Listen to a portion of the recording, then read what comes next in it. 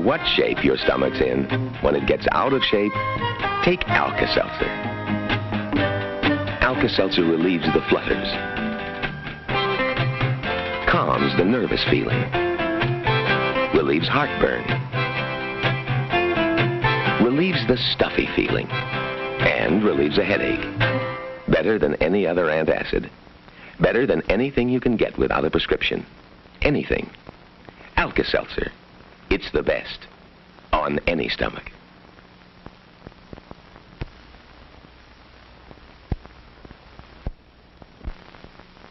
When hay fever pollen invades your sinuses, brings runny nose, watery eyes, take Dristan. Dristan's like sending your sinuses to Arizona. Yes, Dristan's like sending your sinuses to Arizona. That is, Dristan helps you breathe free and easy, as if you were far away from pollen or allergy irritation.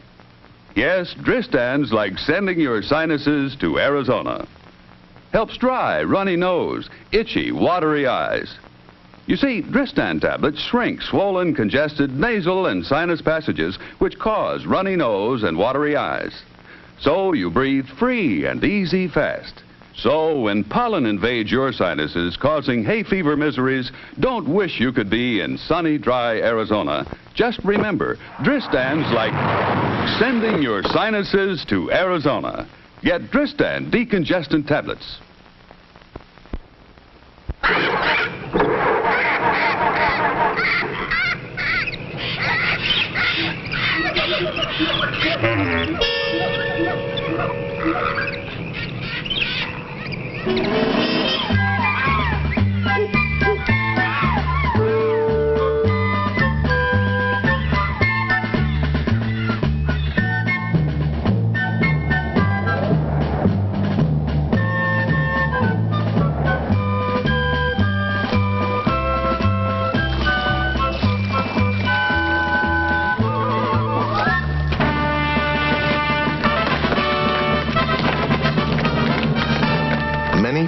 Think it's quite worthwhile to go just a little bit out of their way to get certified lead-free Amoco gasoline.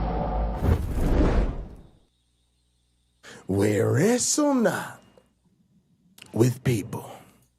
Folks, of course we wrestle not with people. We wrestle with the machines. Like Mike Lindell, we need to hashtag sue all machines. Somebody got us banned from Twitch for a week. Okay, we're not sure if it was the sex porn love robots that keep coming through or if it was the creatard who was offended that I call people monkey asses when their monkey asses are monkeys because they're primates. And so I think somebody literally didn't notice that the black guy calling people a monkey is doing it as an anthropology joke, not as a racial slur. Okay? Bunch of morons. So the morons on the interwebs have attacked us and tried to stop us. Restream then sabotaged us. Basically, folks, it's proof of what I've been saying to you time and time and time again. Our opponents are cowards. They can't step up. They can't stop us from taking over the internet. And so now they're relying on the machines, the internet, the power grid, the blue screens, you know. I just wish they had better arguments that they could, like defend with reason and evidence, instead of this machine hackery that they've resorted to. Anyway, Cliff is here. Let's not waste any more time. Let's do science stuff with Cliff. Hey, Cliff.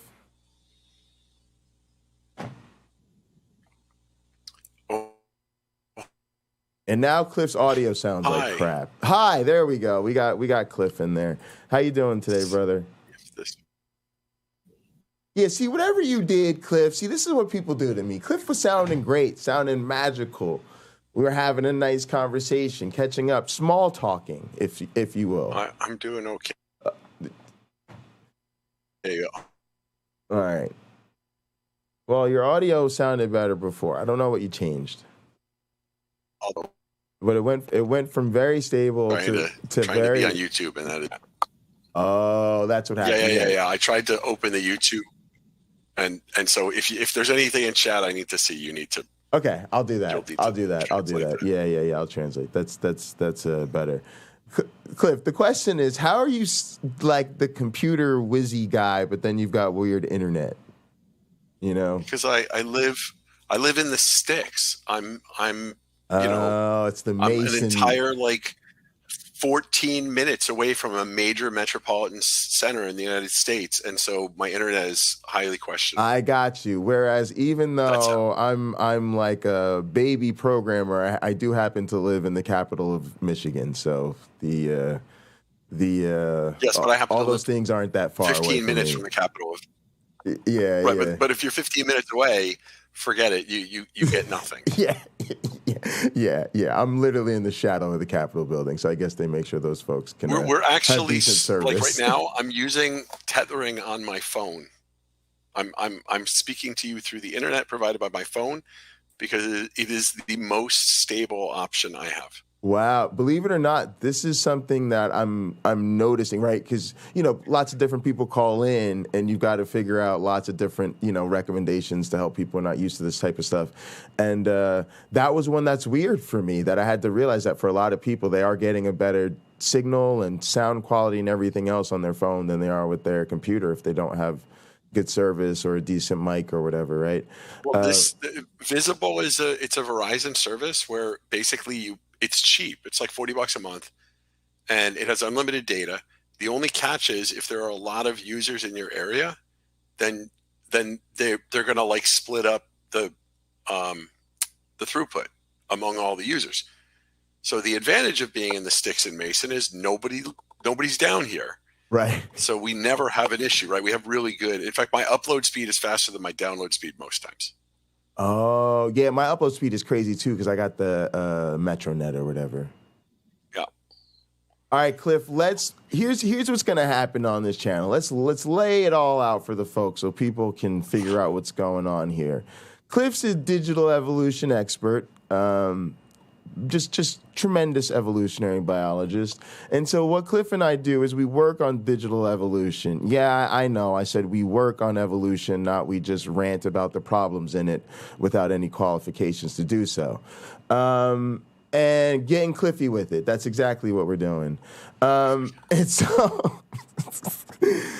so the next couple weeks, I meet with Cliff twice a week, ideally Monday and Wednesday, barring Cliff having something else to do, the power going out, or the creotards cutting off my internet. And on the 29th, as you guys know, we have a debate with Kent Hovind. We also have a long ongoing rivalry with Sal.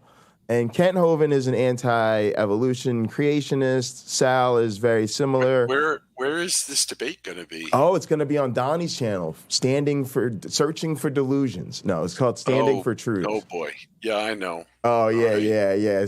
So it's going to be 2-on-1 basically, right? I'm a little concerned. I'd feel a little better if it was modern day debates, but yeah, that's going to. Well, I think from what I've been hearing in the wind, maybe the modern day debate situation is next, right? After I do this, maybe I'll get something over at MDD. But yeah, this is going to be basically a 2-on-1 situation, y'all.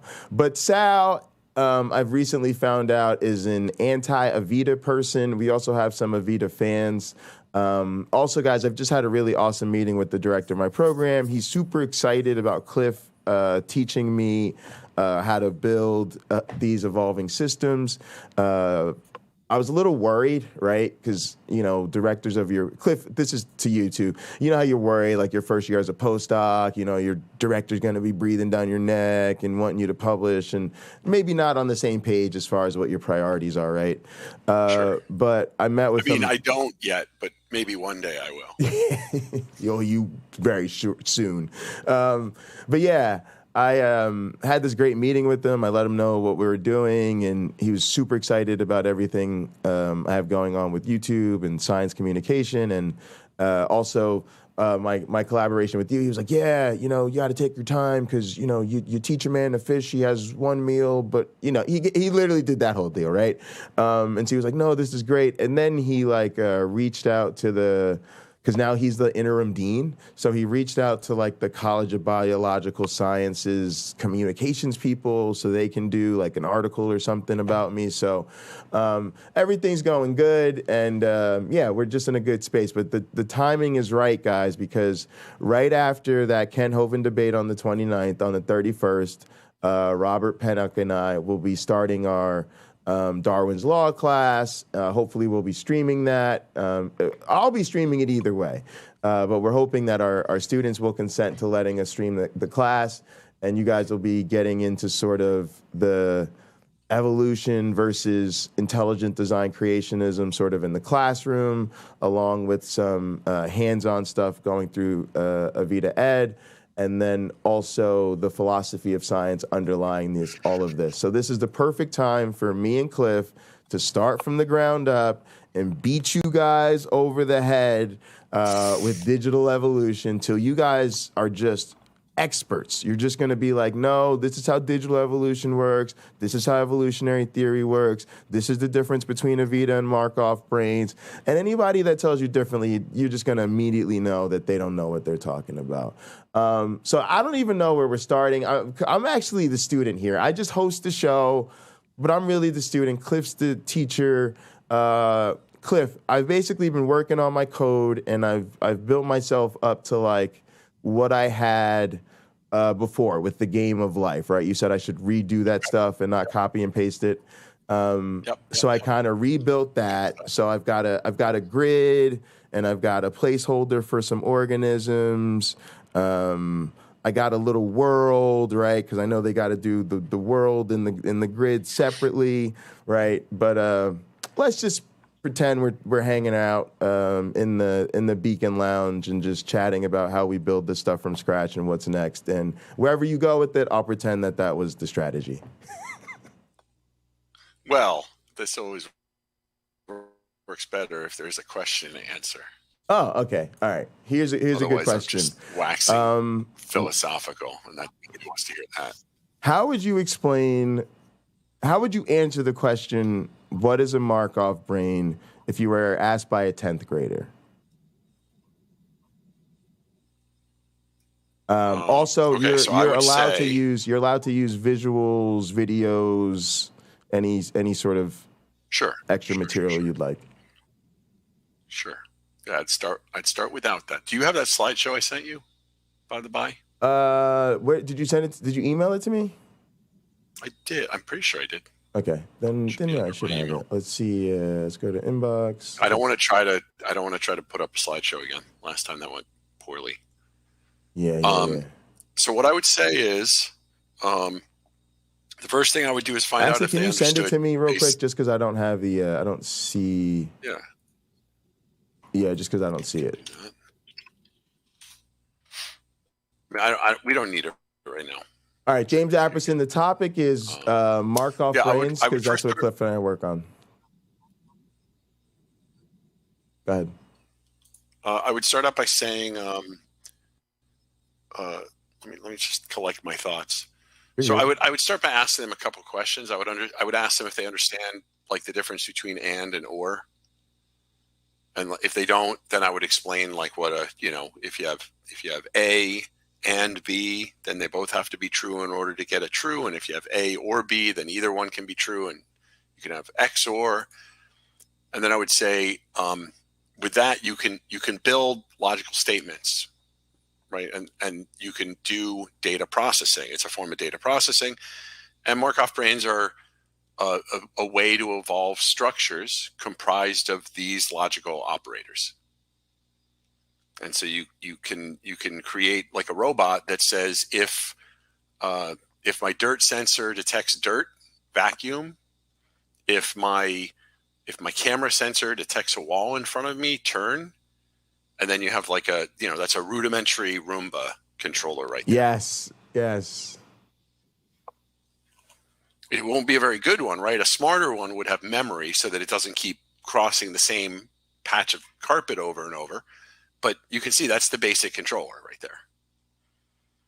Yeah, absolutely. And also, guys, I'm going to link a couple things in the chat. So one of these is from ResearchGate. It's called Markov Brains, A Technical Introduction. It features Aaron That's Hintz, the thing we always cite. who It's a is little out of date, but it's one of Cliff's advisors, Randy Olson and David Nooster, some other MSU guys that we know. And yeah, I'll go ahead and drop that. And a brief little overview from that, it says, Markov brains are a class of evolvable artificial neural networks, ANN. They differ from conventional ANNs in many aspects, but the key difference is that instead of a layered architecture with each node performing the same function, Markov brains are networks built from individual computational components. These computational components interact with each other, receiving inputs from sensors and control motor outputs. The function of the computational components, their connections to each other, as well as connections to sensors and motors, are all subject to evolutionary optimization. Here we describe in detail how a Markov brain works, what techniques can be used to study them, and how they can be evolved, right? And that's sort of the crux of our work. And so, Cliff, I'm gonna just let you continue. Sure. Yeah, I mean that's it from 10,000 feet. Then I would say, okay, does that make sense? And then find out what exactly what exactly is the next question. Sure. Like where do they follow that? Can you send me that link real quick, just because the presentation real quick, because I'd actually like to pull that up. I just sent it. Oh, you did? Okay, great. So for me, let's talk about something I think that people are going to really want to understand, right? So guys, we basically have these modular brains, right? They've got inputs, they've got outputs, and there's different types of connections between them. But let's talk about why this is such an ideal system to study evolution. At least from your perspective, Cliff. That's a good question. Okay, go ahead. Take your time. Can I use... Sorry, I just had a collaborator ask me something and I have to get back to him. You're good. Flying Wayne said he read an MIT study where students proposed fixing gerrymandering using Markov math. Very interesting. He said it's pretty convincing. I'd love to check that out. Yeah, Markov chains are a slightly it's a different thing. It's right. Kind of very loosely related, but these should not be confused with Markov chains. The name of this, the issue is when this was Chris Adami and Aaron Hintz, I think, are the ones who initially came up with this architecture. Okay. And they needed a name, and they were having a lot of trouble just coming up with something catchy. And Markov Brain came up, and it stuck. And it's a good catchy name. It sounds cool. It's just it has this confusion with Markov chains, which are another thing. It's Markov chains are like a way to model systems that have multiple states, and they describe how you could move from one state of the system to another. Okay. Great. There was another one that was good. Can I use a Markov brain as part of a generative adversarial network? And I don't even know what that is. So general adversarial network is when you have two, usually artificial neural nets, like classic artificial neural nets, and you make one of them, you want to have like an image classifier, but what you do is you set up one of them to generate images for the other one. And the first one, the generator, receives fitness if it can fool the second one. Oh. So it can generate images that like do not have the feature, but get the second one to say that it does, and the second one gets scores for correctly identifying things. And so then these two things, it's a form of coevolution. Yeah, so these two things co-evolve, and then you don't have to basically keep, so the issue is like you're like, oh, I want to make an RNN that can detect red lights in a picture. And then of course you start showing it pictures, and some of them have red lights and some of them don't, and it's going to classify, it's going to overfit. because it's going to find the features in your particular image set. And that's going to help you because you're going to pull out you're going to pull out some other picture it hasn't seen yet. You're going to give it to it. It's going to say, oh, there's a red light there. And you're like, well, why? Like, what are you seeing in this picture? It's a red light, right? And now you have to like, oh, I got to come up with a new image set because there was something missing in the data that I was training it on. The adversarial network kind of takes care of that because the things are co-evolving, right? As soon as one of them starts getting good, the other one can the other one starts getting better at deceiving it. It immediately made me think of sex, right? I'll counter you. If you believe in sexual conflict, which I think is very if you believe in the myth, the pure mythological. I think that there's very good evidence in some advanced forms of reproduction that there is adversarial relationships between the sexes. I have now been convinced of this fact, but I don't think that it exists in simple systems. Got you. Just saying. Also, Flying Lane, it was still a great question. To answer the question about adversarial networks, yeah, there's no reason we couldn't establish two populations which are playing different games, or one of them is trying to generate the input stream that the other one has to analyze and is trying to fool it. So I could imagine one where you make one task to identify if a string of characters is truly random. And so we've actually done some work to make Markov brains that create random strings of characters. So you could say, I'm going to make one Markov brain that's supposed to create random strings of characters. I'm going to make another Markov brain that's supposed to identify if a string of characters is random. And then you basically feed the output from the generators into the random generators into the random detectors, and see if you can, and then you sort of like that. What it would do is that the random generators would have to keep getting better and better at generating random strings in order to keep fooling the detectors. This is super cool, and actually, I really like this. And Flying Wayne, your previous question about Markov chains was great. Actually, these are the type of things we want to bring. I wouldn't even known that there's I actually always assumed there was some sort of connection between the Markov math and the Markov brain, or some more explicit connection, let's say. And so that was actually an interesting one. And same thing with this. I didn't know about this, but this is kind of what I like to tell people.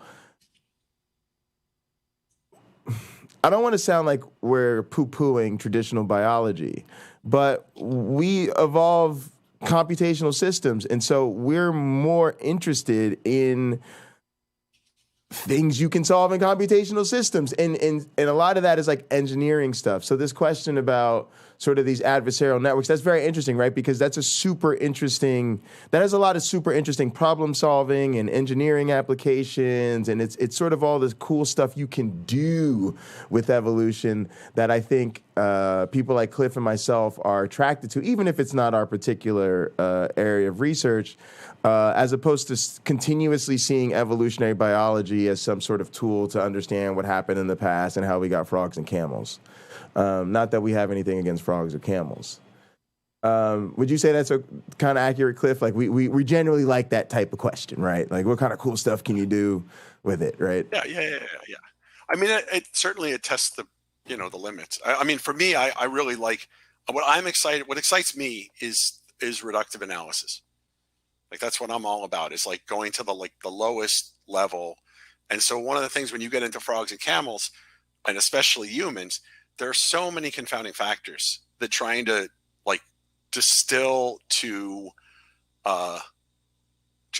trying to really understand some phenomena gets to be really hard. I was working with a group that was trying to look at COVID and trying to understand evolution of COVID.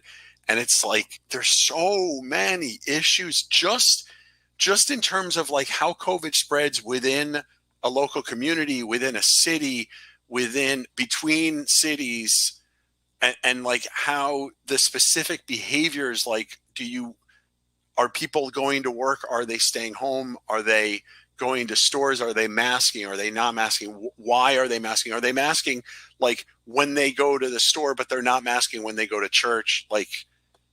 all of this, and you're just like, this is crazy. Like, get me a sociologist because I have no idea how to model this. None. And it really also speaks to a couple things, Cliff, which is how incredible it is that we have the people who do that work and maybe don't give us hard and fast, like, this is everything, we figured it all out, but they do give us meaningful information, right? And you're speaking to just how difficult it is to get that meaningful information and how much it differs, more importantly, from what we do, right, which is deliberately building systems stripped down to the most basic element so we can do, honestly, what I feel is like pure science. Again, obviously we have a bias, but you guys, when you read about, the scientific ideal in a textbook, like you're taking a very specific hypothesis, you're testing it in a system where you can only vary that thing, right? And then you only build up from there once you have reason to do so and have really tested the other thing. And then a lot of times we just stop, right? At some point we just start to say, well, now we're testing 3 and 4 different things, and it's just going to be a mess, and we should go strip something else down to its basics maybe before we, right? Because you get too farther down where you're recreating frogs or something. I was talking with someone last week, and they were like, well, the question I'm interested in right now requires me to have 2 developmental steps, and then I need a life history, and then I need like 2 forms of mutation, and I need adversarial populations. And I'm like, we're just not ready. Like I cannot condone like I suggest that you don't, because every one of those features, you just identified like 5 levels. Right. And each one is going to have multiple variables in the way that they're designed. And any variable, any single one of those variables, so it's probably 100 variables minimum to build that system, is going to alter the outcome. Yes. And you have no way to test if your outcome is something general or if it is one poorly chosen value. Yes, exactly. It is, and just trying to wrap your head around your data is going to make your head explode, right? And then try to get other people to wrap their head around your data, just forget about it. But again, that's our bias, right? Other people are different. They go, but it's not realistic, and I have to. And you just go. And I think that it's perfectly legitimate for people. I think it's great that people work on that other level. I think that the issue comes up if we say that stuff's not useful because you can't isolate effects. It's as invalid as them saying that our work is not useful because it doesn't relate directly to biological systems. It's like, look, you guys, I say you guys, the wet lab guys and the guys out in the field are doing this work, and they're coming back with these hypotheses. And then we're distilling it and we're reducing it to try to test specific hypotheses. At the same time, we're then able to come back and say, okay, well, you gave us a hypothesis. We tested it. Now they can go back in the field. They can either go look back at their data because now we have a new hypothesis. Maybe it's already in their data. Or they can go back to the field with a set of new questions and say, oh, let's collect the data this way. Yeah, right. Because these guys are predicting that this thing is going to happen. So let's go see if that happens. Absolutely. All right. So another question I kind of wanted to bring up with Markov brains is, I guess, sort of because the audience has seen a little bit of Avita Ed rather.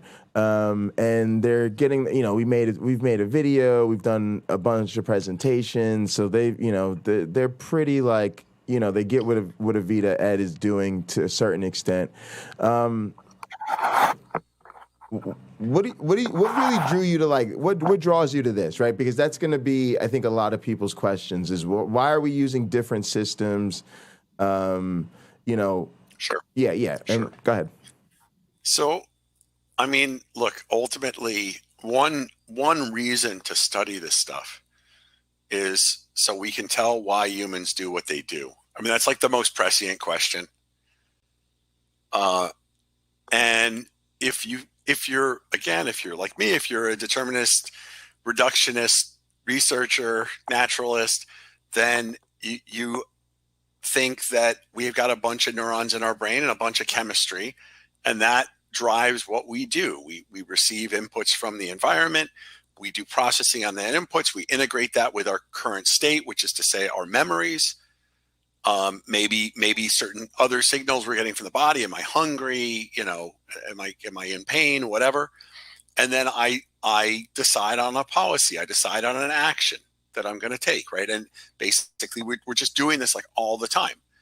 And but ultimately, you say, well, what is the cognitive architecture? Well, strip away all the inputs coming from the stomach and you know, the weird smell, and just go to like the more sort of executive cognitive stuff. And it's a bunch of neurons that are working in concert. A lot of them are in the neurocortex along the front edge of your brain. That's where a lot of associations are assumed to exist, and a lot of processing happens. There's visual cortex in the back. There's a lot of communication going on between those two regions. Then there's other regions processing hearing, all this stuff that's going on. But effectively, what you've got are little circuits. And the way that these circuits work is that they have hundreds to tens of thousands of inputs. They go through a thresholding process that's more complicated than I'm explaining it, but they go through a thresholding process, and then they either fire, that is, they deliver an output, or they don't. When they deliver the output may go to one specific place, or it may itself go to tens or hundreds of thousands of places. And so you have this giant interwoven network of this particular type of logic, this threshold and fire logic. So artificial neural networks, classic artificial neural networks, are built. That's what the units are. The units are many inputs. They sum the inputs together. They put it through some sort of thresholding function.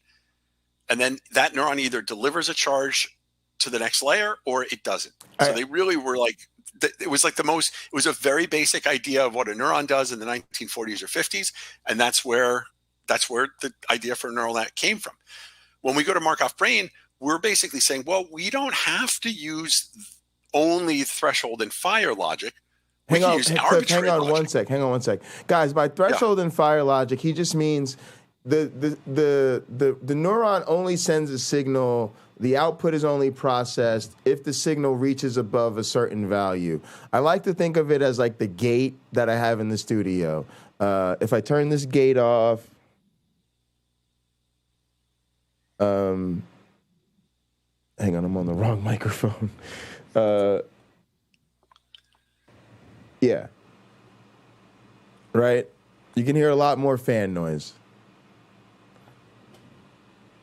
Turn the gate back off, on, the fan noise goes away. Why? Because it's a quieter signal. And so what it does is it helps me keep the noise out, and then the signal only passes through the microphone if it's above a certain level. Me talking directly into it is above that level. The fan noise is not unless I'm speaking. And so it helps clean it up. So that's what threshold and fire logic generally means. Go ahead.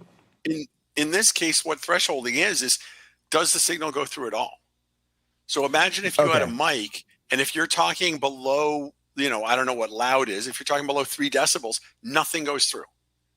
And if you're talking above 3 decibels, it just generates a pulse. It just goes, beep. And then as soon as you're not loud, it stops. Yeah, that's what this is doing. So it takes in that, that input. The threshold part in this case is that it takes in that input, and it just decides either on or off based on that input. Right. But in the case of a neuron, it may take in 10,000 inputs. And then in some cases, it does very, very complex processing on these inputs to determine whether or not it exceeds a threshold. So it's like you might run if you are sufficiently motivated when you get up in the morning, but you also might run if that run processor sees something is chasing me, or I have to catch up to something. That's a way. But again, you're sort of at a complex level. The question here is, of course. I think a better question would be: there's a loud noise. Do you wake up or not?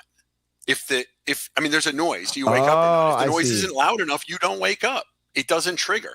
But if the noise exceeds a certain threshold, boom, you're awake. And it could be any number of sensors or any number of things that generate and it could be a noise. Bright light or noise or an earthquake, right? Like these are all things that would exceed the threshold where you say, I'm now awake. Yeah. And that's sort of like the neuron, like when the neuron fires, it's like it wakes up and it starts screaming. and it screams for a second, and maybe that will trigger some other neurons. Absolutely. And right? so, And so like that's like the whole network is like you can get these cascades of electrical signal moving through the network because one neuron after another fires. okay. And so now what you're saying is this threshold type of system is just one way of doing it, and then you were going to talk about some of the other ways. Right. And so I can say, well, I'm not going to limit myself to threshold and fire logic. I'm going to go to any arbitrary logic. And that's kind of what Markov brains do. So the default Markov brain replaces the threshold logic with this lookup table, like true, false, and or XOR logic. But the thing with the Markov brain is you're not restricted to that logic. You can stick any kind of logic you want in there. So in fact, one of the modules that we have for Markov brains is you could stick in a neuron gate. And a neuron gate takes multiple inputs, puts it through a thresholding function, just like an artificial neural network, and then generates an output. And then it has some extra bits. It has decay, so it acts like when a biological neuron fires. There's a certain period after it fires where it has to reset. It has to do with moving ions back out of the cell. Everything makes me think of like sound and music. I'm like, yeah, this just sounds like what synthesizers do, right? You've got the envelope, you get over the threshold, then you have the decay period and the sustain, right? That's till it goes quiet. Yeah, but go ahead.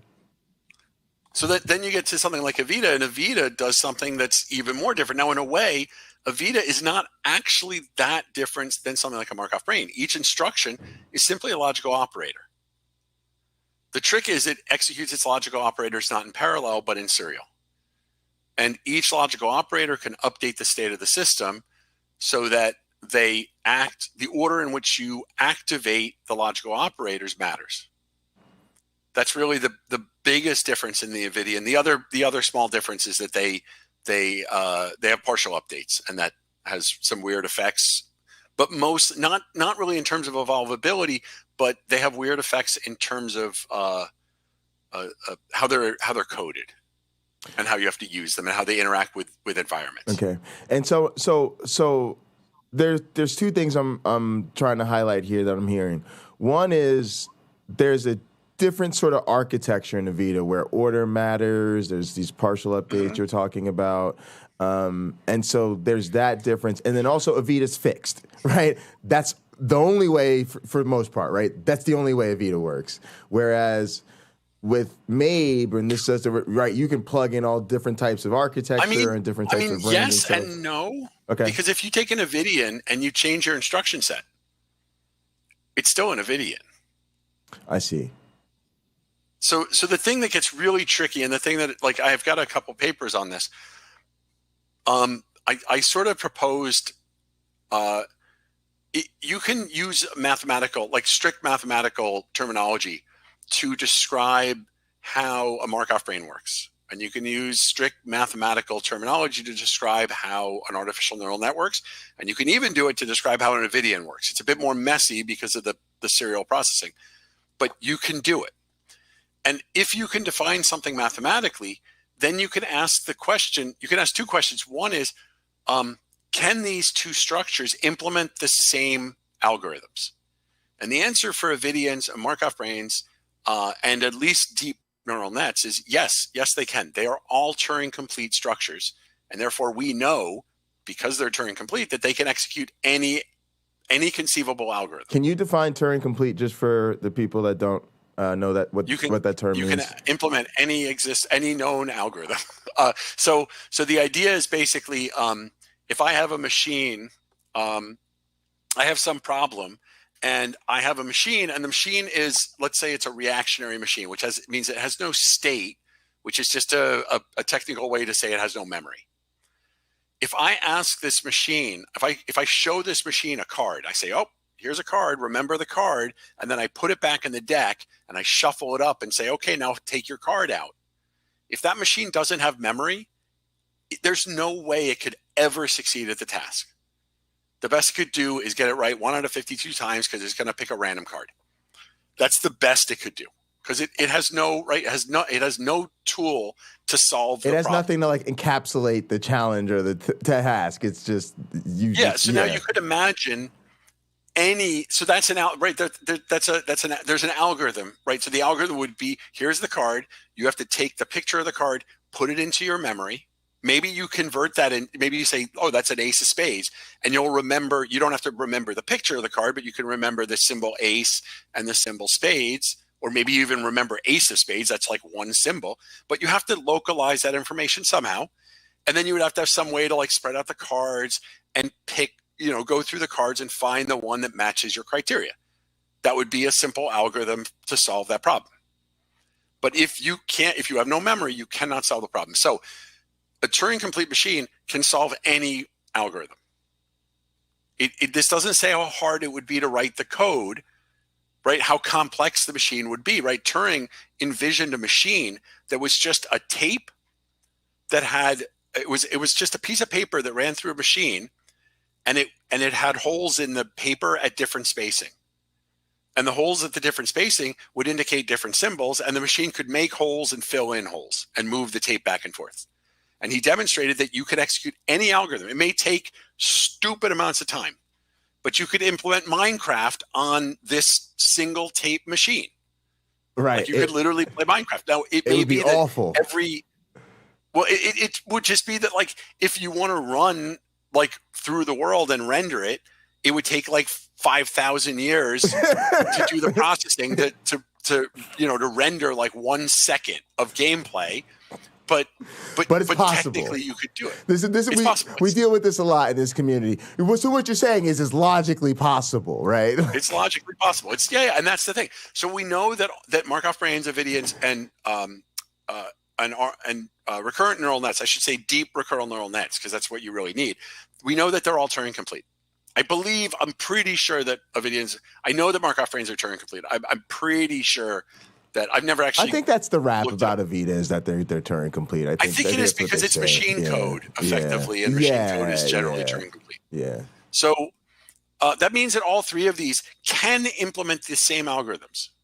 Oh, gotcha. Now the question is, how does the specifics of the components, and let's also add, like, human brains are also Turing complete. Like the structure of neurons that we have, it's also Turing complete. So now we have 4 architectures: artificial neural network, Avida, Markov brains, and actual biological brains. They're all capable of implementing any conceivable algorithm, given that you have enough time to execute it. Why do some of them excel at certain problems over others? This was literally like, I was going to say this is like a perfect segue, because that's what I was going to get at next, right? So we've got these different neural architectures. We've got these different systems where we can implement them and test them on different things. And that leads up to exactly what you're getting at, right? And I think it's fair to say probably that's the real crux of your research. That's what we're really interested in, right? The thing I'm really interested in is what makes a certain architecture more evolvable than another architecture.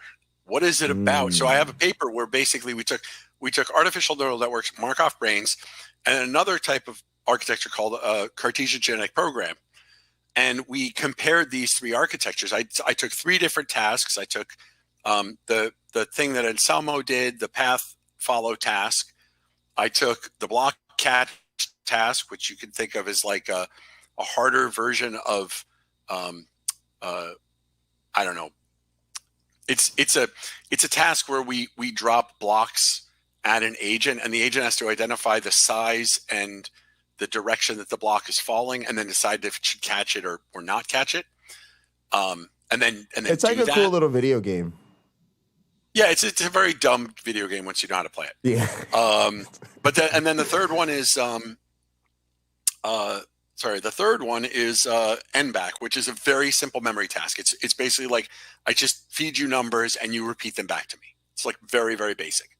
And so we test those 3 problems on all 3 brains. But then we went an extra step when we said, what is it about these 3 brain types, Markov brains, recurrent neural nets, and artificial and Cartesian genetic programming, CGP? What is it about them that makes them different? And we identified 3 axes of difference. One of them is the logical operators. Markov brains have access to deterministic logic, AND gates, OR gates, stuff like that. A little bit more complicated, but basically that. CGP has access to arbitrary mathematical operators, This is what you mean. subtraction. This is what you meant about being able to put anything in there and you not needing the particular type of function. Well, I mean, the CGP has a different, like, there's a different aspect to CGP that, like, rather than having binary lookup tables, it literally does math. It does addition, subtraction, multiplication, sine, cosine. It can do all that stuff. And then the artificial neural networks, it has access to these threshold and fire gates. All right, so we got a triangle, guys. Envision the triangle. We'll show you this data at some point. Exactly. There's a triangle. You got this thing uses logical lookup tables. This thing uses calculator math. Right? And this thing over here uses threshold and fire functioning. Boom, that's your and then you're now plotting your brain based on, where it goes on in that. So we test all space. three we test all three brains on all three tasks, and we see which ones perform well on which tasks. But there's more difference, because in addition to the logical operators, there's another difference, which is that Markov brains have discrete memory. They actually have binary memory. All of their internal memories are ones and zeros. CGP and RNNs have continuous value memory. So their memory space is much larger. It's much richer, because even if I say all of these brains have the same number of memory locations, the Markov brain can only put ones and zeros in those memory locations. So if I said the Markov brain had 8 memory locations, its memory can only exhibit 2, 4, 8, 16, 32, 64, 128, 256. So you can only exhibit 256 states. But if I say you have 8 memory locations and they're continuous value, you can exhibit basically infinite states. Right. Yeah. Right. Crazy and so, like, difference. that was another axis of difference that we identified. And then the third thing we identified was that artificial neural networks are fully connected. Hang on a second. Many connections. Would the last one maybe even be like resolution is the way a lot of us think about that, right? How many spaces That's a good way to think. It's have memory resolution. and how much? Yeah. Okay. All right. So we've got the architecture, we've got the resolution, then you're getting into this other one. This other one, well, the first one was the logical operators. The logical operators, right? Then logical we got operators, the resolution, and now this other dimension. Memory resolution, and then the third one is the structure. Okay. And in artificial neural network, everything is connected to everything. Everything goes everywhere. All inputs connected to all outputs. By default. What was that? All inputs are connected to all outputs, hardwired. And internally, like, they have multiple layers, and every layer is fully connected to the next layer. So every neuron on layer 3 has access to every neuron on layer 2. Okay. Markov brains and CGPs are both sparse, but in different ways. So CGPs are deep and Markov brains are shallow. So we identified these 3 axes of difference. One is the first one is the logical operators. The second one is the discreteness or the resolution of memory. And the third one is the structure of the brain. Now, in order to know which of these 3 variables, which of these 3 things that are different are actually causing differences in performance, we built hybrid brains. So we made a Markov brain that had, in addition to the Markov brain gates, it also had RNN threshold gates, and it had CGP mathematical operator gates. Now, guys, I don't know if you guys know what's happening right now, but let me translate for the audience. This is Frankensteining some brains, right? This is it's basically going, Doc. You know, as an experimental evolutionary biologist, you're already in God mode most of the time, right? Let's be honest, right? And then now you're like, I'm gonna play a little Dr. Frankenstein too. Go ahead. Yeah, and then within each of those, because the RNNs and the CGP, as soon as we do that, we move from discrete memory of the Markov brain to because these gate types have continuous memory. We have continuous memory, so we also made versions of the Markov brains that have discrete memory. Then we went to the CGP and we said, oh, well, we can do the same thing for CGP. We can make it discrete or not discrete, and we can replace CGP operators with Markov brain operators or with artificial neural network operators. Welcome to Cliff's Build a Brain workshop, right? You just stop by at the mall, you stop by the kiosk, and start putting parts together and running them. Then you go to the artificial neural networks are special because of their structure. You can't just do the same trick. So you only have the artificial neural network gates because they're fully connected. Well, because they have many inputs, there's reasons. So for those, we did we did the standard artificial neural net. Then we did a sparse version. Then we did sparse discrete. Got you. And then we tested all of them across all the tasks. And then we look for trends. We say for a given task, is discreteness an indicator of high performance? Is the structure an indicator of high performance? Is the gate type? And what we find is that depending on the task, so for the memory task, it ends up that where no information processing is needed, it ends up CGP are really good. But CGP have a trick that they can wire inputs directly to outputs without having to go through any logic. And that means they don't have to evolve logic to not mess up their data. They could just say, oh, you want me to remember something perfectly? I'll just put an input from the input to the output. Done. There you go. Right. Then, and RNNs and Markov brains can't do that. And in fact, RNNs had a lot of trouble with this because they're fully connected. And so they have to wire themselves in a way that to basically deal with the fully connected nature. It's actually so it's a problem. Yes. And this is why, like, I'm sure you laugh at the idea when people talk about the most highly evolved species or the most fit. Erica from Gutsick Gibbon talked about this, right? Because it's all so give me an environment and I'll show you a most highly evolved species, and it's not going to be humans. You know what? Yeah. 6 inches underwater. Exactly. Quick. There you go. There you go. Who wins, Guppy or a human? Good luck with your iPhone, right? So, yeah, I mean, guys, this is... I mean, imagine a plane that goes for 10,000 miles in every direction. It's got grass growing on it. Now, on this plane, put 1 sheep and 1 human. One of 3 things is going to happen. The human's going to die. The sheep's going to get eaten by the human, and then the human's going to die. Or the human's going to die. Well, sorry, only 2 things are going to happen. Either the human's going to kill the sheep and then die, or the human's going to just die. But if the human doesn't kill the sheep is fine. So what you're suggesting is, we should just let the sheep take over because we're basically. Well, I mean, in that case, if we want to save the planet, we should just let ourselves go extinct. Well, we should saying not if you exist on a 10,000-foot plane and you have no other source of food except for this 1 sheep, you should probably let the sheep live. All right, guys, when you see that we're never allowed to stream science content again, it's because the evolutionary biologists are suggesting that the best thing for the planet is for humans to just let human extinction happen. Just let it happen. That's our message. I didn't say that. I said 1 human on an imaginary plane world. Then yes. All humans just let it happen. Just let it happen, guys. It'll be fine.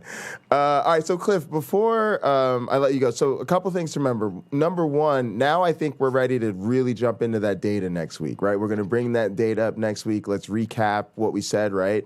And then we'll show people, your money shots about what you've discovered with these types of brains, because that's super awesome. Oh, sure. Yeah. Right, because we've looked at it a little before, but I think now people will be a little bit more, with it. And then there's 2 more things before you go. So 1 is talk a little bit about what I'm going to be building and why I'm starting to build my system the way you want me to build it. Why Baby's First Berry World? How's our brain going to fit into all this? And talk about that a little bit. And then there's a bonus thing before you go. Okay, yeah, I think that as a before I forget, when is your debate with Hovind? The 29th. Okay, so there's a little bit of time. I want to know what your what your strategy is, but we can talk about that later. Let's can you actually help me with it? Because I don't really have any idea what to do. So I've watched a ton of his debate. I mean, it's hopeless. Yeah, I know. It's absolutely We're hopeless. trying to just we're trying to use it to promote. I think there are 2 things you can do. One is you can use it as a platform to say things in spite of the fact that he's there and you just don't worry about what he's saying. Or you can just show what a fool he is. Yes. But I think you have to decide before you go in. And really, I think that's all you can do, because you're never going to win a point with him because he's slimy as an eel. Anytime you say anything, If you commit to anything, he's just going to pull up slide, 162, and he's going to show you that you're wrong. Yeah. Because the whale's penis is 14 feet long. Like, Right. That's what he's going to do, right? It's know it. Yeah. But you'll never get one that's 75 feet. Why is that? Because whales only make more whales. So, but Cliff, do you have time? I have watched a frightening number of his debates. So, do you have time to just come through and just hang out for a bit and just go over some stuff with me? Yes. Yeah, absolutely. We can do that before. Will you just let me know when? Because I pretty much stream every day now. So if you pick a day and time or whatever, that's fine. I'm sure. Well, I'll send you email. Okay. Yeah, that'd be great. Sorry, Thank you so asked much. me to do something and I distracted myself. No. I'm really glad to hear that. I actually really would appreciate your help with that. So that'd be great. Because I don't have many people in my life who, one, know Ken Hovind stuff, two, are actually in my field, and three, have my specialty and can give me something useful to do, right? And believe it or not, most of the people in our field don't think I should do it. Like, the best person to help me, dude, the title of the topic is Evolution on Trial. And I got it changed to Evolution on Trial, right? He was originally going to do, like, is there, does evolution explain diversity? Some dumb thing right there. And I was like, no, let me switch it. Because he gave me a bunch of options. And I was like, let me go do Evolution on Trial, because I'm teaching with Rob Pennock, right? And I'm starting teaching with Rob Pennock 2 days later. Well, I mean, if you're doing that, you have to start with the fact that, Rob Pennock was part of the Dover trial. Yeah, exactly. But here's my point. Look, this has been litigated already, so this is kind of a moot point. Yes. Let's do it. And then it's a promo for my class with Rob, right? So are you going to go down that? Are you going to go down like the flagellum and then talk about like the mousetrap, tie, pin, and No. That's like, what I was thinking is I'm going to say, if we're going to do evolution on trial, let's talk about briefly all the times evolution's been on trial and won all of those trials. So Ken Hovind not only has to beat me in this debate, he really needs to say something about these court cases that seem to very clearly suggest, right? But then trying to there was a great in the I think it was the Dover trial. There was a great moment where one of the I don't know if it was one of the lawyers or one of the expert witnesses comes in, and they had said that a mousetrap is irreducibly complex, right? Because their whole thing is flagellum, irreducibly complex. I see. And what this lawyer did is they said mousetrap is irreducibly complex. And so the lawyer comes into court and he's wearing a mousetrap where he's removed the clasp. So there on the mousetrap, there's three pieces. There's like a lever with a spring, which is the thing that traps the mouse. And then there's the wire and then the board, right? There's the board. Well, okay, there's the board, there's the wire, and there's a little catch on the wire. And the trick is when the mouse steps on the end of the wire, it moves, and that releases the catch, and then that releases the spring, and then the catch comes down. The lever comes down and traps the mouse. And what this guy did is he just took off the wire. And now what he had was a board with a lever on a spring. And so he comes into the courtroom, and on his tie, he's got this mousetrap missing the wire, and says, "Oh, look at this nice tie clip that I have. This irreducibly complex mousetrap that could serve no function if it didn't have all of its parts. Oh, wait, if I remove the wire, it's a perfectly serviceable tie clasp or money clasp. You want to keep all your money in your pocket, doesn't fall over the place. This is a perfectly good way to do it."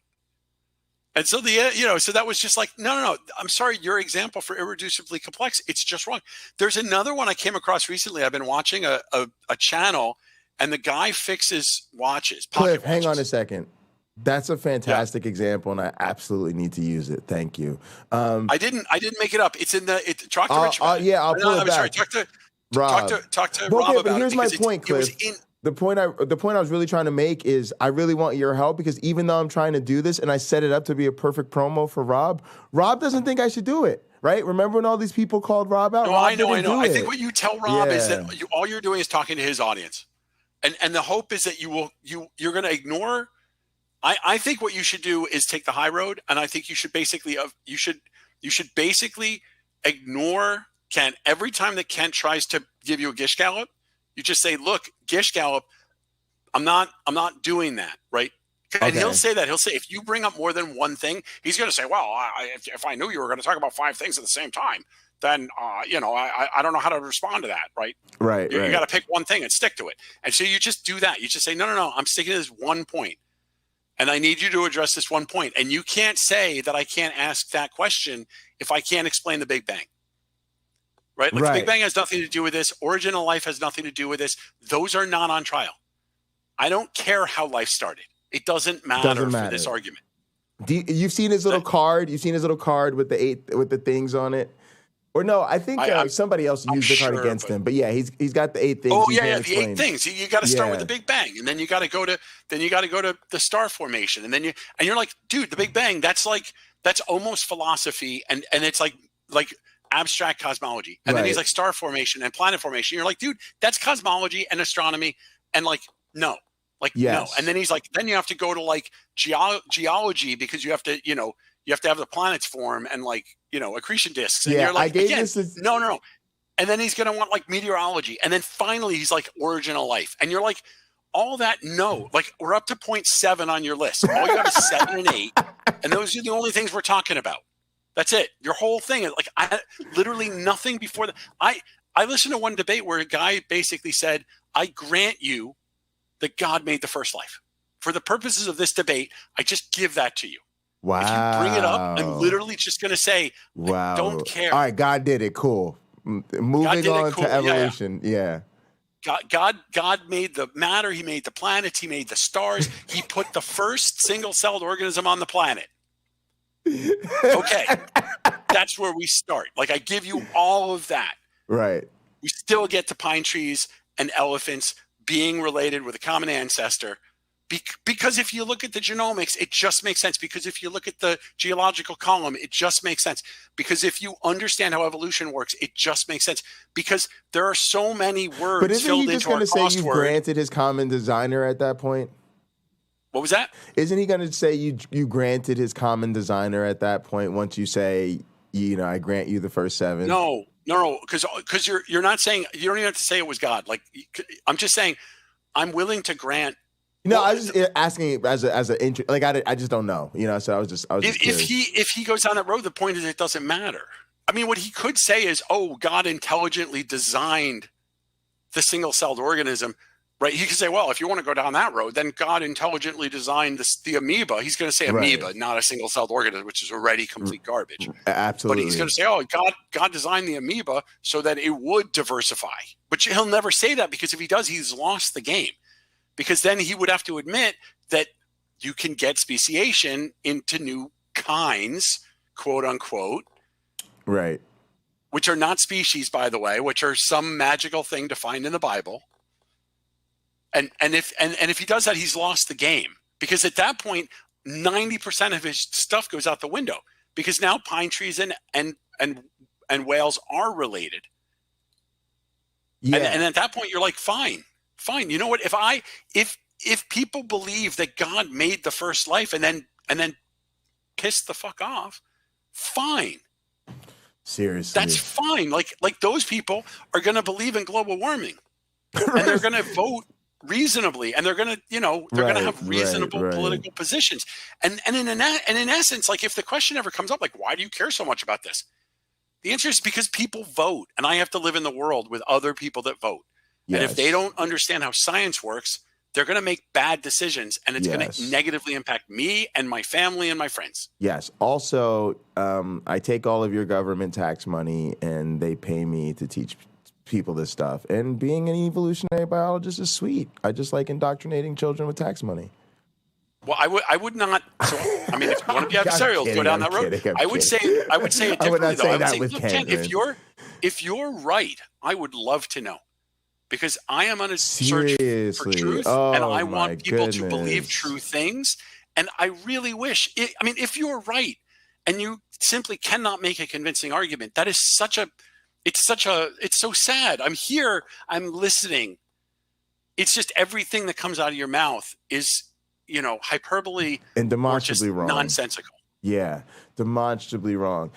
So Cliff, You think maybe over the weekend or something? Then I'll try to get some prep in, you know, the next couple days. Drop me an email. Remind me. I have some projects I have to work on, but we could find a couple hours here or there. And what would be good is I can go watch a couple of high profile things to just try to pick out particular angles. I mean, the thing is, again, he's just, whatever you do, right?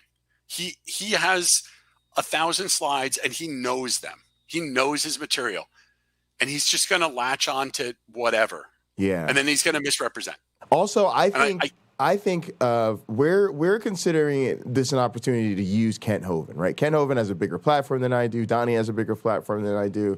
So in some sense, we're just going in there trying to cut a promo, right? And so a couple things I would love to find a way to do is, one, I really picked the trial thing because I want to go to, this is my teaching mentor, Rob Pennock. Oh, he just happened to be the expert witness in this Kitzmiller Dover thing. And highlight some stuff from him and make sure that people know that I'm going to be teaching with him in a couple days, right?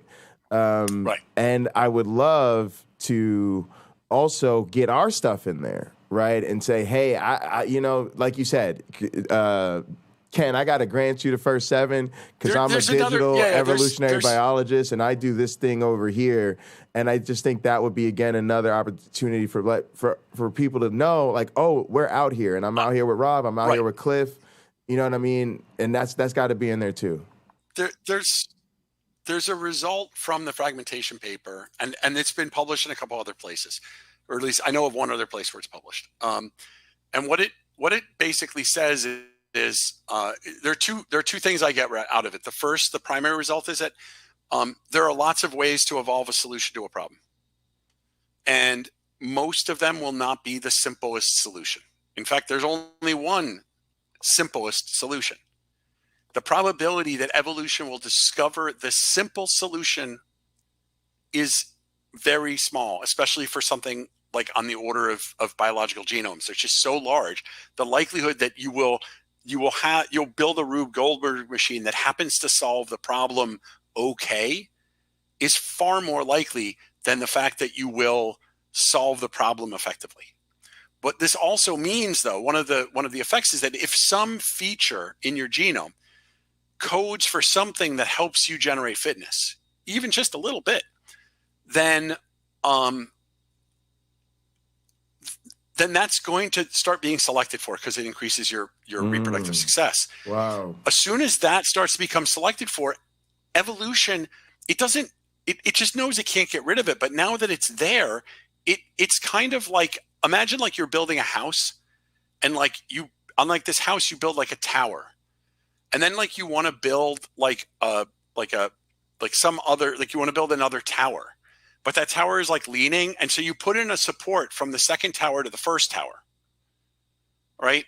So it won't fall over because the first tower is already there, right? I don't have to build it as strong because I can base it on the first tower. But now the first tower becomes condemned. The floors rot out. Well, you can't take down the first tower.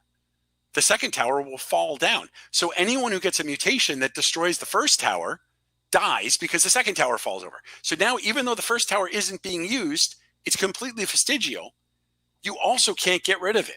Right. It's like when you get something like the appendix and he goes, oh, well, the appendix, or the whales with their hip bones and they're used in reproduction. You're like, yeah, they got repurposed because they were there. Right. And because evolution is messy and it just uses what's there. Like random mutations happen. If a random mutation happens to make the hip bones useful for reproduction, then now they're beneficial and now they can't go away. If it happens to make bacteria or whatever gets stored in the appendix, now the appendix becomes a warehouse to keep you from getting worse infections in the future. Great. That's exactly predicted by evolution, but it is exactly the opposite of what you would expect from a design system. Yeah, it's so weird. A design system should not have repurposed vestigial structures. A purpose-built system should be highly modular. It should be efficient. It shouldn't have, he's going to say, oh, there's just, the human body is incredibly complex. And you're like, it's more complex than the space shuttle, right? Like that's one of his go-tos. And you're like, look at how much goes on in the cell, more than we need. Cliff, what time do you have to peace out to get to your meeting on time? right now. I gotta put the Zoom up like at 2:30. So like right now. All right, give me 1 minute. Go. Tell me about what zinc fingers say about evolution. Zinc fingers? Have you even heard of zinc fingers, Cliff? Yeah. No. We got a creationist out here, man, telling people that zinc fingers is like this thing in the genome and they're using it for intelligent design. But the funny thing is, at the end of the stream, this guy I can't stand him. His name is Sal Cardova, and he's sort of indoctrinating one of our creationist I know that friends. guy. He sounds real sciencey. Yeah, He'd look good in a lab coat. Yeah, exactly. And so one of the things that he said, his vision is incredibly. He has blinders on, so he can literally only see the argument directly in front of him. And he is profoundly frustrating to listen to. Absolutely. I'm glad you're on the same page. And so anyway, one of the things he said at the end of this conversation he had yesterday, which was awful, and I kept telling people, he's not qualified to have this conversation. And she's just like, I don't even think she took 10th grade biology, right? And I'm like, she's totally not qualified to have this conversation. And at the end of this, he was like, I'm really glad. Thank you guys for listening, because at the end of this, you've had about 3 graduate courses in an hour. And thank you guys. So I was like, yep. And that's the fucking problem right there. You don't teach 3 graduate courses of material in an hour, and you definitely don't do it on fucking YouTube with a bunch of amateurs. And that's your problem. And I kept telling people that's a sequencing mistake. That is the opposite of education. You do not teach algebra to somebody who doesn't know how to multiply and divide. Cliff, I got to let you go, man. Thank you so much. This was super fun. I'll email you, and of course, we do this twice a week, and every once in a while, we get together just for fun, so he can help me prepare for a Ken Hovind debate. This has been a super fun stream. Guys, please like the video. Let YouTube know that science has a place out here. Cliff, thank you so much, bro. All right, I'm out. All right, I'll see you soon. That was super fun. All right, me and Cliff got it done, y'all. Lots of technical difficulties this morning. It was crazy just trying to get live. I got a lot to do today. I need to go to the dispensary. I need to order groceries. I'm probably going to have to stop at the head shop. So at some point, I'm going to have to put something on and let y'all have something to watch. I'm gonna maybe do a vote. I'll maybe do a vote whether y'all would rather watch like an old Pocket Locker podcast or put on some arcade stuff so y'all could chill and watch some gaming while I'm gone. Of course, we also need to work on the next iteration of our video.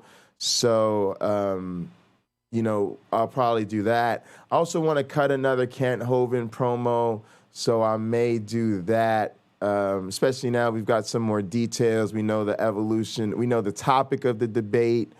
We want to kind of keep this thing going. So we're going to try to maybe make some fun content. We also need to do some stream work today. We have to, I may even really try to narrow in on that. I may just kind of focus on maybe editing the script, maybe some light stuff, because I really want to focus on stream work, guys. We have so much going on. We need to book ourselves, y'all. We gotta switch over into booking agency mode.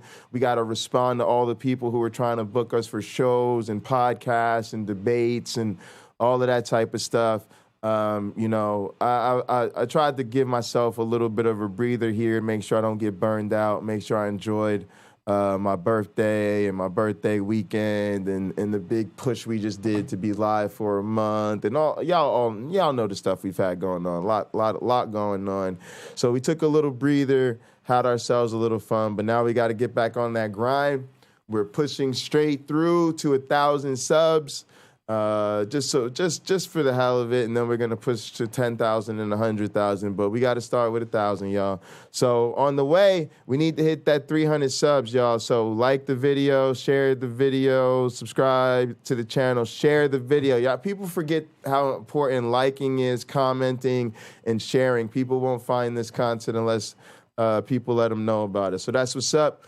Normally after a long meeting, especially a long one, I take myself a little break. So I'm going to put on some fun, see what's going on for today. My man Rodrigo hit me up. I got to get back to my college about their press that they're trying to do, man. A lot of stuff. Digital Gnosis is live, man. Look, man, I'm going to go in mod mode on y'all real quick. I'm a mod on my man Nate's channel, at least for now. At least for now, because I'm not the best mod in the world. I'm super busy with my own shit. But this is my man Nate. I'm going to listen to this for a little bit. Mod mode. How does God make there exist something out of nothing? There's not going to be an answer to that. I'm going to come back God on camera. Beyond us, and there's no how to creation ex nihilo. But if by an explanation you mean a why, it's going to tie into some beliefs about the nature of God. I'm gonna show y'all how to use YouTube. When you join the chat, you scroll through, right? You don't just come in YouTube and then sit back and watch a video. That's for lazy people. What you do is you scroll through the chat and you see if your friends are in the house. So you see Digital Gnosis. Okay, I'm a mod. I gotta say what's up. I should be saying what's up to people like Becker and Oscar. I don't really know them, but they're mods. I probably won't today, but I'll let Nate know I'm here. Maybe he's responsive. But Peter W's in the house. Leophilus is in the house. Hillary's emails is in the house. KCA Randy is in the house. Jim Cummins is in the house. Some of these other names are kind of familiar, but I don't talk to them as much, and I don't want to overwhelm myself. But yeah, gotta say what's up to the homies. And so, yeah, man, that's how y'all come. That's how y'all come through a stream. Stupid Whore Energy, B.S. Lewis. Come on, y'all. You got to know how to get down. Right, and so they aren't very careful, and they say, well, you just look at the Bible, right, and look at Genesis. That's why God created. Wait a minute, you're supposed to be giving an argument that's it's called natural theology. It's not supposed to presuppose the truth of any of this revealed stuff. So you can't use that to justify your claim that God is likely to create a world with life. So somehow you have to make an inference just from the nature of moral perfection that would go from that to the like. Now, once you identify who's in the chat, what you do is you at them so that they know you're messaging. So you just start with the list, right? Peter Leophilus, all right? Peter W. at Leophilus. Leo, maybe he's not here anymore. You got KCA Randy. You've got B.S. Lewis. You've got Stupid Whore Energy. Hillary's emails. Not in the chat anymore.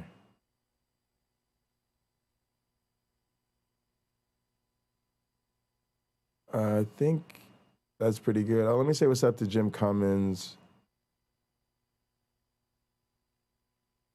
All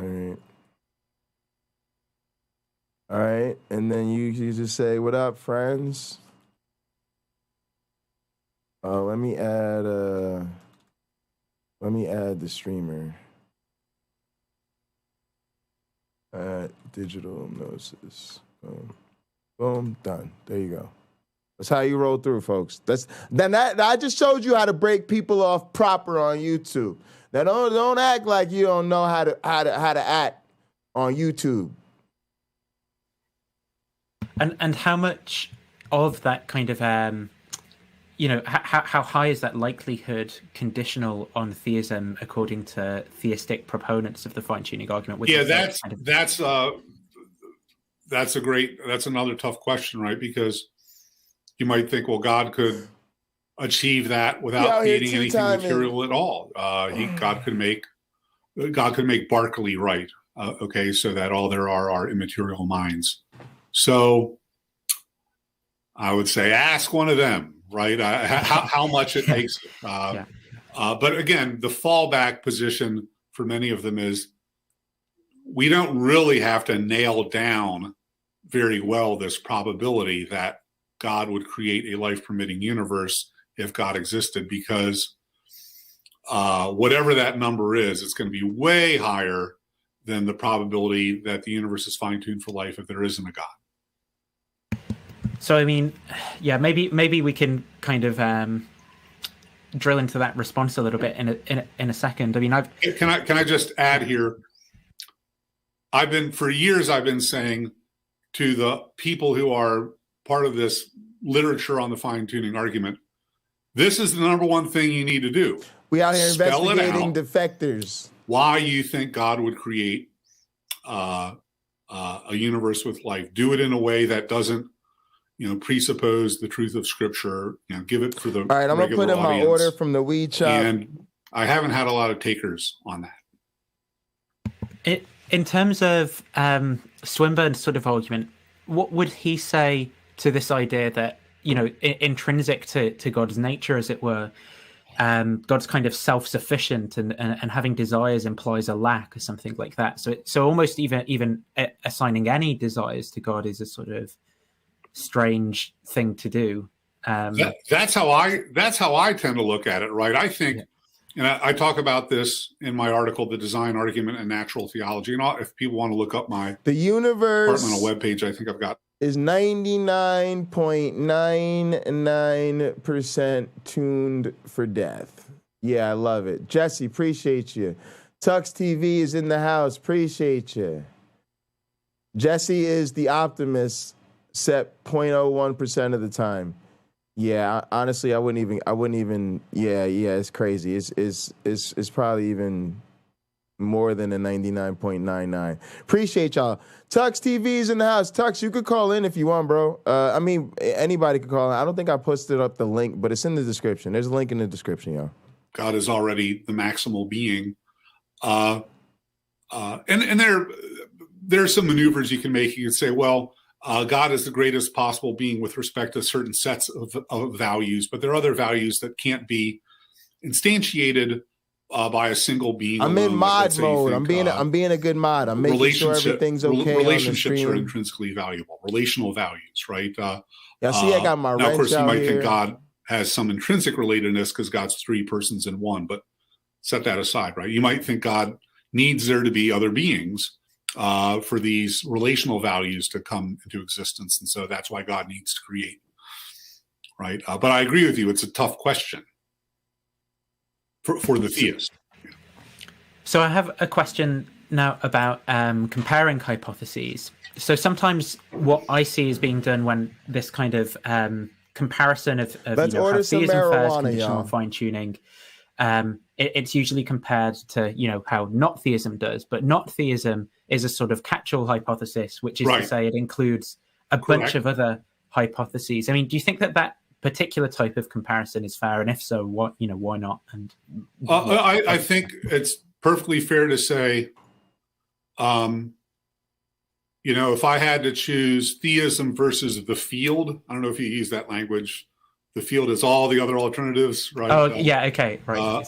He broke the 11th commandment. Theism versus the field, I'll take the field, but I wouldn't take, I take the field again. I don't know. I'm making this up because I don't know British football. I take the field over Arsenal to win whatever cup, right? But I take Arsenal over any particular team, right? And any particular match, I'd say Arsenal is it's more likely that Arsenal wins. All right, we want some ready to roll. And that's what you're asking here, right? It's theism versus ounces. The field versus theism versus the multiverse hypothesis, or theism versus necessity, or theism versus something that involves a supernatural designer, but ounces, not theism. Not a god. Right. Yeah. I think it's. I mean, is it fair? I mean, I just said there's ways to look at it. There are two different ways of looking at it, right? Is it fair to say I take the field over Arsenal? Yeah, that's fair. Is it fair to say I take Arsenal over anyone, particularly in the field? Yeah, that's also fair. End of question, I guess, right? Yeah. So maybe how All right, I think I'm gonna order an ounce of this rocket fuel.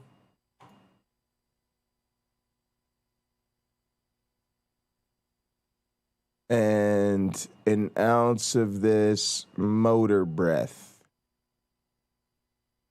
I can only get I think I can get 2.5 ounces, but I'm probably just gonna, I normally just pick up 2 and let it rock, proceed to checkout.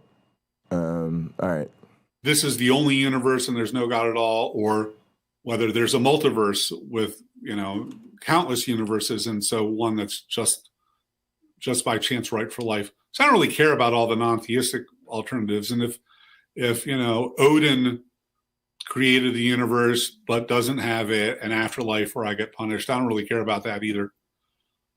But wait a minute, if it's God, that's the one I got to care about, because now there are different consequences to my actions and that sort of thing, right? So I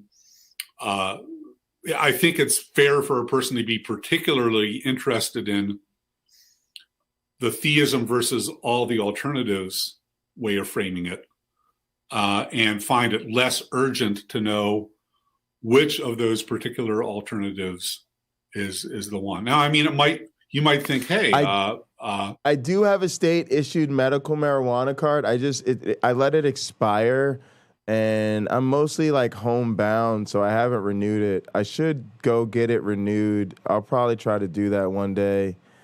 I'm not sure if there's a place. I mean, I guess I'd have to take a Uber car. Maybe we should get some samples today too. Uber car. Also, is it Wednesday? Yeah, if it's Wednesday, then I won't worry about coding today. Uber car. But I do have to meet with Rob tomorrow, and so I need to revise the video a little bit. And so I'll go to the store, I'll order some groceries, I'll work on stream stuff. We'll get, maybe we'll get some more samples and stuff. That would be fun. That will help us. I also want to maybe work on the casino stream a little bit. Maybe, put some items in the store. Again, maybe get that stream going not too late so that I can spend more time over there. I'm really enjoying the casino, theater, and arcade, guys. I'll drop that link on y'all in a minute. Here we go. Let's get it. Uber cars. So I always illustrate this for modern audiences with the example of parkour videos, but if you reject the motherfucking flying man, bad shit's gonna happen. We ain't no fucking Christians up in here. We ain't one of them friendly cults. Matter of fact, we straight up will tell motherfuckers outside of our fucking church, we don't like your ass. So what's going to happen is first of all, if you reject the flying man, number one, you're going to go to atheist hell. That's real bad. But number two, here in this lifetime, since we just want to sin, we will beat your ass. We will straight fuck you up. I'm talking steel chairs, off the top rope maneuvers, all types of weapons, throwing you off the top of the hell of the cell and through the tables. Just generally fighting and gore and violence and just really if they rejected the flying man. It's not our problem anymore. What do you think we're gonna do? And invite you to our home and cook you a meal? Nah. Yeah, I ain't that type of cult. When you have as a background that there are, in fact, a lot of trials, and there's variation in those trials. Right? Atheist hell equals Christian heaven. It really sucks. Don't risk the odds go up dramatically that one of them will be a success. But then also you need a selection mechanism that leads you to be viewing what success. Up, James? And what up, Lena? That's pretty clear in the case of parkour as well. Most people don't want to see how do I complete failures, although there are fail videos as well, and those can be funny. Most people want to see the successes. So just by being a failure, the tape is not going to be saved, and that's it. I just did. I'm on TikTok. I just did some proofs on TikTok. I tried it 4 times before I got it right. What happened to the other 3? They got discarded. Okay, so you're only going to see the successes. All right. Well, now apply that to this fine-tuning idea. If there are many universes besides this one, and the values of the free parameters are actually determined randomly by, however, some mechanism as yet to be described, then you would expect that there would be all sorts of universes, all varieties of universes, and most of them would be failures or duds, just like most attempts to complete a stunt fail. But if you try it enough times, you're going to get one where things go right. And in the case of life, like ourselves, that's the only kind of universe we could ever observe. This is a principle called the anthropic principle. If you may have heard that before, the idea that the universe must have whatever conditions are necessary for us to be observing it. Interpreted as an epistemological principle, that's right? We're not going to observe conditions that are incompatible with engaging in observation. We're not going to find ourselves in the center of the sun or in the deepest part of intergalactic space, right? We're going to find ourselves where life is possible. So it changes the question, not why is, if I ask why is the planet Earth just right for life, I think that's kind of a dumb question, because wherever life is, the conditions are going to be sex is bad and violence the right question is good. Why is life possible anywhere? I've got a really good explanation for it. Well, I don't know. I have no idea. I've just been doing mod squad things. I'm just here sniping sex bots. First and foremost, got to snipe those sex bots. Making sure the trolls are, under controls. You got to keep the trolls under controls. All right. And then I just said what's up to my friends, and I'm probably going to sit here and smoke some weed. So it's just been like, Nathan looks okay. Some dude's rambling, But if you ask the audience, the chat, I'm sure the live chat's been paying close attention because they're better human beings than I am. So, yeah. I didn't want to ignore your question, so the answer is just I have no idea what this person thinks. Arose. So apply that to the universe. The multiverse idea says that, likewise, there are all these other universes, and odds are one of them is going to be just right for life. Of course, that's the only kind we're going to see. So that's why we observe the universe to be fine-tuned for life. The objection that comes right away to that is, well, wait a minute. We can observe other stars and other galaxies, but there's no observational evidence of other universes. So the hypothesis looks like it's just been pulled out of thin air. And we could talk about that. I've done a survey of cosmologists about this, and a lot of them say that the idea of a multiverse is actually independently motivated, and in fact that there are or could be observational tests of whether there are other universes. That's a question for the physicists. So I would just caution people who declare, this quotation I gave years ago has made the rounds, the multiverse is the last resort of the desperate atheist. I was trying to report how it's viewed by critics of the multiverse hypothesis. I would not be too quick to say that, all right? You really should be checking with the subject matter experts, the physicists, and the indications I have from them are that it's a coherent hypothesis. A lot of them think it falls out of other aspects of their theory, like quantum mechanics. So you just have to ask them. I just find it so interesting that non-scientists find this stuff so interesting. I guess it's because maybe it's just our curiosity for sort of like big questions.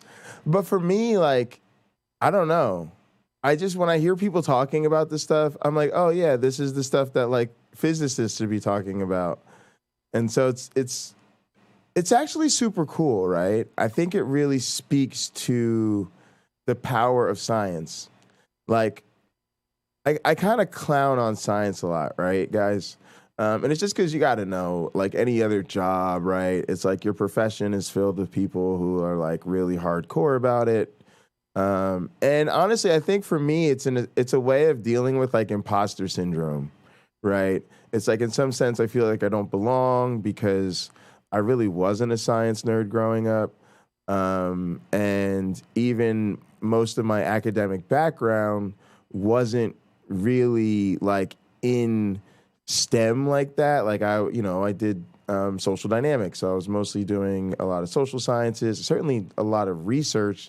And then even when I became like a biological anthropologist, we wanted to see ourselves as evolutionary biologists, but we certainly, nobody thought of us that way. People thought of us as social scientists. And so I felt very out of place at Beacon. I felt super out of place in the LNCA lab, because in the LNCA lab, you're working with all these microbiologists and they're microbiology superstars, right?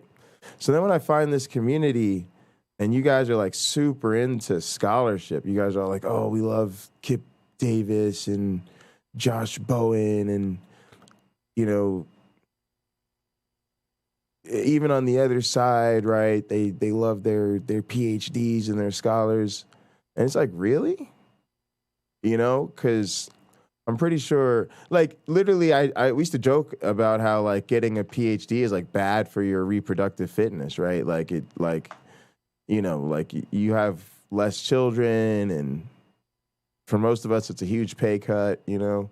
But I think the way people are really hungry to learn, and everybody knows you can't know everything. So you've got to just sort of do what you do with your life. And then if learning about things is important to you and a part of your personal growth, then you do what you can.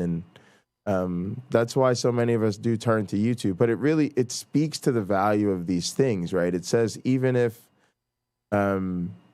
we don't fully understand these things or have the resources to contribute to these fields, we find them interesting. We may not even have time to like read all the books and whatnot, or we may not understand the papers, but we're curious and we're here, and we find our own way to support the academics, right?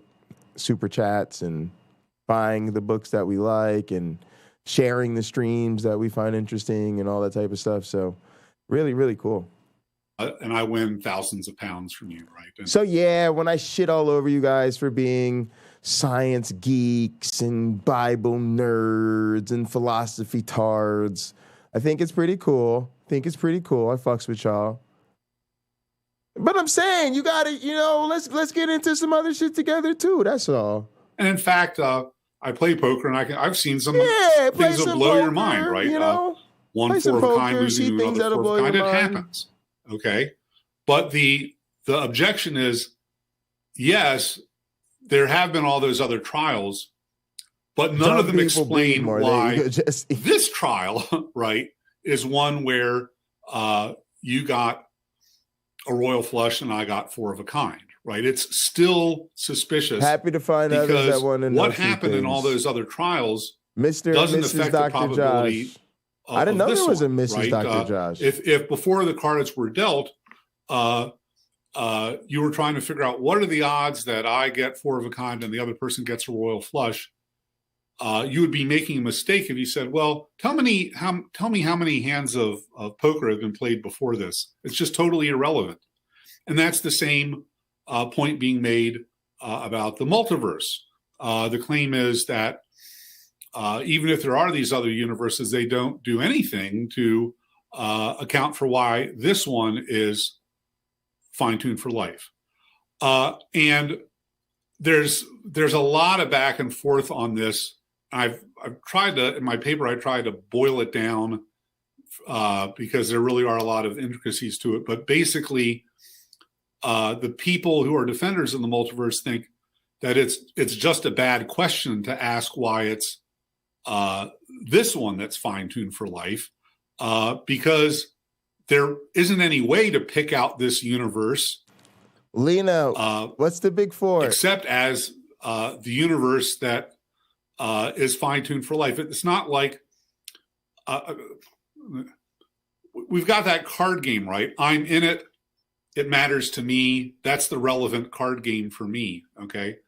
But it's not like I've got, from a God's eye point of view, I'm looking out at all the possible universes and saying, hey, there's that one universe, and things need to go right in that one for me to exist. Okay. Yeah. That doesn't seem to be the situation metaphysically. An example I give, there was an earthquake in Armenia, I think about 35 years ago, and a lot of people died, okay, flattened whole villages. And there was a story about a family that survived in the ruins. And my friend called attention to this story, and she said it was a miracle. I said, well, tens of thousands of people died. That's a lot of chances for somebody to survive. And she said, well, but it's a miracle that they survived. And I said, well, wait a minute, that's not right, because you don't know anything about them except that they're the survivors, right? It's not like Elvis Presley. Pine Creek trying to take more people's money. When you say they survived, you're saying the survivors survived. There's nothing special about them from my perspective, except that they're the ones who survived. And she called me a big jerk who ruins things, right? But her words were stronger than that. But I think that's right? There's nothing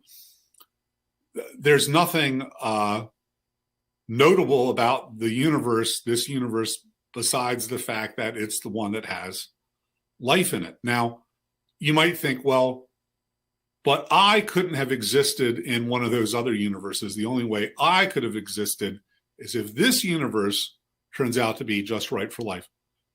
I'm not so sure about that. I think I could have existed if I had been born in a different hometown than I actually was born in, right? I think I could have existed if I was born an hour earlier than I actually was. So what exactly are the limits on where I could and couldn't have existed, and how tied am I to this universe? I don't know.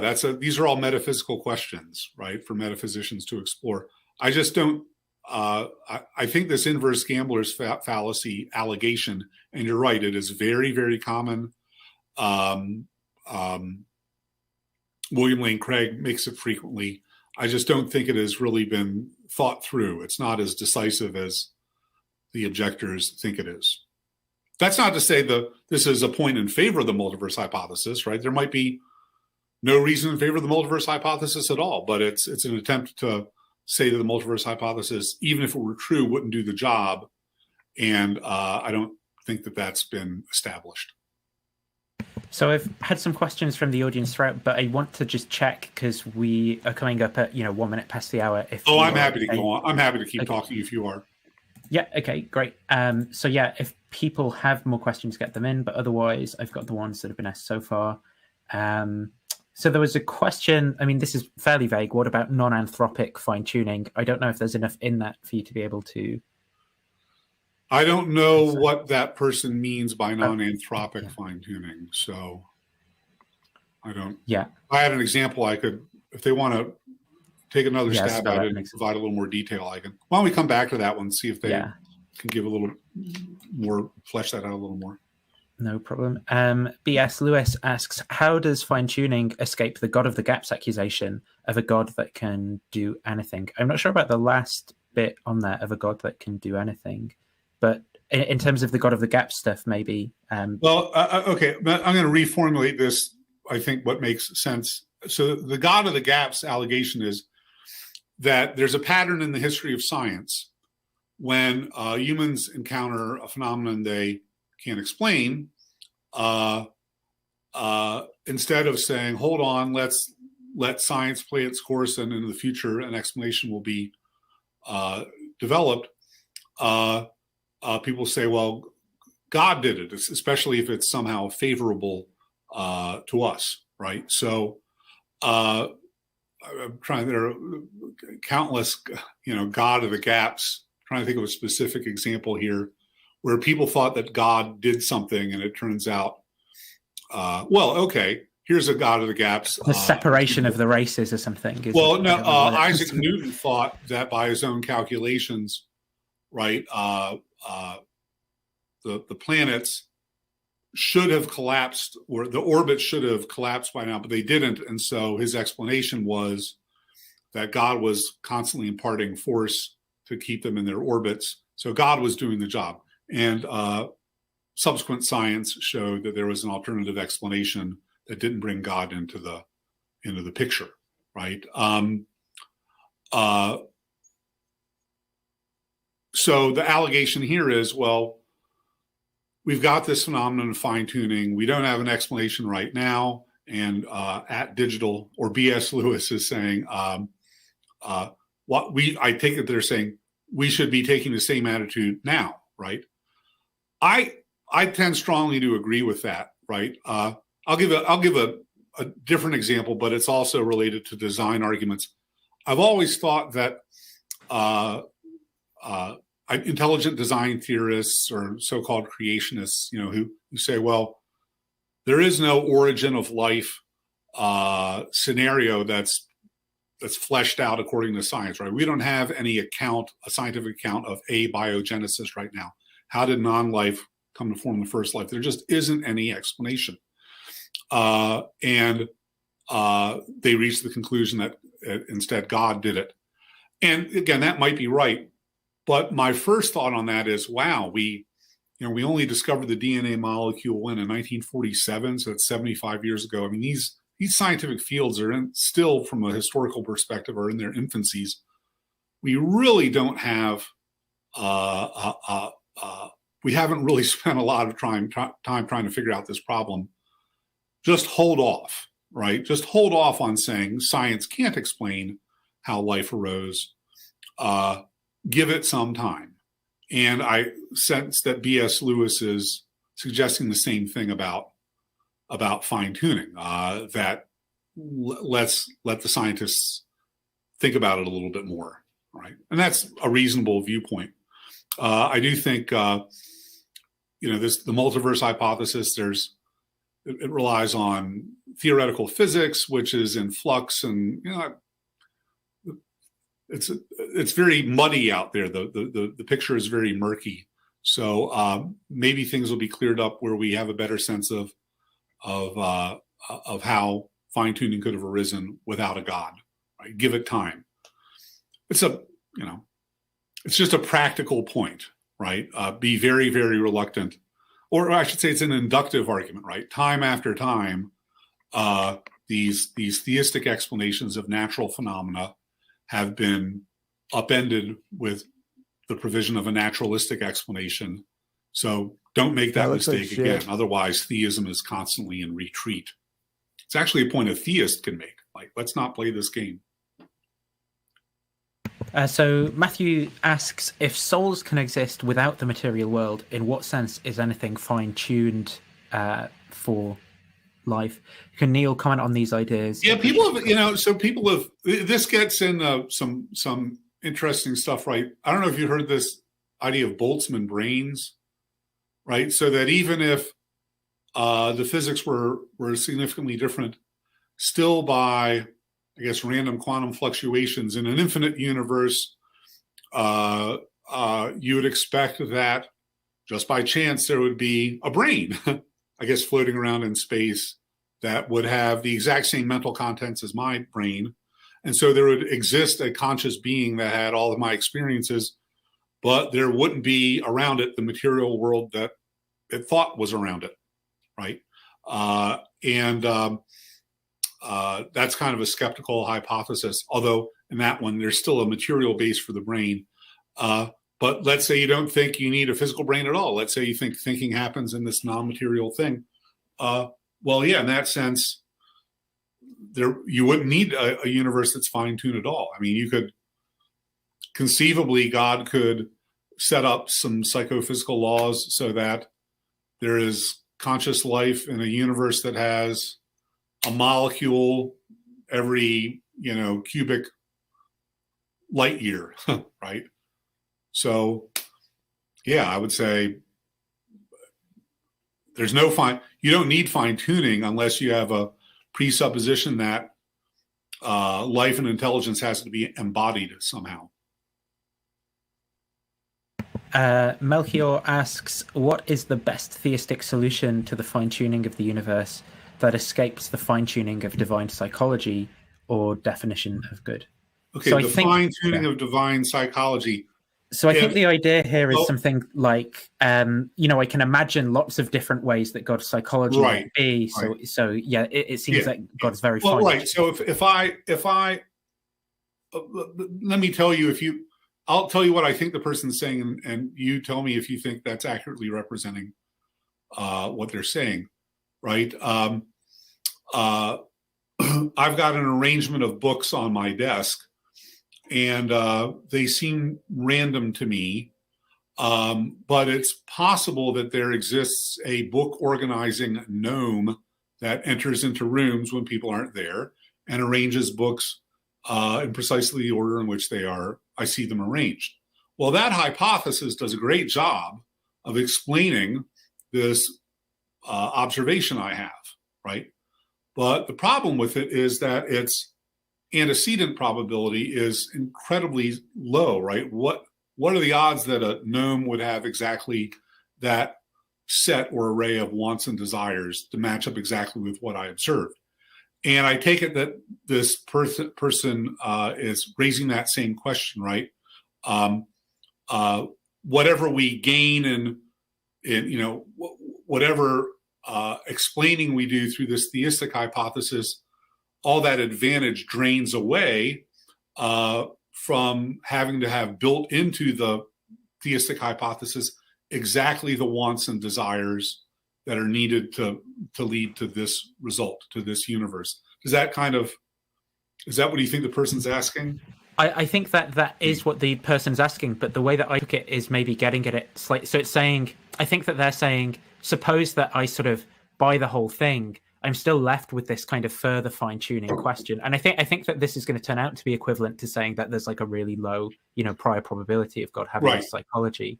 But maybe they would say, maybe it would be then a question. I wouldn't say, so I've got a paper called How Not to Be Generous to Fine-Tuning Skeptics.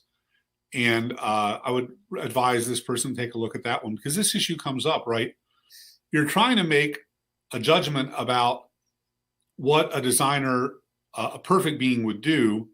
And maybe the answer is it's just inscrutable, right? I just can't know what a being with unlimited power, knowledge, and so forth would be likely to do, okay? Certainly it's consistent with what we observe that God created it. Well, I shouldn't say certainly it's consistent. Some people think it's not consistent, right? Because of the problem of evil, right? There's no way God would have created a universe with all this horrible stuff. What up, Danish Debater? All right, guys. Let's just assume, it's consistent. We're going to keep it moving.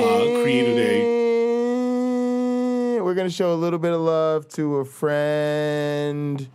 We're probably not going to stay here too long, but let's say what's up to Richard Madsen, y'all. This way. Okay, but in those mythologies, it's different from the case you make for the Bible, because with the Bible, there's almost a science that you break down with the names, the numbers, and all that seems to, in your understanding, verify that it is to be trusted because of its uniqueness. And again, guys, YouTube tutorial. When you start at the channel and you see the live chat, you scroll to the top of the live chat. You call out to yourself, your friends. You say, who's here? Richard Madsen's here. KCA Randy's here. Spooky bed hair.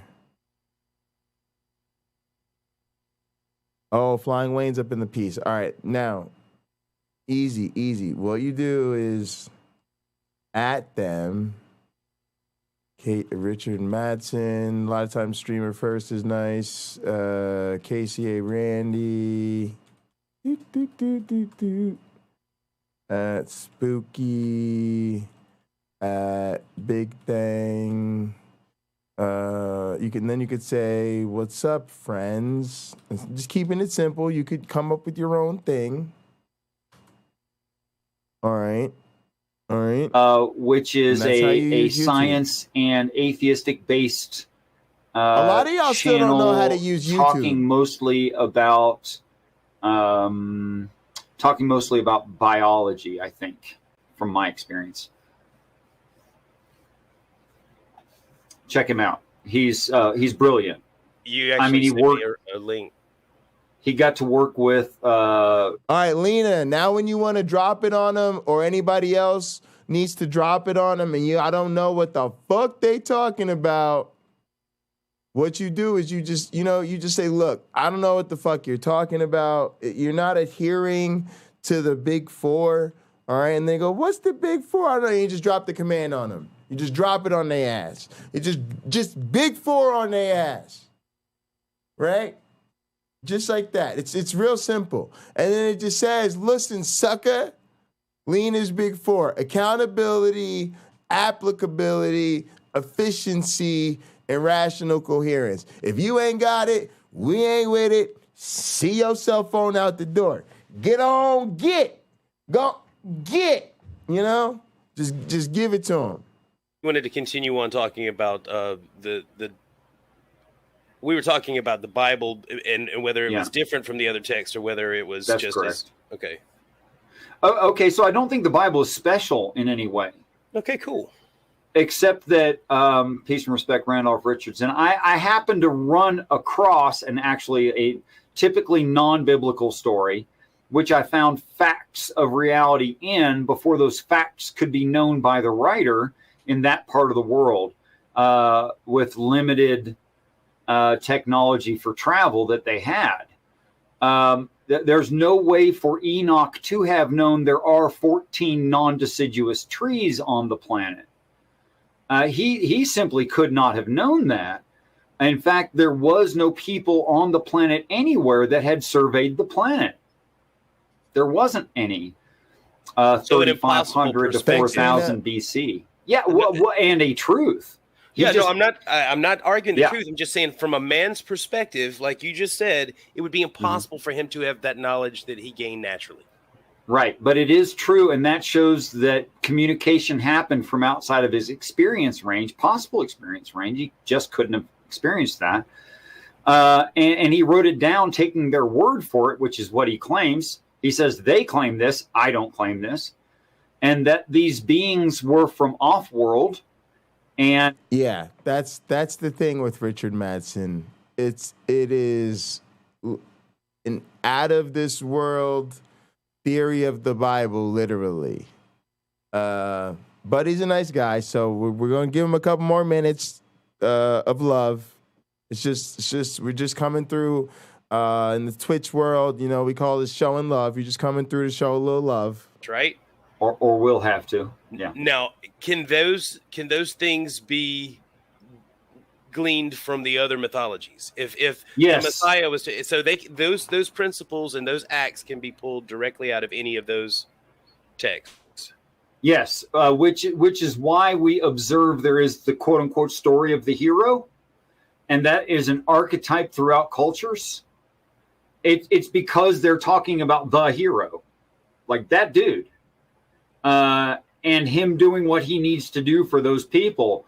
You could go through a long laundry list of stories of the hero. What's that? That's vague, though.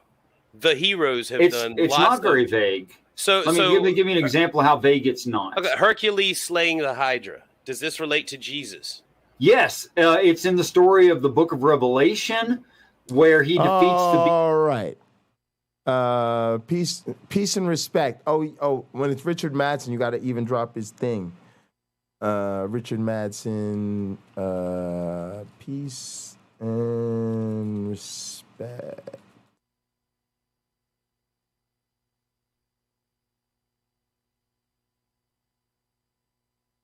Yeah, again, the beast of Satan or the Hydra eats the sword, that is, consumes. Oh my goodness! And can pretend to have the truth in his mouth and his stomach. Guys, is Richard Madsen more lost than our Christian friends? Let me know. Let me know your opinion. That's pretty crazy. Into this shit. All right, gang. Let's jump into this shit. I'm home a little bit early. Who knows? This may be a 2-show day just to kind of keep my brain busy. But, gang, at least the first one up on the hit list today is Fuckface Cliff, and I just forgot how to say his goddamn name. I think it's Connectly.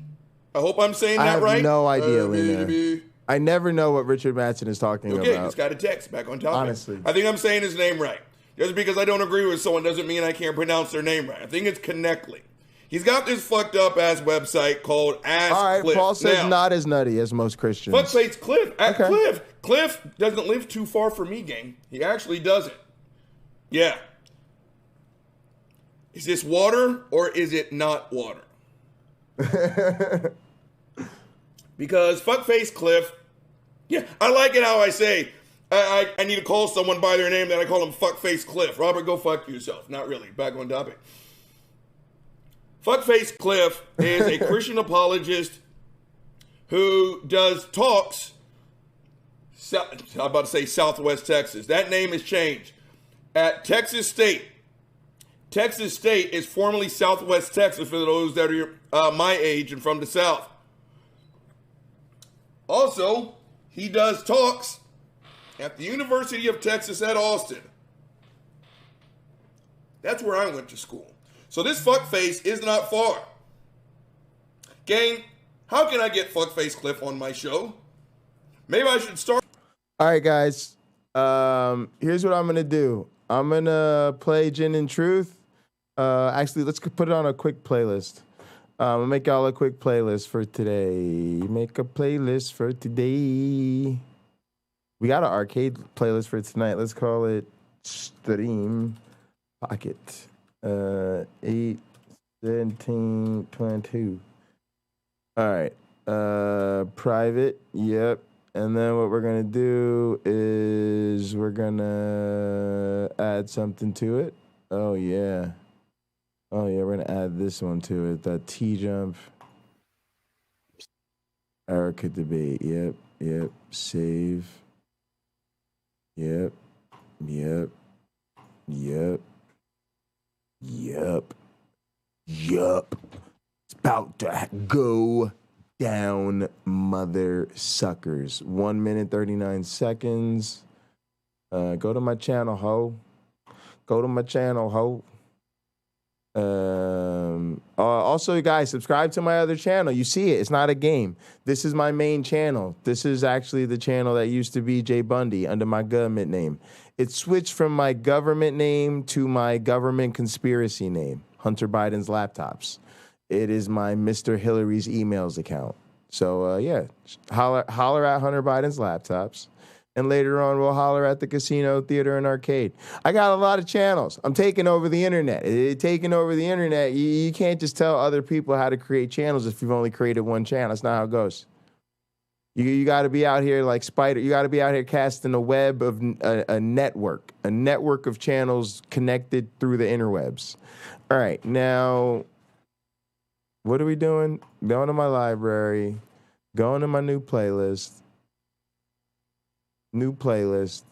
Where's my playlist? Here we go, playlist. All right, boom. Minute 39. All right, gang, let's. Oh, just a little lead so up. this fuckface is little running, and then it's just gonna keep going on. Boom. That's how we do it. It's not far. All right, fuckfaces. I'm gonna chill here for a minute, and then I'm gonna go pick up my weed. I got to stop at the head shop real quick, get a little accessory that broke, a little bowl piece. I got to grab it. And then I'll be back. Then I'm going to order some groceries while I chill here with you guys. And then we're going to be working on the stream. We're going to be responding to, requests for appearances and, projects with people and stuff like that. Yeah, we're just going to get busy. And then, we'll just keep tonight going. Appreciate y'all. Y'all know me. We'll be live until later on tonight. And then late night, we're going to switch over to the casino, arcade, and theater, where we have got lined up some motherfucking Evo main stage, high-level fighting game combat action queued up for tonight's overnight stream. Fucks with y'all. Gang, how can I get Fuckface Cliff on my show? How can I get Fuckface Cliff on my show? Maybe I should start by not calling him Fuckface Cliff. Maybe I should start by not calling him Fuckface. He's got this series on YouTube called Ask Cliff. Now, again, I'm not a fan. I got Cliff on my show. I am not a fan of what I call these predatory debate me bro tactics, right? Again, here is a Christian apologist, I'm pretty sure an ordained pastor, and I'm looking, and he's on UT for this talk. Gang, I don't see a single 21-year-old, maybe that little fucker is 21. I don't see a single 21-year-old person in this 1, 2, 3, 4, 5, 6, 7, 8, 9, 10, 11, 12. There's 13 kids in this video. It's Mario Kart time. Like y'all, if you got Mario Kart Mobile, join Lena, whip out your phone, whip out your second device, play some fucking Mario Kart. If not, fucking later, download it, practice it, get it, because I think the competition in this community is going to get real over the Mario Kart at some point. It may be kind of a slow burn. It might take us a little while to get there, but I think eventually the Mario Kart competition in this community is going to be fucking stiff. It's a free application. All you got to do is get you a little quick free Nintendo account. Practice. Oh, just get it in. I'm just trying to warn you right now. Incoming freshman, right? And so you're going to go, and it's what Shapiro does and Crowder and all these other assholes. Sometimes you got to dance with no music. You go and you strong arm just get your someone exercise. Who can't decide whether they're going to be an economics major or a history major. Oh, aren't you a big person? And then you go and you stump them with this type of bullshit. Little rhythmic goose stepping. And it's bullshit because they are prepared. Again, Cliff That's the new exercise, y'all. Rhythmic goose stepping. Anywhere. No matter whether you agree, disagree, Cliff is ready for probably 98% of all the responses he's going to get. Because these kids, they woke up thinking about, their next tests. Am I going to change my major? Hey, he's really cute. I wonder if I can ask him out on a date. Whatever the fuck. Not nary one of these children woke up and said, you know what? I'm going to see a debate me, bro, and I'm going to fucking go for it, right? Now, the real reason why I don't like fuckface Cliff Gang, and I've seen him do this more than once. You don't have to be a 26-year veteran of the martial arts game to read aggressive body language. And I've seen him do it to where a kid will say something, not fuck you, Cliff, or something, but it'll challenge, Cliff's standpoint. And I've seen him do it. Now, gang, I can say this. I have lots of linebacker friends. He adopts this real fucked up ass linebacker stance, stands this far from this fucking 20-year-old's face, right? And he'll sit there and he'll be like, excuse me? Say it again. Say it again. Excuse me? Excuse me? What? Fuckface Cliff, I wish you would do some shit like that to me. Right? Because some kid didn't agree with you? Or maybe some kids say, go fuck yourself, Cliff. When I woke up this morning, I did not want to hear about eternal torment. And yeah, I said, fuck you, Cliff. Right? But you. Hey, those that don't know who Lena is by now, if Lena's new to you, let me translate. 8260409800152. Hashtag Mario Kart Tour. Hashtag Mario Kart Tour player ID. Add me to play race car. If y'all can't translate, that means add me to get your monkey ass whooped. The grown ass man, you're going to body up to a 21-year-old kid. Oh, aren't you brave? Now, what really makes me think about fuckface Cliff, again, I think it's Connectly. But we're just going to call him fuckface Cliff. Gang, all right, y'all, it was early in my atheist walk, right? I got to get ready for the real world. Guys, getting ready for the real world, getting ready to go outside means I got to change my outfit into some clothes I don't care about because I'm super paranoid. I got to put on my mask and get my earphones ready, and it's a mess. It's a whole mess. I think it was Matt Dillahunty And what is that beeping noise? But they were doing a debate. And the foundation of the debate topic was, does the Christian God exist? Now, She has my vote obviously, for and again, I do president. believe it was Matt. Actually, I am 99.9% sure it was can't. Matt. I mean, I can, like, in my real, like, work shit life. The reason I don't is because I don't like being out in the real world. The real world makes me feel icky, and then I would feel like I needed to wash it. So I put on things that I take off and wash and don't wear here. And when I get back, I'm going to still be live. So, but I have for, like, dates and stuff when I've decided that I just have to brave it. But this is not one of those occasions. This is not something where I'm actually going out with a person. This is me just trying to do a necessary errand that I really, really, really, really don't want to do. And again, Matt is an atheist. And not just any atheist, a very debate-worthy atheist. But yeah, y'all see me throughout the week when I be meeting and shit. Y'all see me meet with Cliff. The only people I had with the whole get up on and I was smoking or whatever. I smoke when I meet with Rodrigo. It's kind of about levels, right? It just depends on levels and personality, y'all. If I'll wear the full get up when I meet with my advisors, but I won't smoke weed in a meeting with my advisors. I mean, I'll have everything out. They see the bongs and the weed. They know that when it comes to like teaching or something like that, like it'll be fine. So they don't really care if it's a meeting or something. They know I clean up for when we got to teach in the classroom or whatever. And then I have characters that I'll be able to use when I'm teaching and stuff too.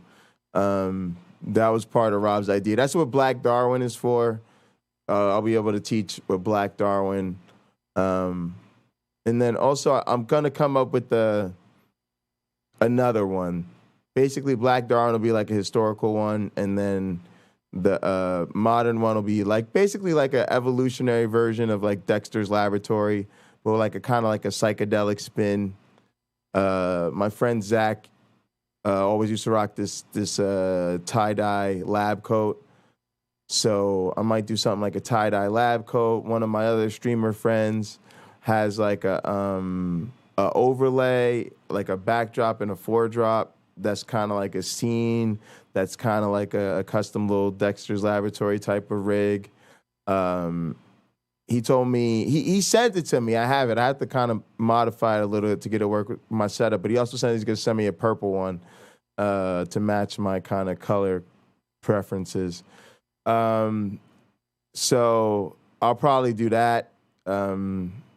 But yeah, that's just kind of what it is. And then, yeah, everything else is like if I'm meeting with somebody who's cool, I'll smoke. And if I'm meeting with somebody who's either an advisor or underage, then I won't. But otherwise, I don't give a shit. One-time president of the ACA here in Austin, the Austin Community of Atheists. He's a very well-known public figure on the debate scene, right? Again, y'all, if I go to get a job with my research and my teaching being what it is, and somebody looks me square in the face and says, we can't hire you because you smoke weed during meetings or you smoke weed on the internet or some shit like that, I'm going to just hit him with some Uncle Bobby shit like, we're not having the same motherfucking conversation. See ya. See you later. It's a place that's not happy to have me, and I'll be happy to not be there. I don't know if you guys are aware of this, but atheists don't believe in God. Yeah, we don't believe in his superpowers, his fucking kid who's really himself. We don't believe virgins can get pregnant. We don't believe in his arch nemesis, Beelzebub. We don't believe any of that. We also don't believe that book. If we don't believe in your God, that means we don't believe he authored or inspired or whatever fucking term you guys are going to use to shut the fuck up. And so Matt kind of gave his opening talk. And then Cliff Connectley just straight up was like, oh, well, in the beginning, God created the earth and said it was good. And then, and Larry just sat there and gave a sermon where he just puked out Bible verses. And Matt, I do remember puked out Bible verses. You don't understand your target audience, do you, son? Y'all, We have got to get Uncle Bobby in this community. We're working on it. But guys, I'm telling you, daily, he puts out a video daily. He should be getting hit up with daily reminders from a whole lot of people. Amazing video. You should collaborate with at Pocket Locker 86, aka my other account.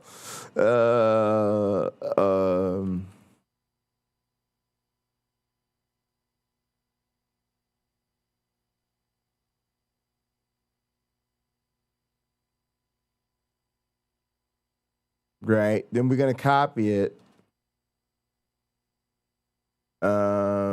Then we're gonna go into the Pocket Locker 86 account.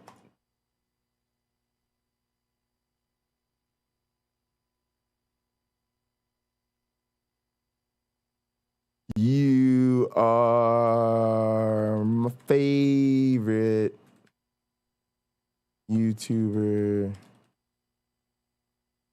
We have a bunch of mutual friends / fam. Let's link up.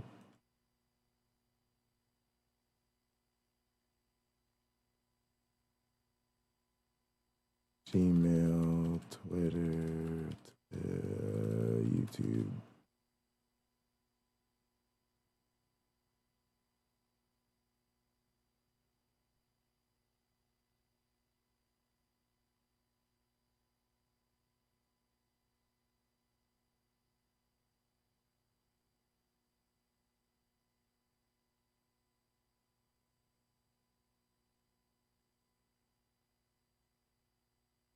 Oh, God damn it. All right, I left him a message that says, you're my favorite YouTuber. We have a bunch of mutual friends / fans / fam. Let's link up on Pocket Locker 86 everywhere. Gmail, Twitter, YouTube, Facebook, Snap, ... Tinder, ?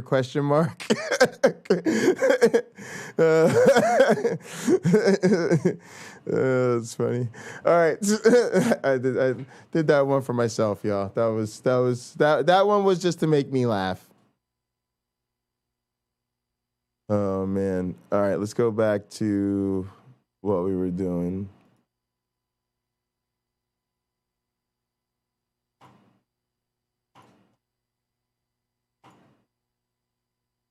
All right, y'all. I'm going to get about this bitch so I can get back. The sooner I leave, the sooner I can get back, and we can get on what we got to do today. Appreciate y'all. Yeah, head over there. Let them know we should link up. See, guys, the effect I'm looking for is that every day, multiple people are like, you should work with Pocket Locker 86. That shows him, number one, that there's, support for this idea. But number two, that the people that support this idea are fans of both of us who watch our stuff every day. So, it really means a lot to me when it comes from somebody like YouTube Punk and AR and all these people, because he sees your comments. He knows you comment on his other stuff. So he knows that this is coming from his regular fans. So it kind of carries more weight. So appreciate y'all. I will be back shortly. And I got to walk. It's probably about like a 15, 20 minute walk to get there. Probably another 15 or 20 minutes to handle my little business, and then 15, 20 minutes to walk back. So I got Uncle Bobby on, and then after that, there's that T-Jump debate with Rebecca, and I should be back, before too long here. Hopefully even less time than that. But let me get out of here so I can return. Appreciate y'all. Let's go.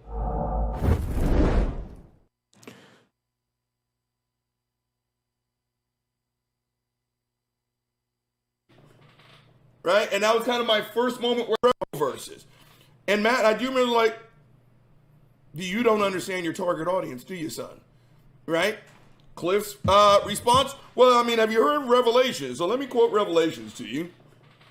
Right? And that was kind of my first moment where I realized that Christians, at least on this level, they just simply have a script, right? That's it. Period. End of story. They don't have anything of substance. All they know is that they're just going to keep saying the same shit.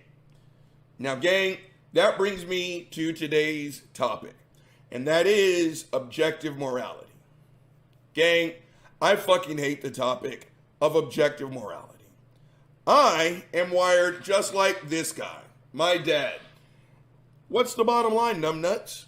All your fluff, save me your long-winded fucking explanations. Just what's the bottom line? And I do acknowledge there are atheists, there are Christians, there are Muslim philosophers, blah, blah, blah, blah, blah, blah, blah. And apparently they have the ability to have a very robust debate on whether something is objectively right or wrong. I just don't give a shit because it doesn't change the bottom line. Gang, this video is going to hurt. And there's no way we're going to make it all the way through. But I'm a little bit too calm. And I don't like being calm. I need to be tachycardia at all fucking times. And the topic of objective morality just frustrates me that goddamn much. Now, I haven't seen this video, but I got to assume somewhere in there, he's going to bring up the whole is rape objectively wrong. And again, I can't stop you. If you think it is worth 30 minutes out of your day to debate on whether rape is wrong, fine. Just do it way the fuck over there. Because again, I don't care. So gang, this one's gonna hurt. Give me an answer. Is relative morality moral? From Ask Cliff. Look at all these fucking text messages. I'm gonna ignore them. You guys ready? Let's roll the tape.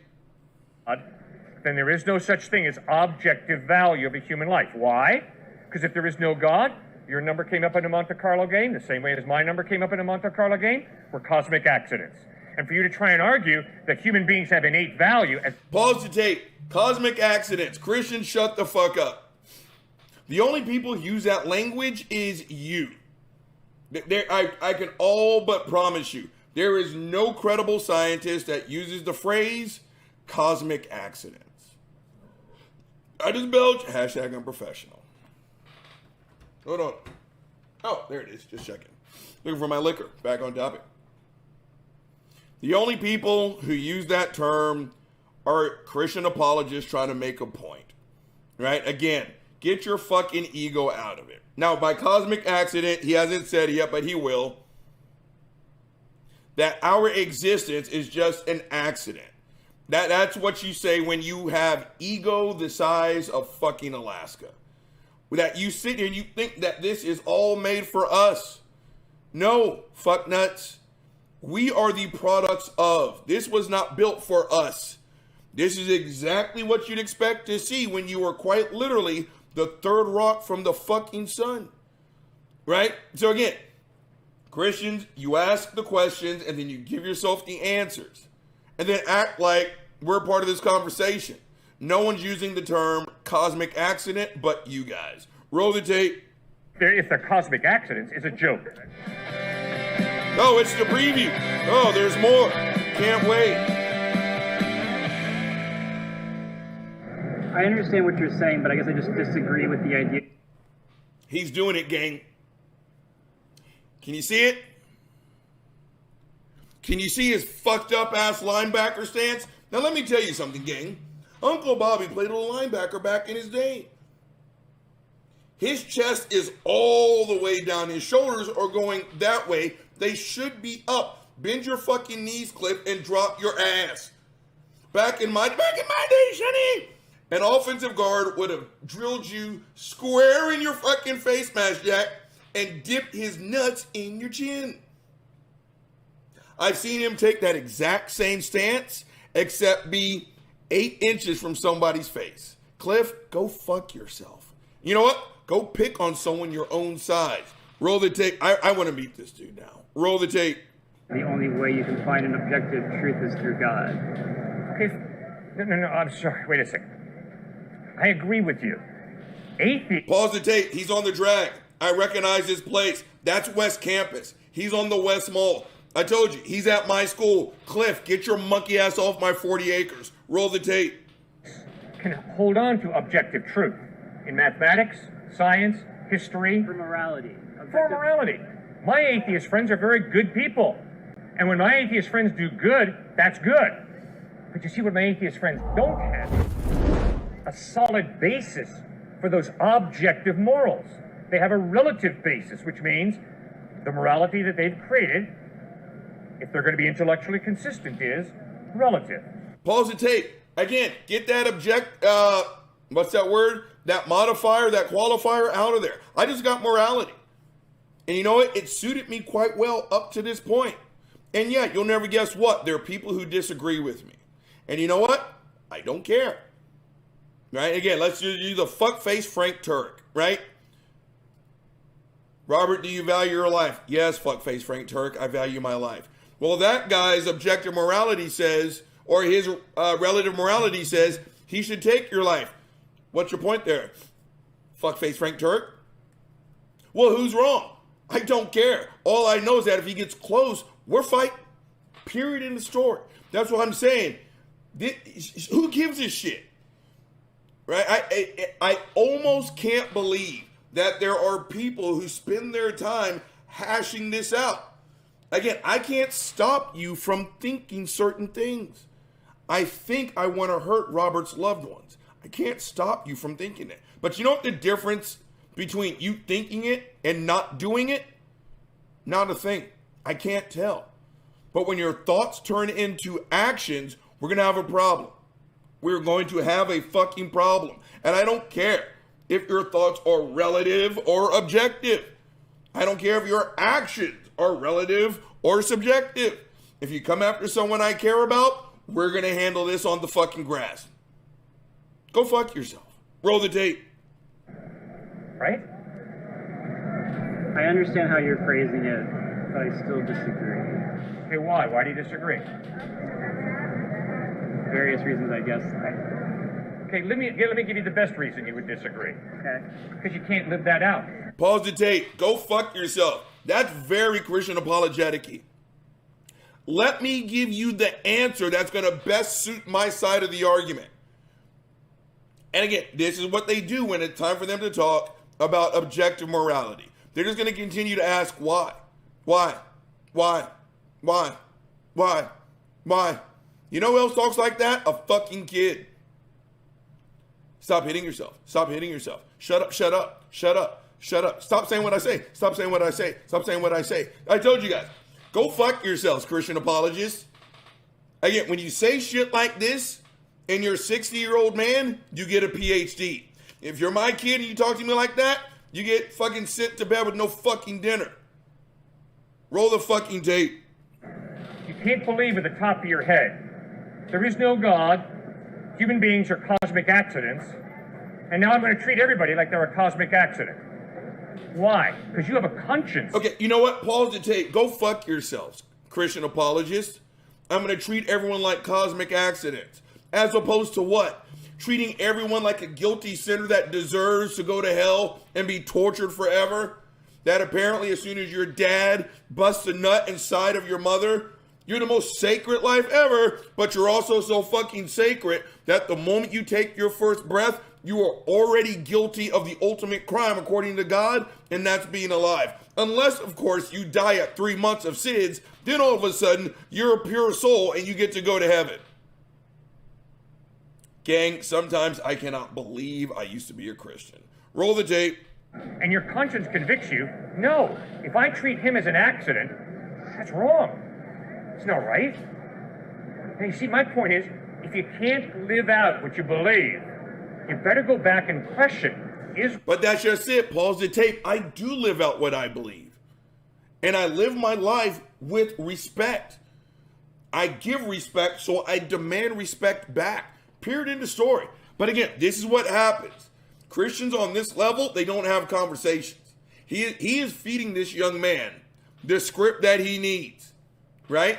Please notice how he has not asked this young man Do you think that you and your friend circle are cosmic accidents? Nope. Fuckface Cliff asserts that for him. I do believe the term is straw man arguing. Cliff, go fuck yourself. Roll the tape. I'm going to say that a lot. I believe true. You can go the other way, though. Like, you can say that there absolutely is just randomness and chaos and whatever in the universe. Yes. And even though that is what I believe to be the case, that means that I get to choose the value of the world, essentially. And I can say that even though it's all chaotic, even though in the scope of the universe nothing else matters, I am choosing to put value innately on a human life. Yes, sir. Agree 100% with you. Okay. All I'm asking you to do is be honest and acknowledge that whatever your definition is today of what it means to be good and decent and loving, if next week you say the opposite is really true, you are not incorrect, you're not wrong, because today you choose to love him. If next week you choose to hate him, that's not bad, it's your... Pause the tape. Cliff, go fuck yourself. Let's let Bubba in. He's right. He's absolutely right. My opinion on Joe Blow could change tomorrow. I could think the world of Joe Blow on Bubba is dirty than a motherfucker. What were you rolling in, El Senor Mr. Buds? Come here, Bubba. Come here. Come here. He looks guilty as shit. Now I got to take you back outside and hose you down. You were just happy to be out. Look at, he's smiling. Dad, I'm going to make you work. Now he's just going to... This motherfucker. Now his brother wants to come in. Where the fuck was I before? Oh, yeah, that's right. You're right, fuckface Cliff. People change. Opinions change. I may like Joe Blow today. Then Joe Blow can do something that can believe me, fuck me over. They're going to say, you know what, Joe Blow? You, sir, can go fuck yourself. You're right. And you know what? I don't hang labels of right and wrong on shit like that. All I know is that Joe Blow fucked me over. Right? And if you just want me to say if it's right or it's wrong, for me, it's right. Because he fucked me over. And I don't trust the fucker now. It's just really that simple. So, Robert, is that right? Is it objectively right? Don't care about the objective, fuck nuts. All I know is I'm going to protect myself. And he's again, but that's very Christian also as well. You can't change. The moment you say A, you got to stick to A the entire fucking time. But that again, another hallmark of Christianity, right? Do not take in new information and don't you dare change. Roll the tape. Choice. And your choice rules. Didn't say that. All I'm trying to tell you guys. Now, if you'll think seriously enough about that, you will begin to realize my life ultimately is meaningless. Because if I choose to love him today and hate... Pause the tape. So let's imitate fuckface Cliff. Again, Cliff, go fuck yourself. You're bringing my position a bad name, Jack. Right? So if, then your life is ultimately meaningless. It's meaningless. Shut the fuck up, Cliff. Again, I don't know about you guys. I give my life whatever fucking meaning I want it to have. Right now, my meaning in life is to sit here and look at my gray bearded ass self talk shit to a bunch of people who I hope will listen to this. Right? Is my life ultimately meaningless without a God? According to fuckface Cliff, apparently so. According to Robert motherfucking Reed, my life's got meaning. And you know what? That's the only person's opinion I'm currently listening to on this topic. Well, without a God, isn't your life meaningless? Nope. Well, I say it is. So? Right? Fuckface, bring your monkey ass in here and pay some of these goddamn bills. Then maybe you can have a say on what my life is and is not worth. Until then, you can go fuck yourself. Again, the sad part is, again, and I can all but guarantee he's a hardcore conservative. I don't want the government telling me what to do, motherfuckers. Unless it's a God that he can tell me I'm a worthless sack of shit and give me ultimate meaning and tell me what to do with every second of my day. Roll the tape. We're not getting through this. We're not getting through this. Both are equally valid. Try and live that out, guys. You can't live that out. So you're also saying that you can't find value outside of yourself unless it's through God? No, it's not the point. The point is, if there is no God who creates him and her with innate value, then the value that you give them, or that our culture gives them, or UT gives them, or whoever, it's relative, which means it's not objectively true. It's a fantasy. It's an illusion. It's a... Pause the tape. This motherfucker just said it's a fantasy. So says the guy who does nothing but assert that his God is real. Then when you say, dude, I don't believe you, he also asserts that, yes, you do believe me. Again, if Cliff has a daughter, and if she came to him at 13, 14 years old and said, Dad, I'm pregnant, he would start crying. And when his daughter says, you don't seem to understand, Dad, I haven't had sex, he would not believe her. I guarantee you, he would not believe her. I've often said the best part about religion is it requires no effort. There's no commitment. You just have to say, I believe in this bullshit. But his monkey ass is going to sit here and talk about our lives, our beliefs are ultimately a fantasy. So says the guy who believes in a God. Roll the tape. Like, do you prefer broccoli to cabbage? Do you prefer loving him to hating him? Do you prefer dehumanizing her to respecting her? It's just a taste. Similar to, do you prefer corn or peas? It's a taste, that's all. It's relative.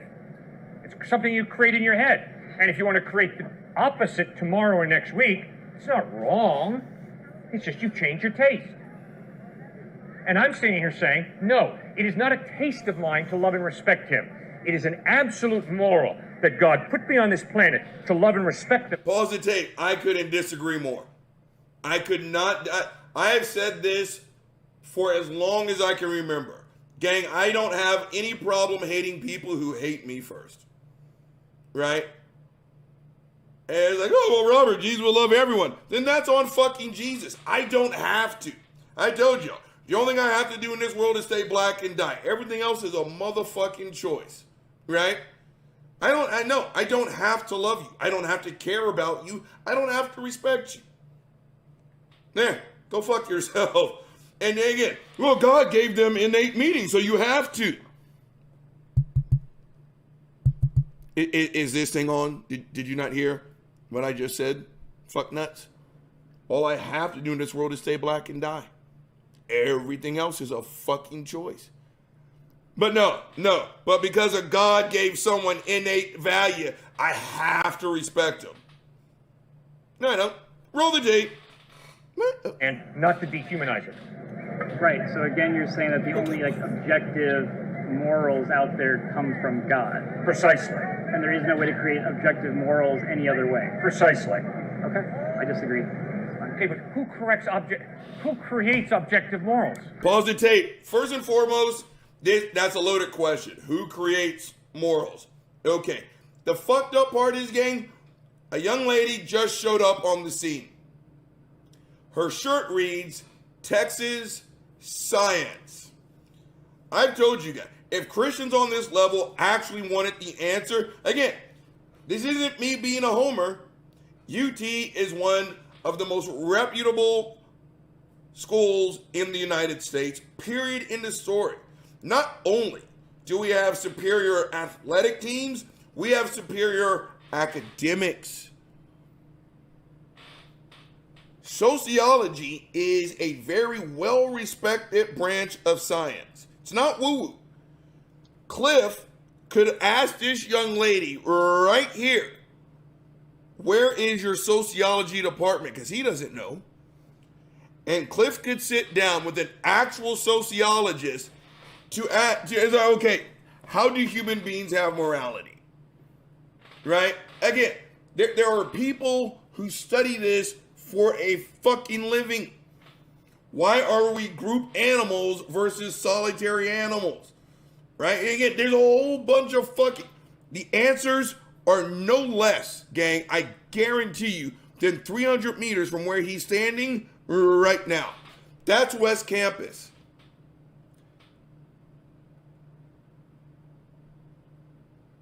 probably closer to a half a mile. So where he is, the drag, West Campus, right?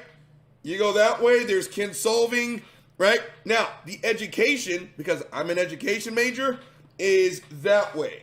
Because this football stadium is that way. In Belmont, that's where the education classes are. The Sanchez Library is for the education major. That's where you're going to find your fucking answer, fuckface Cliff. You are literally 800 meters away from, that's where I studied. You're 800 meters away from the actual answers you're looking for.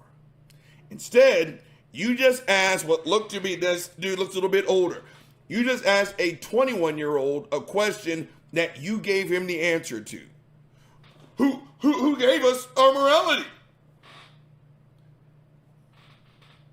This, roll the tape. We're not making it through this. We are not making it through this. Who does? If there is no God, come on, bud. You're saying you disagree. Fine, I respect you. But please, would you please explain to me who on earth creates objects? He just bodied up. Come on, bud. Come on. This makes sense. Come on. Give me the answer. Come on. Fuckface Cliff, walk your monkey ass 800 meters that way and get the actual fucking answer. The education building is right there. Now I look like Matt down by the river, don't I? Let me put my britches up. And I'm Matt down by the river. That hurt my hip, but it was totally worth it.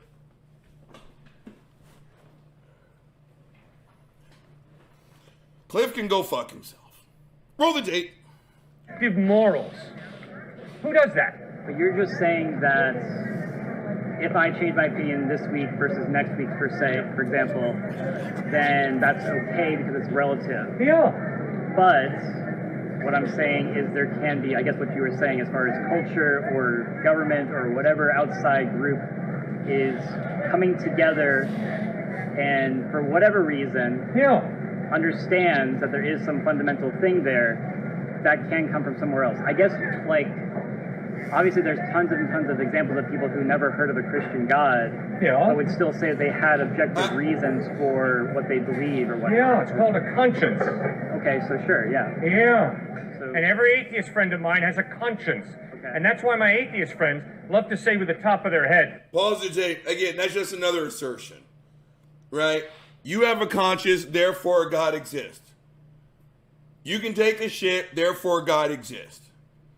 Robert, you have a really strong stance against rape, and you teach women how to fight against rapists and abusers, therefore God exists. Robert, your mom died of a horrible cancer. You watch her die in front of your face. You're sad. That proves God exists. Again, there is nothing that these fucks won't pin on their God. Just straight up assertions. And then when someone else, did you guys see that clip? I retweeted it on Twitter. RC Reed 40, follow me, do the right thing. And it was Matt Dillahunty. And it was exactly this. Some Christian just sat there and they're like, God. And Matt was like, what if someone else said the exact same thing? They're wrong. Okay, but you both have a faith system. So what makes yours right and theirs wrong? Because God, they can say the exact, God. That's what he's doing. You have a conscience, therefore God exists. Right? You believe in right versus wrong, therefore God exists. Gang, I'm serious. Talk like this when you're 55 years old. You get pastoral qualifications, PhDs. You get tax breaks on your home and your income. But again, if you were my 7-year-old, you wouldn't eat dinner tonight. Roll the tape. Morality is relative, but when it comes to living out their lives, my atheist friends contradict that relativism. Their conscience kicks into gear, and they say, oh, no. To torture an innocent child is absolutely evil. What do you mean, absolutely evil, my atheist friend? You started with no God, which means...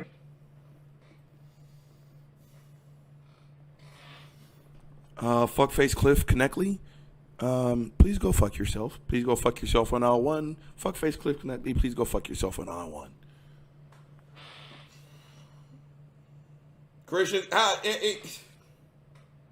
Okay, did you guys used to play that game when y'all were kids? This has been going on since quite literally time began, right? And if you ask these, there are so many, there are a million of these fucking scenarios, right? I remember the one that we used to use a lot when we were kids, and it was, okay, you flip this switch, bam. You see nothing, you hear nothing, you feel nothing. But let's say a 47-year-old person in Tallahassee, Florida, drops, they're perfectly healthy, they just drop dead. Their family has to bury them. They're sad as shit. You've got no idea. They don't know you. They know nothing except their loved one just passed away. If you do it, you'll end world hunger. Would you do it? Okay, there are a million of these scenarios, and we've been playing this game since forever, right? Is that morally wrong? Is it? Robert, if you were dirt poor and you had a kid and she was hungry, would you steal bread from a grocery store to feed your kid? Yes. Yes. Yes, I would. Yes, I would. Well, is that morally wrong? I think you're asking me the wrong question. The question is, did my daughter eat that night? Right? So again, there's a million of these. Right? But Christians, again, this to me says more about the Christian than it does the atheist. Right? Again, fuckface Frank Turek says it. Fuckface ITM Bruggen says it, right? Raping a kid for fun. Is that absolutely wrong? Okay, if you meet the one person who either hedges on that or whatever the fuck, again, the only people who make this a really long-winded topic are rapists or Christian apologists. Seriously, or both. Hurting a child. Is that absolutely wrong? Why is that the first thing you fucks always go to? Now again, on the surface, it's because it's the most obvious question. Would you torture a baby? Is torturing a baby absolutely wrong? Again, get that qualifier out of there. Absolutely. It's just fucking wrong. Actually, you know what that is, gang? Christians, go fuck yourself. Again, this is why I don't get in this discussion with Christians about, is rape absolutely wrong? Shut the fuck up. Right? Let him say it. Again, hold on. Oh, no. To torture an innocent child is absolutely evil. What do you mean, Every person that does not torture innocent children is that, we're all going to say, yes, it's absolutely wrong. But again, to me, go fuck yourselves. You are using a very heinous crime to win a debate. That's all I hear. Is harming a baby absolutely wrong? They throw in that absolutely to get you to say yes so that they can prove that there's absolute morality. Gang, maybe my mom and daddy just raised me right, but I would not use someone's darkest moment as a chess piece to win a fucking debate. That is disgusting. Gang, roll this fucked up ass tape. Absolutely evil, my atheist friend. You started with no God, which means morality is relative, and now you're telling me that to torture an innocent child is absolutely evil. Give me a break.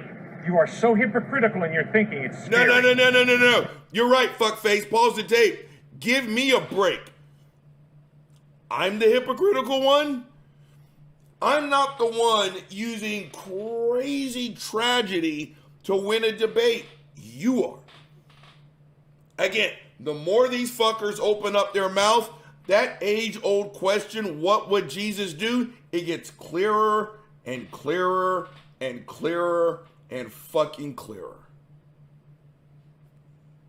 Apparently, this is what Jesus would do. Jesus would take rape,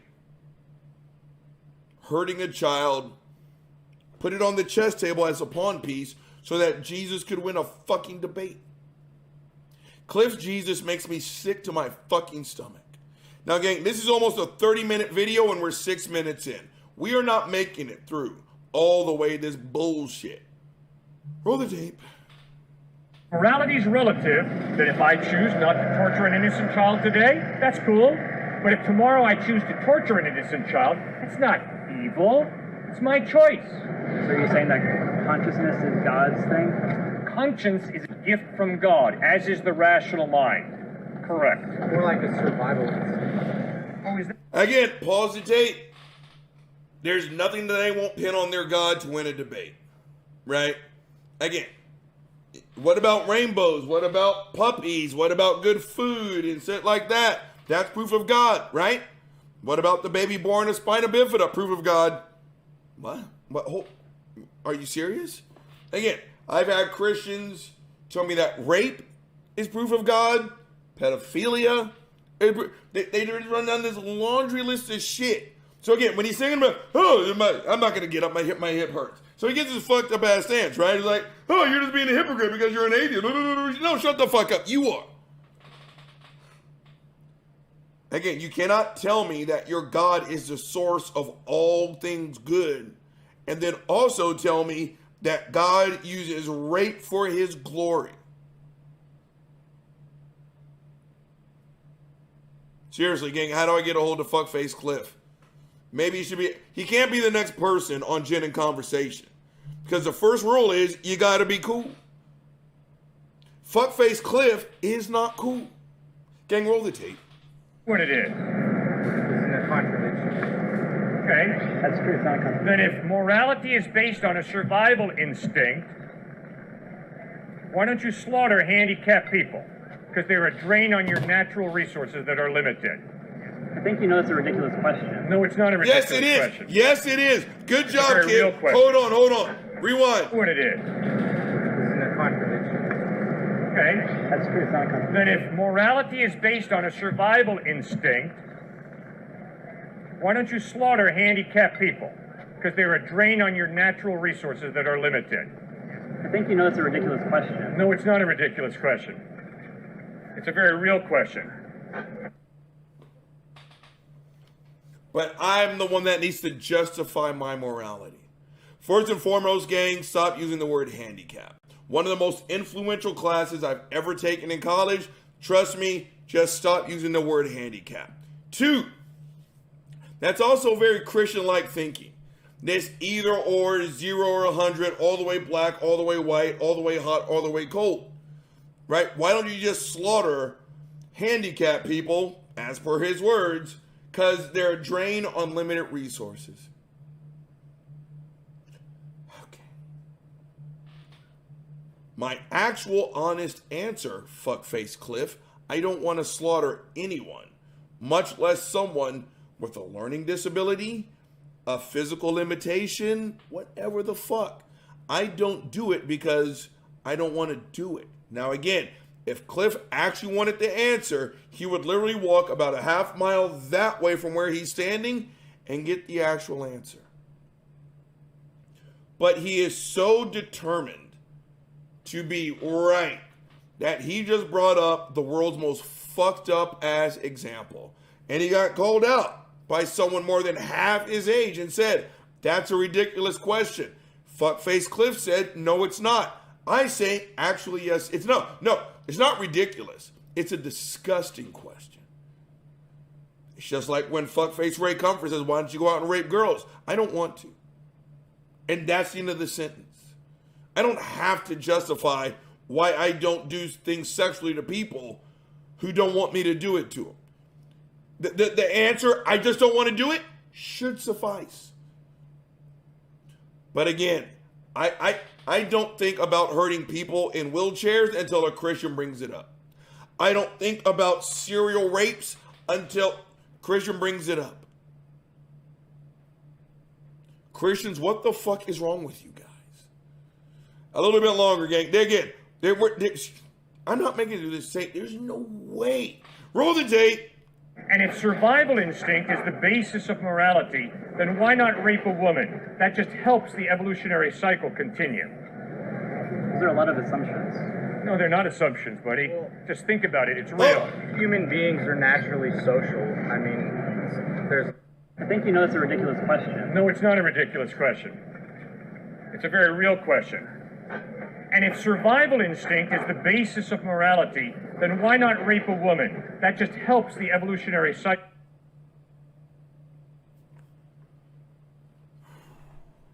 Pause the tape. Christians who are on this tip, I truly want you to go fuck yourselves. What in the actual fuck does raping a woman have to do with evolution? It really scares me and makes me wonder what. You should see him when he answers that question. Hold on, roll this tape. We'll continue. Those are a lot of assumptions. No, they're not assumptions, buddy. Just think about it. It's real. He walked to, so and now someone else with a tank top. Let me show you, right? So now I'm going to scream so my mic can pick it up, right? So he kind of bodies up to the dude who just sat there and said, you know, whatever he said is like, well, why don't you just rape a woman? Why don't you just rape a woman? It's better for evolution. Why don't you just rape a woman? The dude says, that's a ridiculous question.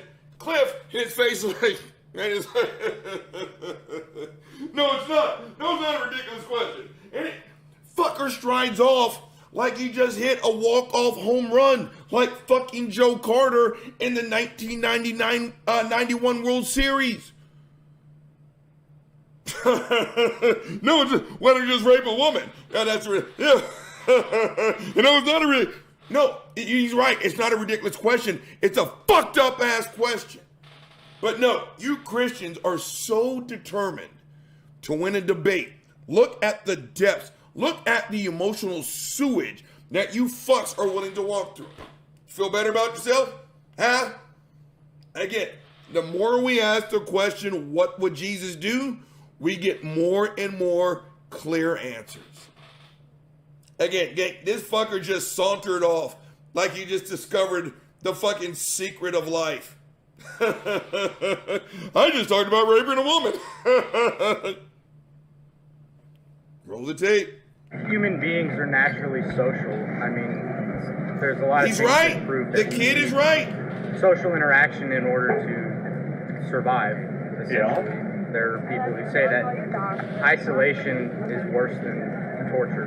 Like, so you think that being able to maintain social bonds is crucial to survival. And if you break morals that destroy social bonds, then you're going to hinder your ability to survive.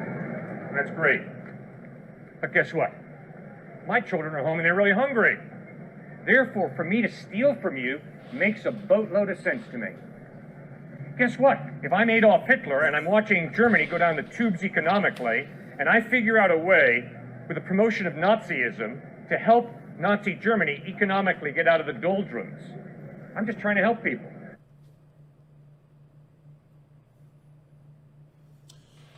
Pause the tape. I only got a couple minutes left in me, gang. So let's answer the first one. Fuckface Cliff. Did you ever stop to think, if you just knock on my door, tell me your story that you can't feed your children's? Yeah, maybe I was like, you know what? Hold on. I don't have much, but I'm going to help you out. Now, I just built, hashtag I'm professional. Let's say I have children's up in this house. Let's say I got a woman up in this house. I got a family up in this house. If you break into my house at 2 o'clock in the morning, I'm an insomniac with a 7-degree black belt and fucking anger management issues. You want to break in because you want to feed your children. We won't get to that conversation. All I know is that I got to protect my family at all costs. You're going to get your ass handed to you in the worst possible way.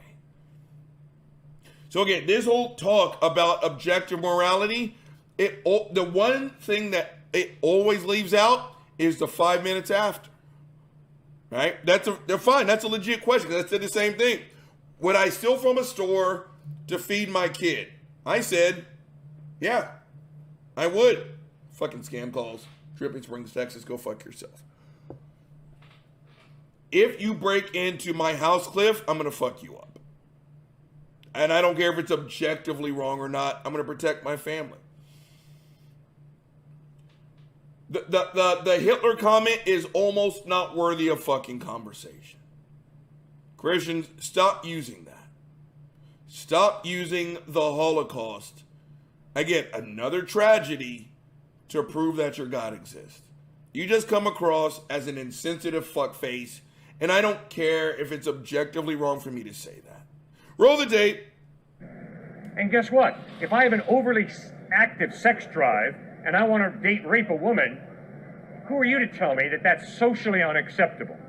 I think it's socially acceptable. And who are you to foist your opinion on me? See, sir, if you're going to... I'm just trying to help people. And guess what? If I have an overly active sex drive and I want to date rape a woman, who are you to tell me that that's socially unacceptable? I think it's socially acceptable. And who are you to foist your opinion on me? See, sir, if you're going to... Pause the tape. Pretty much going to end the tape. I made it 8 minutes into almost a 30-minute video. Christians, what the fuck is wrong with you? Please hit me in the comments. If there's a Christian watching this, what the fuck is wrong with you guys? What makes you think that what he just... Yeah, we're ending the tape. Cliff, go fuck yourself. You are a horrible person, Cliff. I don't have to prove that objectively, Cliff. You're a sack of shit. What if I had an overactive sex drive and I wanted to date rape a woman? Again, what would Jesus do? Apparently, he'd give the okay to this bullshit ass argument. I will say this on this topic. Because again, if you need me to explain why what he said was absolutely devoid of all morality, I can't help you. I cannot help you. Where's Buddy going? Let's get Buddy to wrap this thing up. Now is my... Oh, wait. Hold on. He's going down. He's going down. He's looking for a more comfortable place on his... And he found it back on topic. Cliff, go fuck yourself.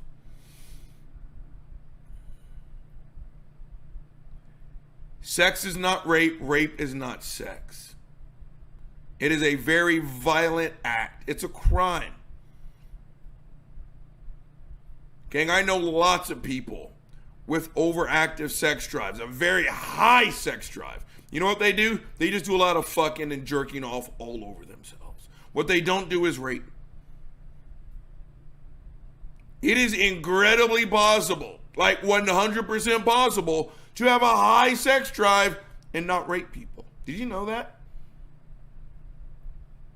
Sex is not rape. Rape is not sex. Cliff Connectly, please go fuck yourself. Gang, Uncle Bobby has only given you one big motherfucking problem. So as a result, Uncle Bobby's giving you one big motherfucking solution. Ask Cliff. Shut the fuck up. You are disgusting. Dude, let's just talk about the whole objective morality bullshit. It's bullshit, right? Again, and again, for the second time, I'm acknowledging this is not 100% a Christian topic. I know that. I'm acknowledging that.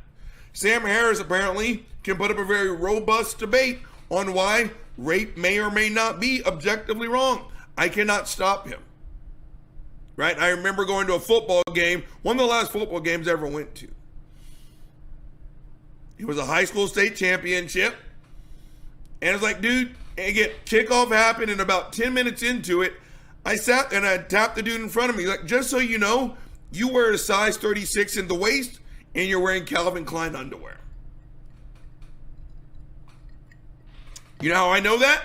You won't sit the fuck down. I have been staring at your ass for the last 15 minutes. Is there any way you can sit the fuck down so I can watch the fucking football game?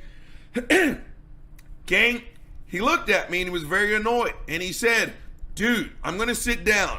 But just so you know, this is a football game. People stand up during football games. Gang, I looked around. You know what? He was absolutely right. That's why I don't go to football games. Well, I just don't like people. He was right. People stand at football games. I sit my black ass in this house. I drink my liquor and I watch my game in silence. My point is, I'm not going to go in their house. The stadium is saying again, as a former football player, I appreciate the energy. I don't belong there anymore. I'm that old, boring fuddy-duddy. My point is, I'm not going to go break down the door of Sam Harris arguing William Lane Craig on whether rape is objectively wrong or right. If that's your jam, do that shit way over there. But tomorrow I'm going to go to work. I have 3 self-defense sessions lined up already. And you know what? I'm going to go do my job. And I'm not going to sit here and listen to Susie Q or Deborah X tell me about the worst moment of their entire fucking life. And I'm not going to sit there and say, yeah, okay. I mean, it was painful. Maybe it was even slightly uncomfortable. But if there is no God. So again, I respect their space to do their bullshit all the way over there. Now, the moment Sam Harris or fuckface Cliff walks into one of my sessions and says, well, Susie, I'm going to slap the shit out of him before he can finish the goddamn sentence. Right? But fuckface Cliff took this into a public square. I'm familiar with that street. I've been there. Right? One, if you wanted the actual answer, he's literally a half a mile removed from the actual answer. Instead, he felt it more important to sit there and give a bunch of kids, I just built hashtag unprofessional. He felt it more important to sit there with a bunch of kids and ask them questions that had the answers already inside of it. Well, who gave us the morality? Loaded question much, right? And then, like every other apologist, he hit up the whole, well, what's wrong with hurting a child for fun? Again, go fuck yourself. And then ended it off with a comment about rape. And that apparently rape is not objectively wrong. Fuck you. Fuck everything about you. Fuck the crotch you came out of. Fuck your daddy. Fuck your siblings. Fuck your mama. Fuck the street you lived on. Fuck the hospital you took your first breath in. Fuck your pet. Fuck your best friend. Fuck your favorite sports team. Fuck everything about you. If you actually want to sit there and fix your fucking mouth and use rape as a fucking chess piece to win a goddamn debate. Christians, I don't know what's wrong with you. I just know I don't like it. And I don't have to sit here and justify whether my disdain for this topic is objectively right or wrong or not. Christians, when you wake up in the morning, here, let's end on a positive note. Here's a public service announcement from Uncle Bobby. Let's have some fucking liquor to that one. I'm actually going to try and help you guys out. So write this shit down. If you wake up in the morning and you feel your trigger finger, a little, I'm going to go start a debate. And one of the cornerstones, one of the foundational pillars of my debate is going to be, if there is no God, what's wrong with rape? If you wake up in the morning and you have that urge, do yourself and all of us a favor. Carry your monkey ass to bed, fall back asleep, wake back up, hit the reset button, and don't fucking do that.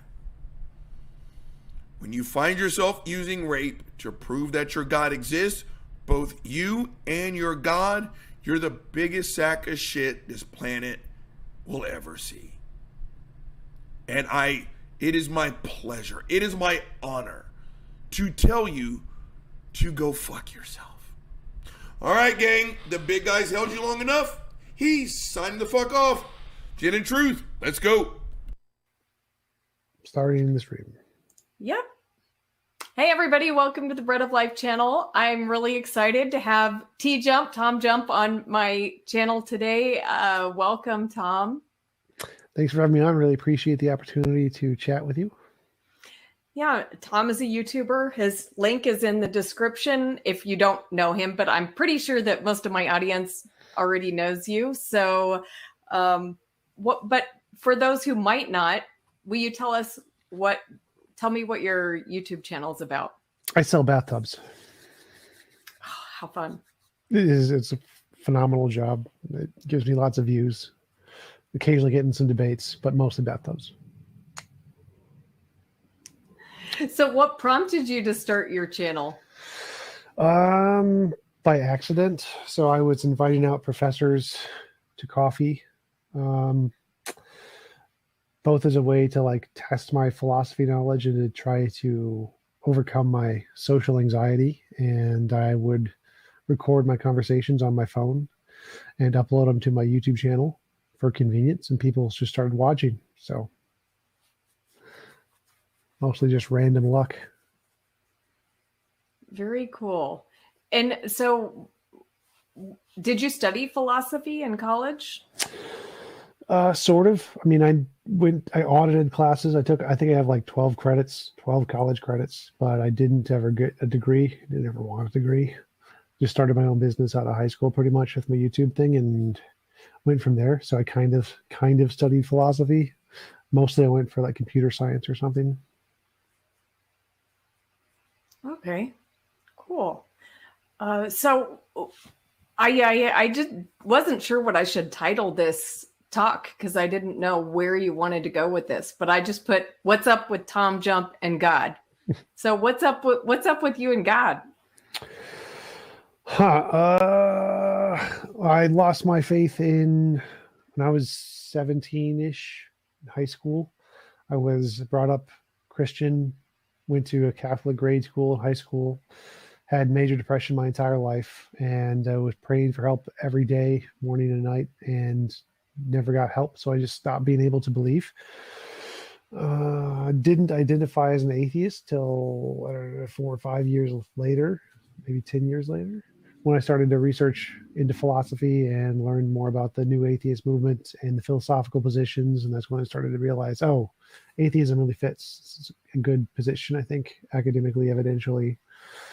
And so that's when I became an atheist from following new atheists and the philosophers. Guess that's a short version. Yeah. Did you eventually get over the depression? Temporarily, sort of, for the most part. So like in the past year, I did, because I got to date a model, Instagram model, and that was the one thing that really helped me to overcome my depression. For me, I have high function autism, and people with autism have a special interest, and my special interest is dating models, apparently. And that's like the only thing in the world to someone with autism that really matters. The most important thing to them is their special interest. And for mine, it's dating really attractive women. And since I got that, it essentially instantly cured my depression, because I was like suicidally depressed until about a little over a year ago. And being in a relationship really helped me to overcome that. And I got dumped like 4 months ago. So I was steadily declining, but overall I'm still a lot better than I was before the relationship. Cool. But is that relationship still going? Because you were kind of talking about it in the past tense. No, I got dumped 4 months ago. Oh, okay. I see. Okay. And so you mentioned like you never got that answer to prayer.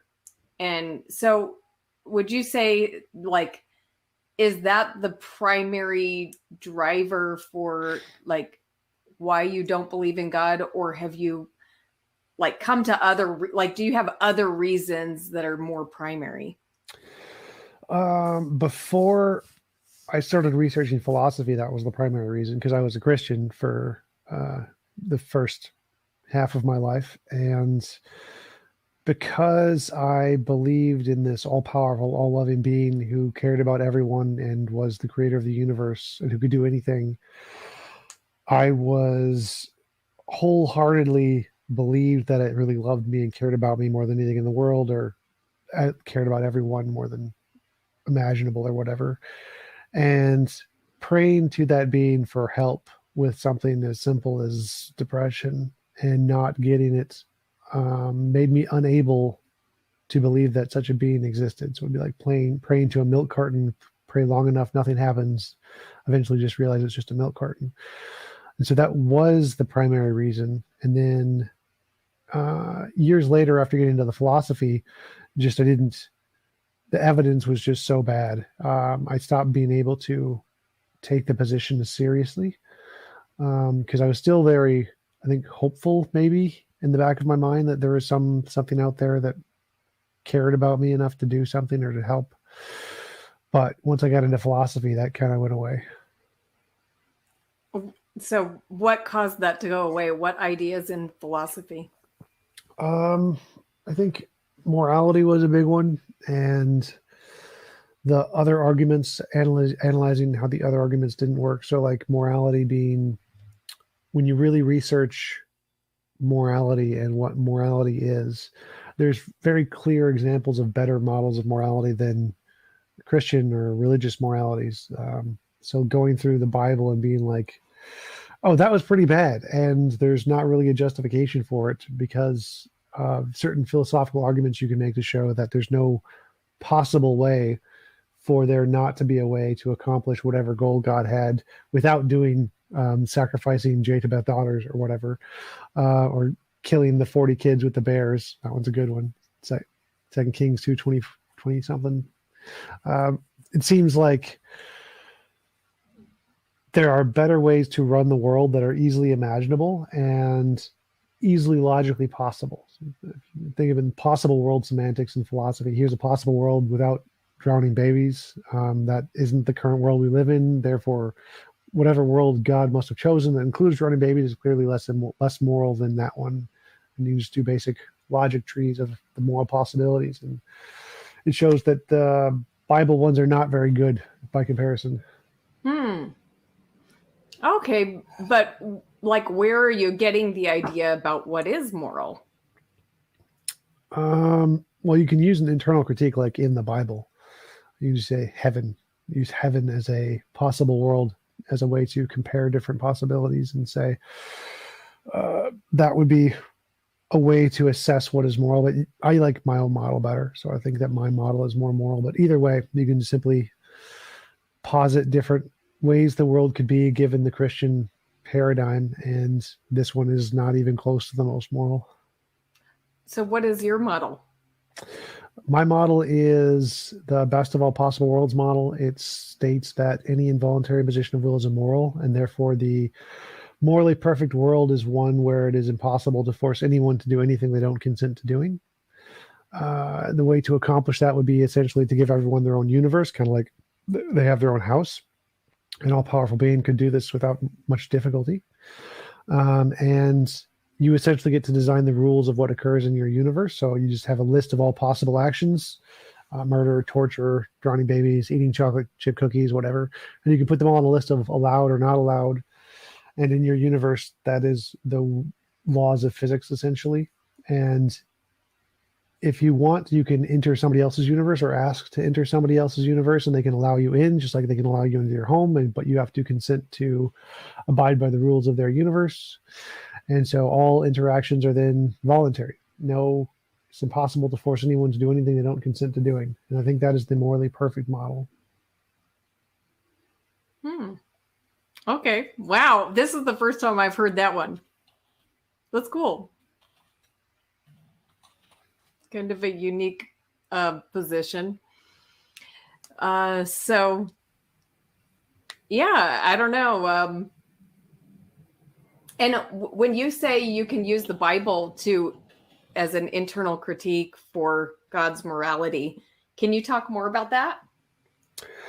Sure. So you can try to determine what the values are. So like heaven is essentially, is heaven morally perfect? Most Christians would say yes. So because you can't really critique the Bible, you have to critique Christians because the Bible's interpreted by people. And so if you, as an atheist, for example, interpret what you think the moral doctrines are in the Bible, it doesn't usually work very well as an internal critique because every Christian says you're wrong.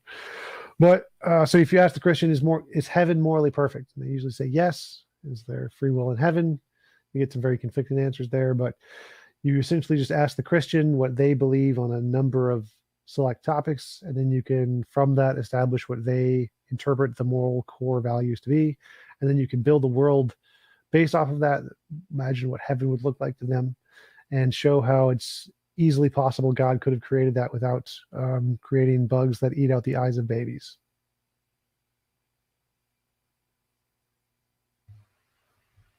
So do you feel like you have more answers about the world now than you did when you were a Christian? More answers.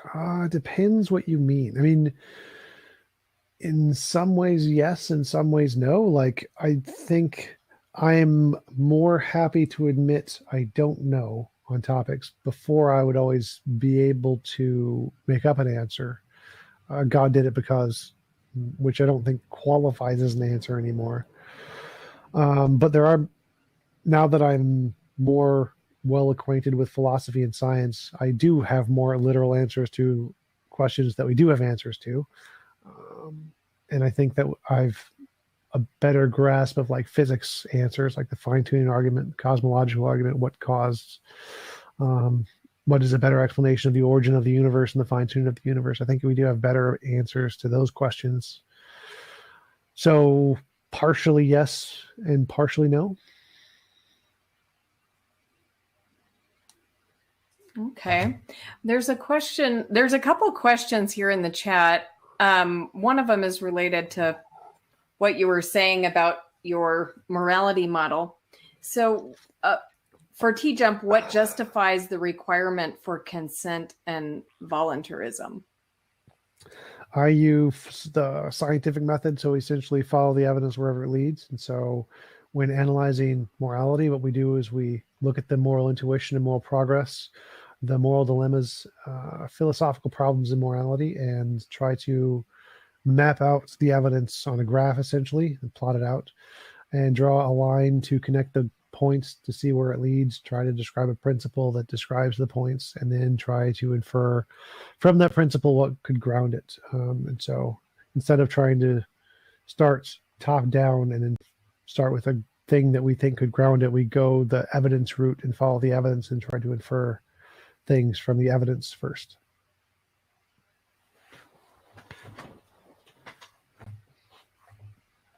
All right. So this is kind of going to be a discussion. Do you have any questions for me? Sure. What inspired you to start your channel? Well, I've always been an evangelist. So a few years back, it just seemed like a good opportunity to be able to share the things that were on my heart with a broader audience. So I just started making some short videos, and then my channel kind of morphed into what it is today. So it's taken a little bit of a strange turn. I was not expecting when I started that my primary audience would be atheists, but it's an interesting surprise. And how did that turn happen? Is it Doug's fault? Just blame Doug. 100% Doug's fault. No, but well, okay. At the beginning, when I started my channel, nobody was watching it. So I put ads on my videos for a time, like, where I paid for it to be advertised. And like, it was just going out to anybody. And I was getting tons of comments from atheists who weren't really watching my videos. They were just taking the opportunity to just be like, Christians, but I started responding to them. And then I ended up getting like in long conversations with them on the chat. Sometimes the conversations would go on for months. And so my channel somehow, like, I don't know, it was attracting a lot of atheists that were continuing to comment and sometimes watch my videos. And eventually I ran into Digital Gnosis Nathan, on I guess I ended up seeing his testimony video. So I thought he was a Christian. And I wrote to him and I said, "Oh, I really liked your testimony video." And he said, "Oh, well, that's nice, but I'm not a Christian anymore. I'm an atheist, or I'm an agnostic now."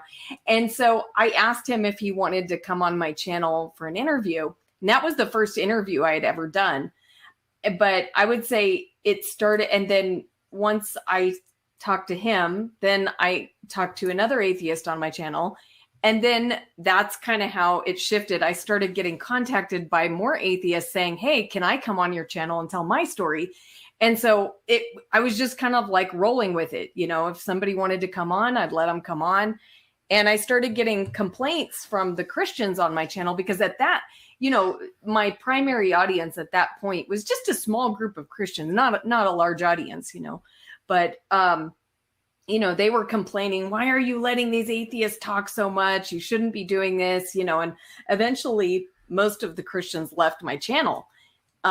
So, you know, and for me, that was fine because I really never was attempting to reach out to Christians. I was really more doing this for those who either have never heard the good news about Jesus or who are currently lost. Cool. And that's interesting because I mostly interview Christians, and as an atheist, and you're a Christian, you mostly interviews atheists. What have you learned from interviewing atheists? Well, I guess I would say I've become a lot more compassionate toward them because before I really started talking to atheists, I just kind of thought of them as just evil people mostly. So I guess I've kind of... Ouch, I'm hurt. Oh my God, you'll cry. So not only evil, but also ridiculous. Like I you know, just felt like atheism was like the most irrational position and like nobody rational could be an atheist. And I guess now what's that? Also true. Really? You think it's irrational? No, it was just a joke. But. So anyway, I think I've grown in compassion because I think there's a lot of people who sincerely would like to believe in God, but they have reasons that make it difficult. And I've also, you know, talked to a lot of people who've been very thoughtful about this. So I no longer think of it as completely irrational. It's still, in a way, incomprehensible to me, but simply because I've always been aware of God's existence. And so it's really hard for me to like make that jump into somebody's shoes who can't see what I see. But, you know, I no longer think of it in quite the same way that I did before I started talking to atheists regularly. And why do you think you said it's incomprehensible because you see God in the world? What do you mean by that? Why is it incomprehensible to understand the atheist position that people don't see God? Well, like I said, I have come to understand it more now, but still to me, when I look around at the world, I think general revelation is powerful, even without the Bible. Just being able to see the created things, the sky, the trees, look at the trees, guys. Just can we clip that? Beauty. Just clip that one. Yeah. So just the created things, and even just human beings, animals, that kind of thing. It's just always been clear to me that there is a creator. Why do you think those things convince you or increase your confidence that there is a creator? Well, because I never observed these type of things spontaneously appearing or assembling themselves. And so I think it's kind of a violation of our observations to think that could occur.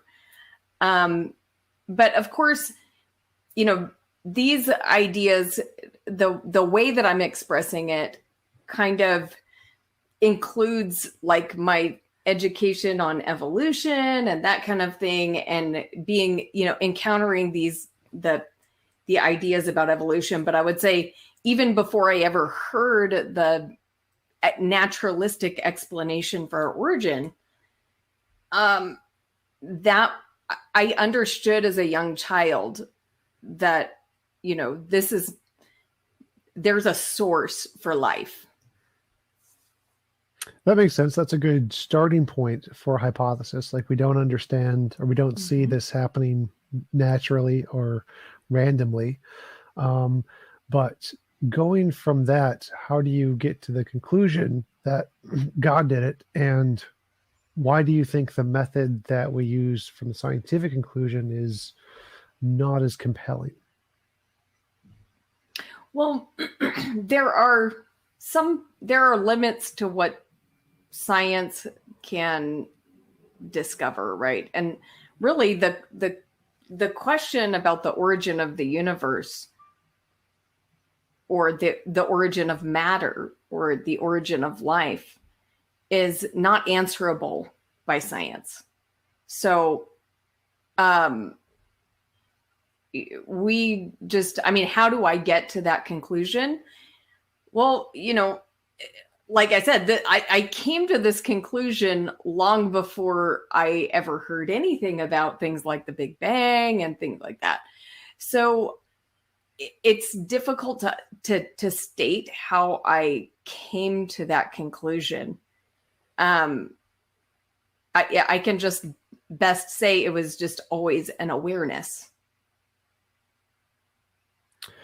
Do you think that having that awareness is like a good basis of evidence? Because from my perspective, if we have a question we don't know an answer to, the best explanation is going to be the one that says whatever my hypothesis is, whatever I think the answer is going to be.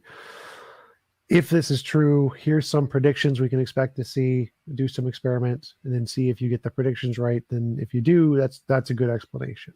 But just saying, like, I imagine people in Norway hundreds of years ago, 1,500 years ago, had the starting intuition that like Zeus or Thor did it. It was a part of their culture. But just having a starting intuition that some higher power did these things doesn't seem to be like a good way to actually determine what actually caused them. Whereas I think the methodology of science from the atheist perspective is a very good way to do that. So for example, you said science can't discover the origin of life. I don't think I would agree with that at all. But it seems like if we have two hypotheses, one that was designed by a designer, one that was created by natural processes, and we want to say, well, which one's the better hypothesis? We look at life, very complex. We think cells may take like 10,000 steps to go from just basic building blocks of organisms to actual life. And we want to know, well, how did it get there? Well, science makes predictions. It explains probably, I don't know, maybe 10% of the steps, but not in order.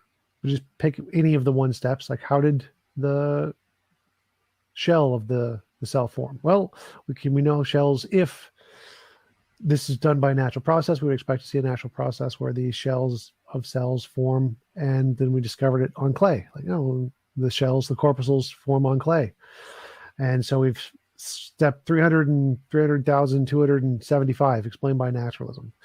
But if we look at the intelligent design side, I don't see any of the steps making any testable predictions that we would say, if the hypothesis is true, here's what we'd expect to see, and then do an experiment and see it.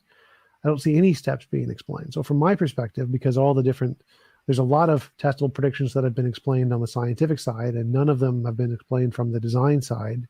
And all most people have is like this intuition that there's something more. And I had that too, so I'm not saying that's a bad thing. It's a perfectly fine way to build a hypothesis.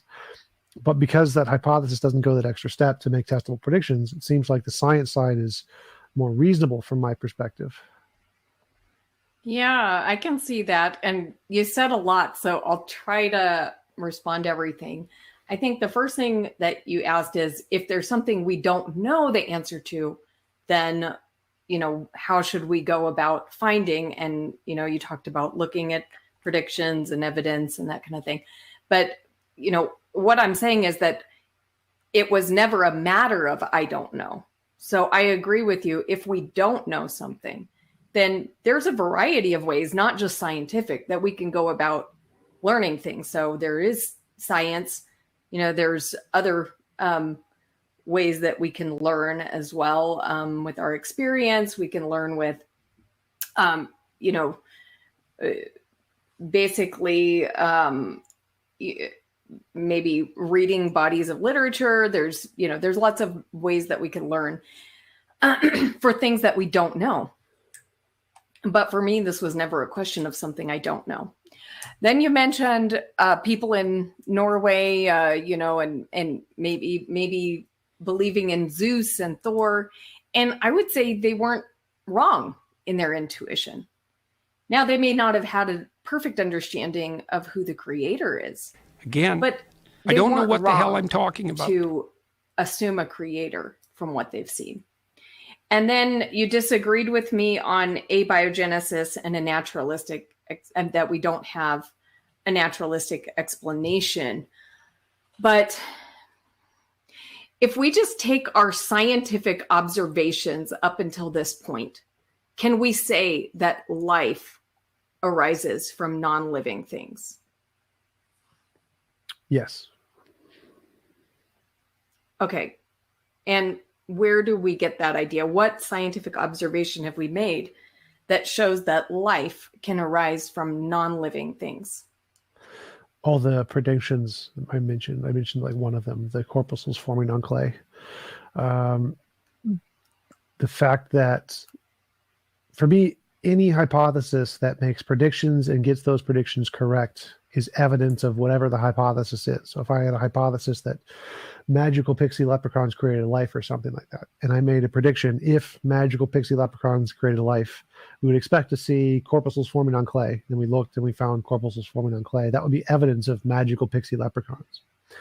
And so if evolution is a hypothesis that's it formed by natural processes, and if it formed by natural processes, we're going to find specific natural processes in these locations under these circumstances, and then we look, we find them. That's evidence of natural processes creating life.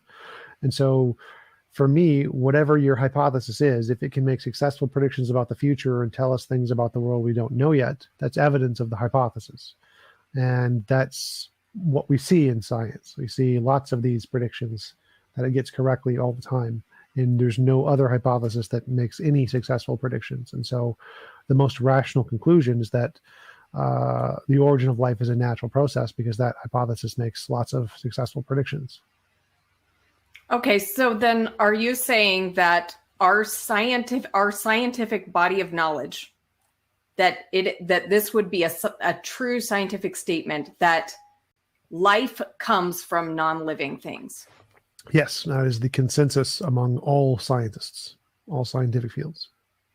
Well, I'm going to strongly disagree with that, because I don't think that it's a scientific statement to say that life arises from non-living things. So, as far as I understand, we've never observed life arising from non-living things.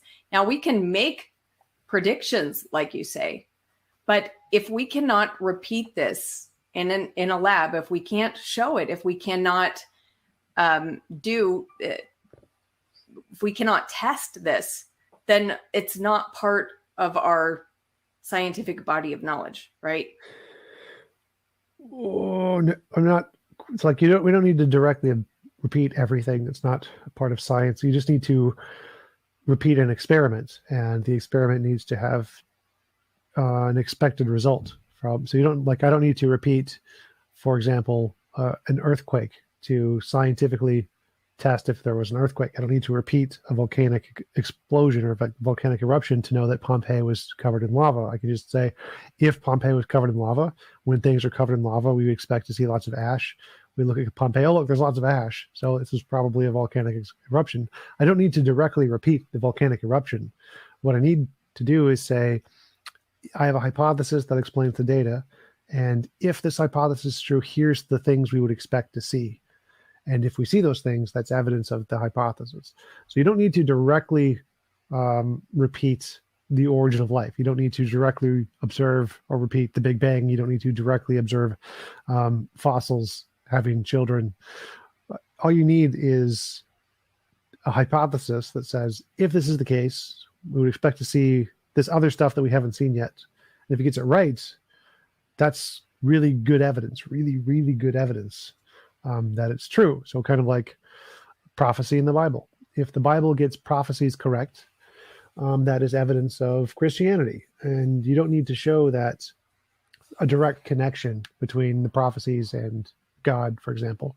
So Doug uses the one example of, if you pray to God with a wet napkin and start it on fire, that's evidence of God. That would be. It would, if you could pray to God, Christian God, and every time you did, a wet napkin would start on fire, that would be evidence of God. Now, obviously, you can't make a direct connection between God's hand starting the wet napkin on fire, but that doesn't matter. You don't need to directly repeat the God's hand part. All you need to do is say, I have a hypothesis. Here's an expected result. If my hypothesis is true, do an experiment, and if you get the result.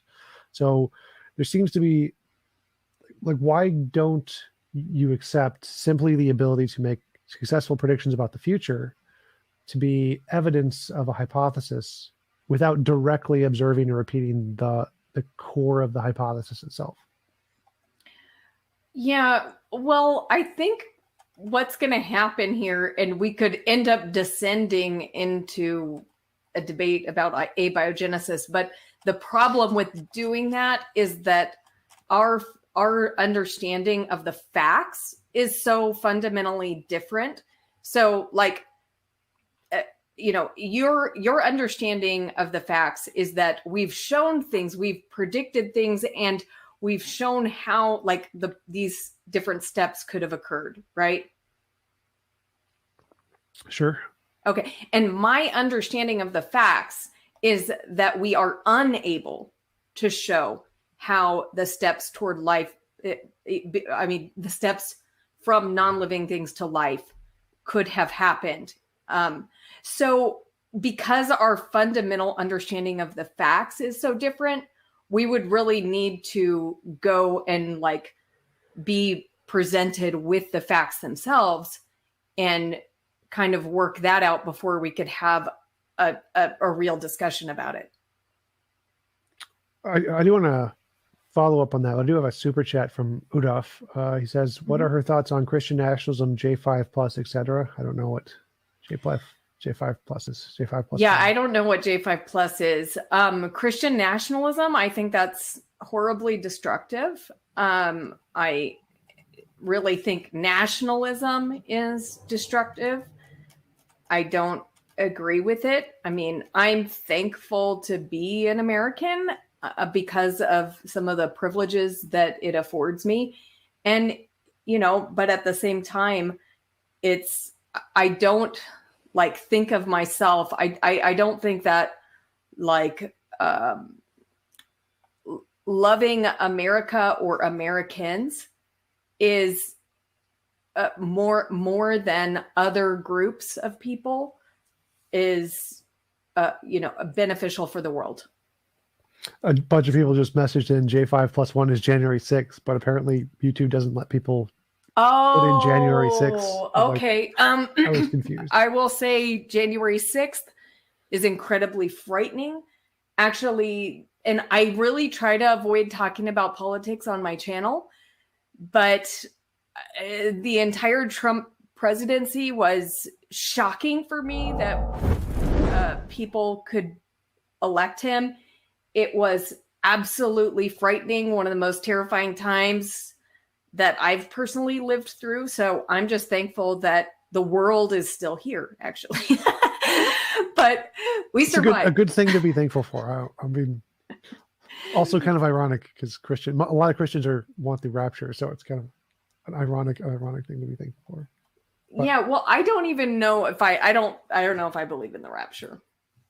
That's interesting. What do you mean you don't believe in the rapture? I mean, it's one idea about, the way that things could end up, but I feel like there's very little scriptural support for it. And it requires interpreting, it requires an entire system of interpreting Revelation that is problematic. And like, I feel like at one time in my journey of faith, I felt like I understood Revelation. And then I'd read another book from another perspective. And then I think, oh wow, now I understand it totally different. Right now, I can tell you this. I know almost nothing about that book, and I don't really mess with it. So I'm not very in Revelations or the Bible? Just Revelation. Yeah. So I really don't get into interpreting that. I'm not very end timesy. And yeah, so that's it. You mentioned that you saw my debate with PhD Tony and Sal. In that debate, PhD Tony asked, do you believe in magic? How would you answer that question? Oh, most definitely I believe in magic. Yeah, all kinds of magic. So why is that an important question? It's always, because I've asked lots of Christians this question, and they always say no. They say magic is like an abomination. It is a figment. It's a false analogy to compare miracles or God to magic in some way. And so when you use that in the atheist community, you say it's a comparison between a miracle and Jesus rising from the dead and magic happening. And Christians, a lot of them seem to take offense to that. But then PhD Tony asked this really great question, like, do you believe in magic? Because it's in the Bible, it says magic is real, and give a few examples. And I thought it was a really great question. So it's a new thing I learned that it's not always seen as an insult by Christians to compare it to magic. So it's a new thing I've learned recently. You know, I kind of find there's sort of an anti-supernaturalism that comes with Western Christianity sometimes that to me is very odd, because the Bible is full of these, well, I don't know if you want to call them supernatural events, but they're events that, are basically things that we wouldn't expect if we were just, if the natural laws were in effect. Although one could say, well, God is using natural laws. It's just his law, his power supersedes the normal course of things. So I don't know how people want to define supernatural, but I mean, the Bible is full of fantastic stories that, require something more than what is natural. So I don't really see why Christians would read the Bible and not believe in magic, powers, and the power of God at work today. Like, sometimes I feel like we read Jesus's miracles from the past and we say, oh, that's great, and focus on that. But then Jesus is real. He's here now, and he still does miracles. But in a lot of Christian environments that I've been in, that's like a really scary concept, and they don't want to mess with it. Like, it's kind of like weird to expect Jesus to do a miracle. So I don't know. What was it like in your Christian upbringing? Like, did the Christians you were around believe in miracles and expect them? Yeah, my parents were definitely big into that, and they said that God had a direct impact on their lives and answered prayers all the time. So that was definitely a bigger part of the Christians in my life, and probably one of the bigger reasons why it was so hard for me to believe that God wouldn't answer mine. So I think that, it was definitely a big part of it. Yeah, well, I understand that. I mean, if it makes you feel any better, there's been lots of my prayers that God hasn't answered. I have probably more unanswered prayers than answered ones. So, I don't think it's unexpected I don't think it's like abnormal for God to not answer in the way that we hope. I have a different perspective on that, but for me, it seems like if God forces a child to suffer major depression or any horrible, horrific lifestyle for 20 so years, I think that's pretty good reason to not trust him. Yeah. Got a That's question understandable. Question from Marty Mad Scientist. Science continuously improves knowledge of the physical world. How does religion improve knowledge of God? Wait, can you repeat that? Sorry. Science continuously improves, gives us improving knowledge of the physical world. How does religion improve knowledge of God or give us more knowledge of spiritual stuff? Well, religion can lead us to knowledge of God, or it can lead us away from knowledge of God. And so I would say it depends on what the religion is teaching. And even within Christianity, there are some very bad ideas that I think lead people away from the knowledge of God. So I would not say religion leads people to the knowledge of God.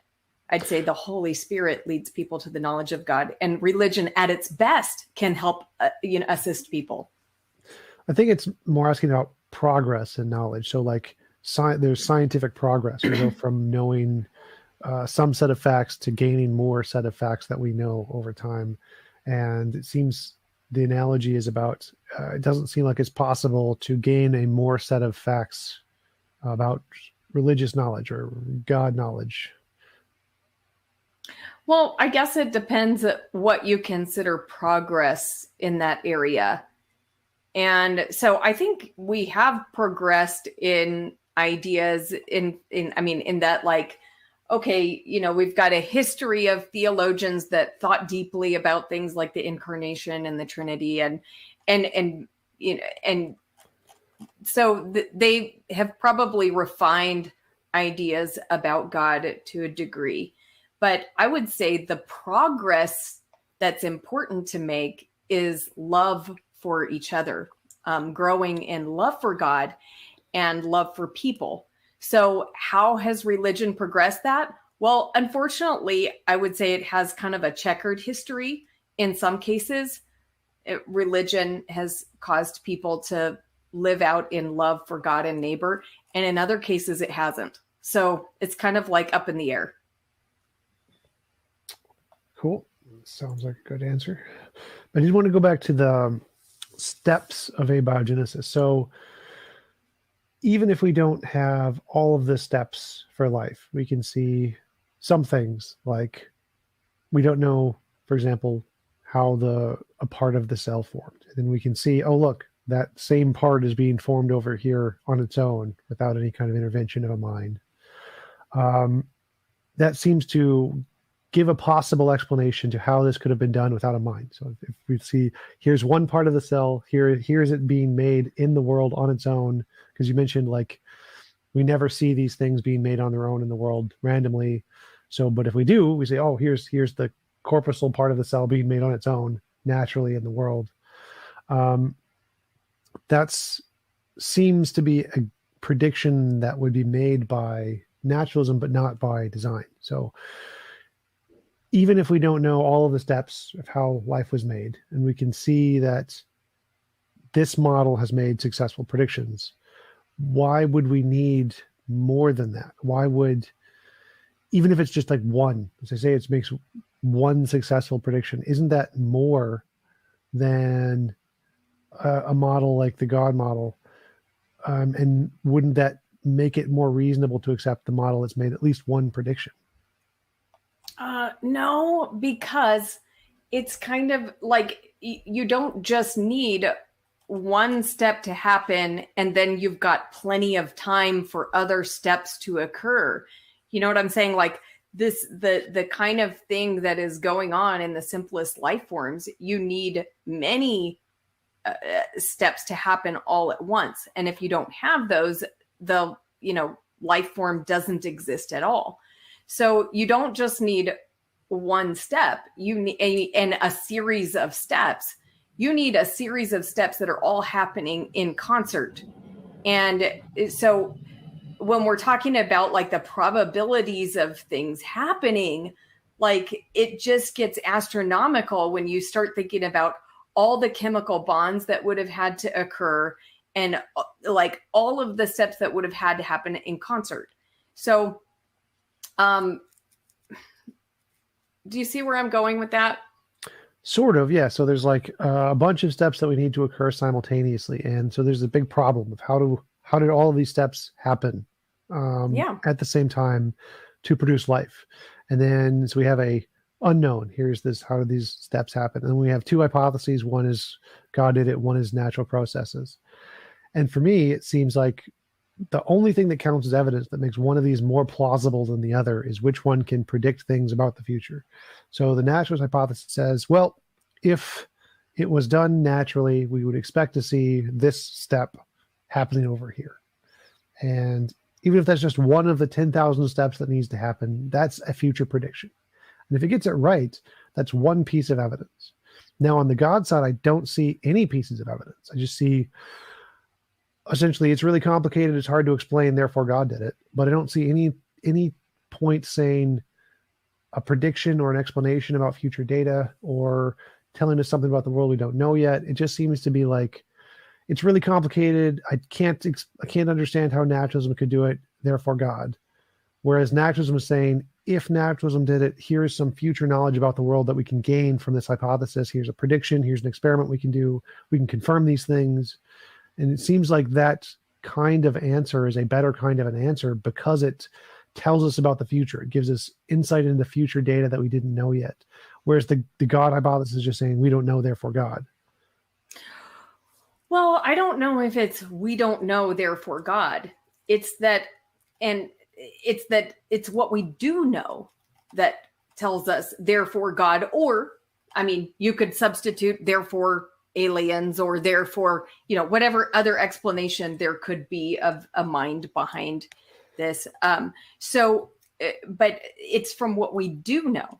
So Sal told this little anecdote, and I'm probably going to get the details wrong, and that's really sad, but I can give the gist of the story because I think it's a good illustration. There was like a professor that was teaching a room full of kids, and he basically sent one of the kids out of the room, and he took a bunch of coins, and he put all the coins on one side, like on heads, okay? And then he invited the kid back in the room, and he was like, hey,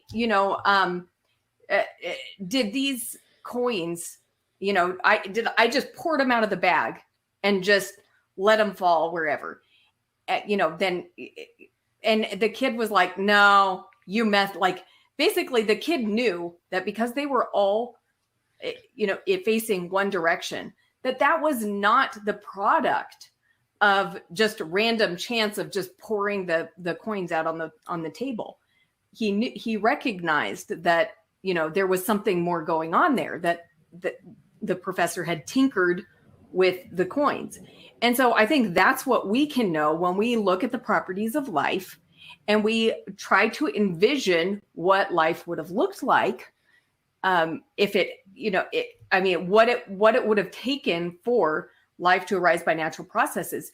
It's what we do know that tells us that it had to be the product of a mind.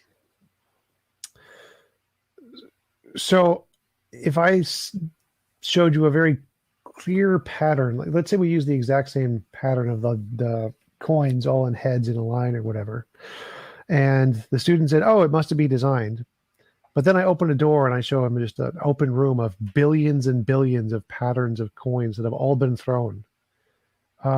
Don't you think at that point he would be reasonable to say, oh, actually, that's probably just one of the billions of different coins. You just picked one of them that looked really cool and showed it to me, and I was confused because it looks like a pattern. But really, it was just random chance because there's literally a billion coins over there that have all been in random patterns, and you could just pick any pattern you want, and it's going to look designed if it's like something that's interesting to me. Yeah. So, and that's where we would have to get into the numbers, which I'm not prepared to do, of how many, different coin arrangements would it take to get that type of assortment and to be able to locate it. And so, to me, it's just kind of a thing of, okay, like, Tom, if you're willing to believe that, okay, but it just seems like it's sort of a ridiculous position to take. Right. Seems like there's a simpler explanation. I I don't think it would be simpler, but suppose we say that, so we see these coins all on a line, and your hypothesis it's made by a mind. My hypothesis it's a natural process. And if it's a natural process, well, then we would be able to open a door somewhere and just see billions of coins. There'd be billions and billions of coins everywhere. And then we look and we find certain areas that have these billions of coins. Well, now that's starting to indicate probably not design, probably something else. And then if we say, well, if it's natural processes, well, these two coins, like of the 10,000 coins that are in a line, these two are actually really linked, closely linked. And so in a lot of the patterns, we're going to find these two coins exactly connected in the way that they are in this current organism. And then we look and we find all the patterns. Oh, look, these two coins, they're connected. They're connected a lot. They really like each other because they're physically have a bond that holds them together in such a way that links them. And we find out, oh, these other coins over here, they're slightly far away. They're not connected to these other two coins, but these coins are also connected in a way. And we look at the billions of coins and say, oh, look, they're also connected. They're connected too. Now, this is starting to seem really strange that this hypothesis that they're done by natural processes is making these predictions that there's these patterns that we see in this big long chain, and that we can find them in this lots of other patterns everywhere else in the universe of the billions of coins. And so it seems like there's progress being made in this one hypothesis, whereas the other one is just saying God did it, and then kind of a stop, kind of not really any progress, no real inference to anything else in the future. So it seems like one of them is making progress and one of them isn't. And for each of these different patterns that we find, the probability goes from it gets lower. Probability gets lower. So if you find two coins that are very often linked together, that means the probability of this long string of 10,000 coins goes from 10,000 to 10,000 or to 9,998, one in 9,998, because the two are linked together. We find these other four coins that are bound together. Well, then it drastically decreases. So it goes 4 times less. And so for each pattern we find in nature, the probability goes from some astronomical number to a slightly smaller astronomical number.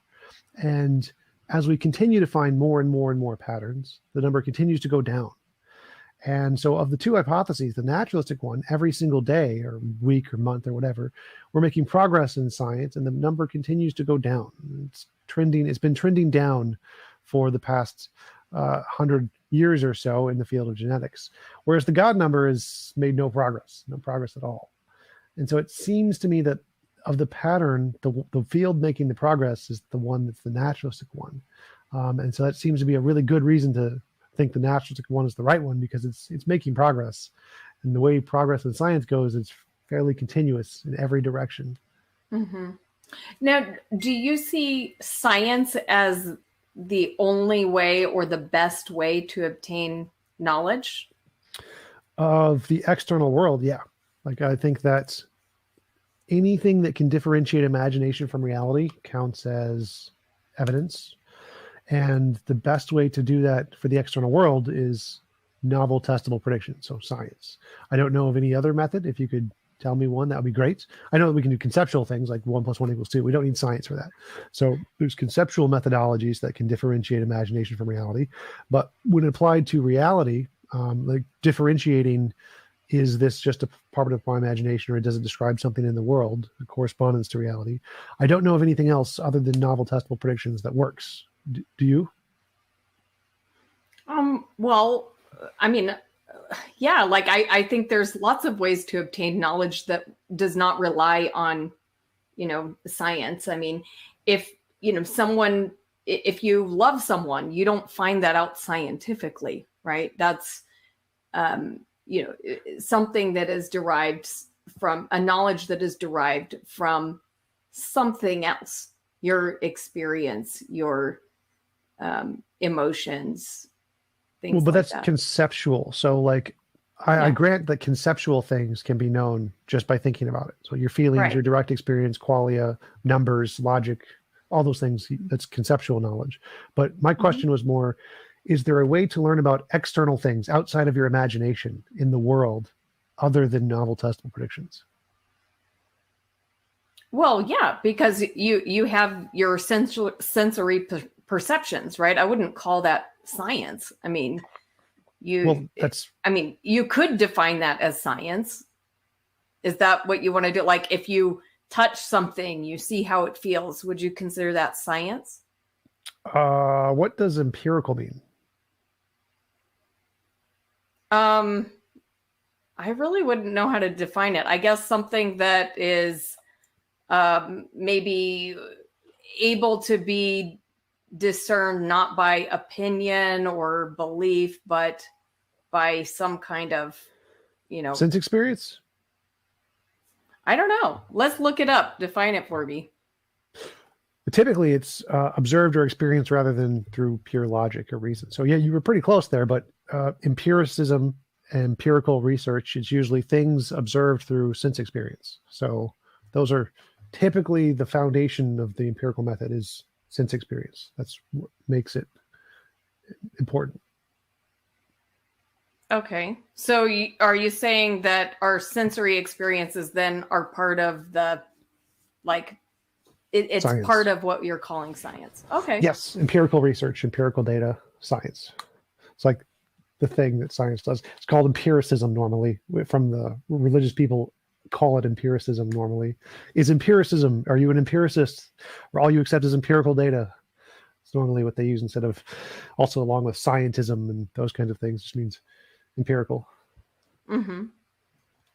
So is that how you would, is that what you would call yourself, an empiricist?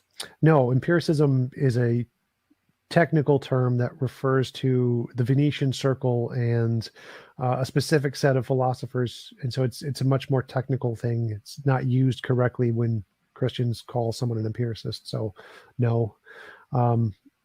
But the sentiment that the Christians are using, that do I prioritize sense experience and empirical data? Yes, absolutely. I don't know of anything else that gives us any information about the external world. Okay. Well, is there what else would you like to talk about? Super chat from Grays174. Why does God do anything? He doesn't need to. He's fine either way, and thus whole setup is incredibly whack and ad hoc seeming. Yeah, I guess I would just say for the fun of it, for the beauty of it, for the glory of it, and for love. Yeah, I wouldn't see any problem with he wants to. So he wants to do it for some reason. That seems perfectly rational. But I think there's like a complicated philosophical argument. If God is perfect, why would he do anything?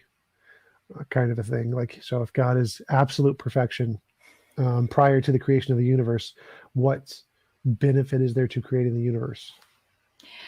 Yeah, and that's where I think I've heard this argument before, and it kind of makes me feel like we need a definition of what perfect is in that sense. Like, and I might not agree with the philosopher's view of God as perfect in that way. So, I mean, I think God is morally perfect, but I don't know if I would take on the definition that's given like in classical theism. That's fair. Another super chat from eFont. What are your thoughts on the logical problem of evil? Well, I'd say it's a good argument. And so I do think that it can be overcome, but I do think you can say God has morally sufficient reasons for allowing the things that take place in this world. But it's definitely, to me, the argument against God that has the most punch. And it's the one that I have experienced personally and wrestled with the most. So, but for me, it's never been a question of, does God exist? And I'm looking at the problem of evil. It's more like, God exists. Is he good? And so that's something I wrestled with for quite a long time. Is God good? Because the Bible says that he has compassion on all that he's made. He satisfies the desires of every living thing.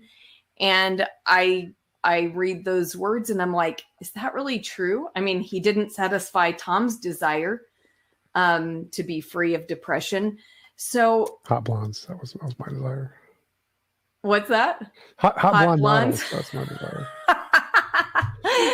Well, I can answer that one, but you know, can I really believe that God's intentions toward us are good when I look at the world and it seems like a place that is largely untouched by God's goodness? And so that is something I've wrestled with a lot in the past. It's something I continue to wrestle with. I still, you know, when I see tragic things happening, really have a hard time with it.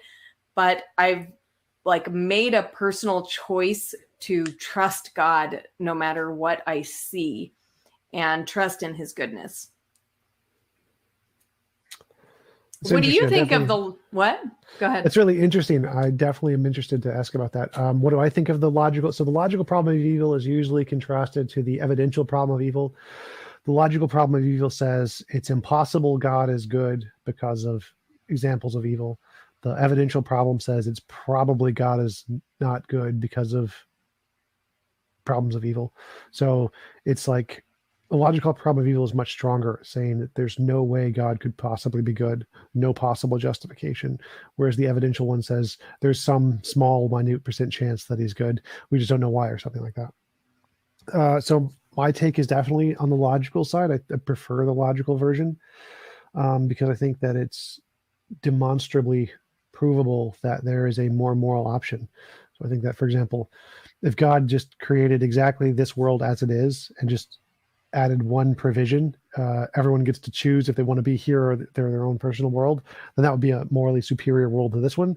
He did not do that, or if he did, it contradicts what the Bible says, so it would be a different God. But that would prove that God can't be morally perfect because there's at least one moral option that he didn't choose. Now,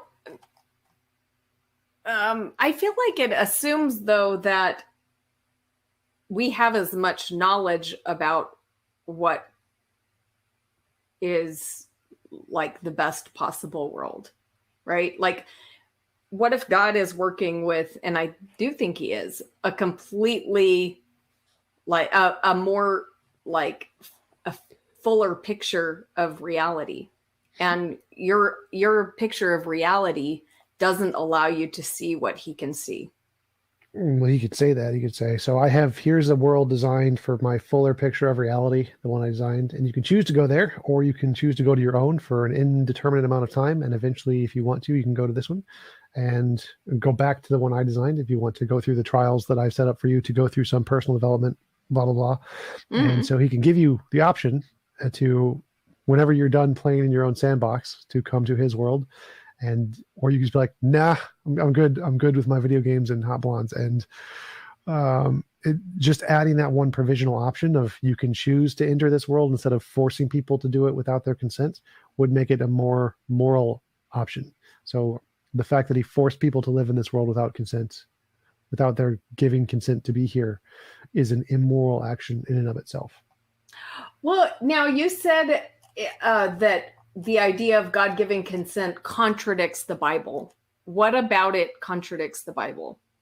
Oh, it just contradicts like literally what is said in the Bible. So like we what? Suffer from sin because Adam and Eve ate the apple. So that's what we are. I forget what the term is. We are stuck here in the world of pain and suffering because they made this choice. Like we didn't each get to choose. We didn't each get to choose to go to our own universe and voluntarily be here. He hardened Pharaoh's heart. Pharaoh didn't choose to be able to voluntarily disagree or go to his own universe. So if for the world I'm describing to be true, it would have to contradict the interpretations of the Bible that are classically used. It would be a very strange interpretation of the Bible. Prior to any of this, God gave you the choice and you chose to be here. That would have to be added in somewhere. Okay, because I mean, and by the way, I don't believe in the idea that God gave us consent, but I'm just trying, when I think about what the Bible actually says, I think it might be agnostic on that topic, because you could still be affected by Adam and Eve's sin, but still have consented to enter the world in that state. Yeah, but I think there's certain parts that are specifically contradictory, like when he says that the hardening Pharaoh's heart is a good example. So if he literally says he's going to stop Pharaoh from being able to choose, that's a direct contradiction there. And there are other examples I've come up with, but I haven't had that conversation in a while, so I don't remember them off the top of my head. Right, but how does God interfering with Pharaoh's will while he was here on earth determine what happened before Pharaoh entered the world? It's just like one example. I don't remember what the other ones were off the top of my head, because I have gone through that where it specifically says like how it determines what human souls do and where they go. It doesn't include the option of choose to opt out and go to your own universe anywhere in there. It's pretty explicitly not said, and said against in many cases, but I don't remember them anymore because I haven't debated that topic in like 5 years. Okay. Do have some more super right. chats. Grays 174 asks, how upset would you be if Calvinism were true? Well, God can be whoever he wants to be. So if the Calvinist God is true, okay. But I think Calvinism is problematic and results in a view of God that I don't think is accurate. And so I think Calvinism makes God a bit of a monster. And so I really don't think that that's the correct view of God. And P-Bot Thulu asks,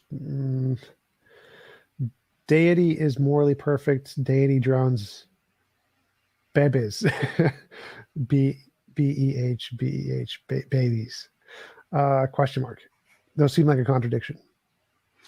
You know, it's amazing to me how often this particular event in the Bible gets brought up, this the flood event. You know, I've read the flood story for years. I never read into it any moral problem with God's actions there, and I still don't. So it's very interesting to me that people have focused in on God's actions in the flood event. Now, God has killed a lot of people, right? I mean, look, you know, you can look almost anywhere in the Bible. You don't have to go to the flood. You can go to a lot of different places in the Bible and God is killing people. And, you know, the way that I see that is he is God and he has the right to decide who lives and who doesn't. And if he kills you, then he has a good reason to kill you. And maybe it's for love for others that he has decided to kill a certain set of people. So I know that really is going to scare a lot of people because, you know, that's like kind of saying, well, oh, then how do you know all you Christians aren't going to turn and like, slaughter a bunch of people? And I hope Christians don't do that because I don't think that that is something that God would command in this age of grace. But, God has the right to kill. What do you think about that? I think if there is even a logical possibility of doing something less bad, and if he doesn't do that, then he's immoral. So like, it's kind of like, I like to use a doctor analogy. If there's a doctor in the 1800s and you've been shot in the leg, the doctor's going to cut your leg off because that's all he can do to prevent sepsis and infection, and you're going to die if he doesn't do it, and that's the best chance you got. If a doctor today with modern technology cuts your leg off, you're going to sue him for malpractice because he can just give you an antibacterial shot and save your life, and he doesn't need to cut your leg off. So he's causing you undue, unnecessary harm, given the technological capabilities of the doctor. So if God has the ability to do even one thing slightly better and doesn't, he's immoral. So this is where poof or drown comes in. I'm sure Doug has probably asked you this. If instead of drowning all of these babies, because I assume you grant that we're probably babies on the earth at that time period. I'm fine with assuming that. Mm-hmm. Okay, so there were babies on the earth, and God decides to cover them in water and suffocate them to death in one of the top 10 most painful ways to die. The top 10 casual, there's a lot more painful ways, but casual ways to die. As opposed to poofing them or just teleporting them to heaven, like S.J. Thomason said. That was a good one, changing their location. This seems like it's very easy to understand there are logically possible ways to make this less immoral. And so the fact that there is a more moral possibility there indicates that God must be evil, because he's kind of like the doctor in the 1800s, or a modern day doctor who cuts your leg off when he could have just given you an antibacterial shot. Well, I think there's a lot of assumptions about what occurred in the flood that we don't have the details of in the flood story. Now, it would be different if it said specifically, and all these babies were writhing in agony and just gasping for their last breaths, and they were crying and wailing. But we actually don't have anything like that in the flood story. So we're assuming a lot of things, including that there were babies. Now, I'm willing to grant that there were babies. Okay. But that is, something that is not mentioned. So we're assuming that, there were babies, and that's pretty natural to assume. But you're also assuming that those babies suffered. You don't know what God did in that moment. Maybe he did knock them all unconscious before they drowned. Maybe he so touched them with his presence that they didn't even experience the suffering. And we have testimonies of martyrs who experienced that, who, even though they were enduring torments, it seemed like nothing to them because of the presence of God. And they were smiling, went to their death smiling. So I think there's, even a biblical precedent for God, making death less painful for people. And so, I don't necessarily assume that the babies suffered, but I certainly would rather, poof a baby than drown a baby if I had to get rid of it. So, clipping that part too, just going to add that to the Pine Creek clip list. So that brought me back to your other statement earlier, where you said that no matter what God does, you're going to trust in him. That he's moral and perfect. And to me, that seems problematic. To me, that seems the opposite of what we should be doing. So, for example, I could say the same thing if I was, for example, SS Nazi soldier or whatever. I could say, I'm going to trust in Hitler, and I believe he's doing what he's doing because he really loves us, and he's trying to protect us from the heinous Jews, their evil Jewishness. Right. And so all the gassing all of the babies he's doing that in love, and he gave them tranquilizers before. There's nothing in Auschwitz says they didn't give them tranquilizers before, so maybe they just knocked them out before so they didn't suffer. Like, you can always say that, but is that really the rational interpretation of what's going on? Or probably not. Well, my decision to trust in God didn't come from like inexperience or lack of knowledge. It came from my experience with him, from the testimony of who he is in scripture. So my trust has a basis beyond just blindly following a leader. So what's the difference there? So like, to me, I didn't, when I hear well, that, what I mean is like, okay, if I was going to, God forbid, trust Hitler, what would cause me to trust Hitler? And so presumably it would be like reading some book he's written and that you find really inspirational, or like the Red Book in China, or Mein Kampf or something. I don't know, Mein Kampf is very inspirational, or just any book that you find really intellectually respectable. Right. Okay. Assuming that's probably the only personal visions or something. So, and I guess he was pretty influential because a lot of people did trust him. So I've never read Mein Kampf, but maybe people chose to trust in him based on that. But propaganda, that's the word. I guess we're all trusting in something or someone, right? So we're all doing that in some manner. So I've chosen to trust God. I think I have good reasons to trust God. I don't see a better option. Do you? Yeah. What's the better option? Question and test and follow the evidence wherever it leads. So like if I see a story of a being or a super powerful dictator who had infinite food resources, but instead of giving the food and feeding all of his people, he decides to kill a lot of them. He's going to Thanos them. He's going to Thanos them out of existence. It seems like the rational interpretation there is he's bad. He's not a good leader, probably a bad leader.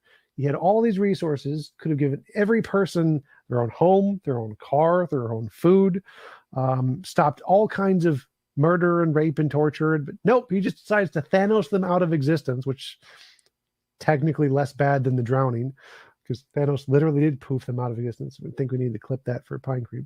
Just give him a little clip of Thanosing so we can add that to his repertoire. But he's still terrible. Even Thanosing them out of existence is still a horribly immoral thing to do. Ending someone's consciousness without their consent is immoral. And given that he had all of the resources to provide them happy lives, even if he doesn't think they're moral, which I don't care what he thinks, the fact that he didn't do that makes him by definition immoral. And so it's clearly the rational interpretation here is that's the wrong decision. That is the opposite of the good. Well, see, now, okay, this is kind of going to take us in a little bit of a different direction, but you keep talking about what's immoral, and you're saying it's immoral to end someone's life. How do I know that?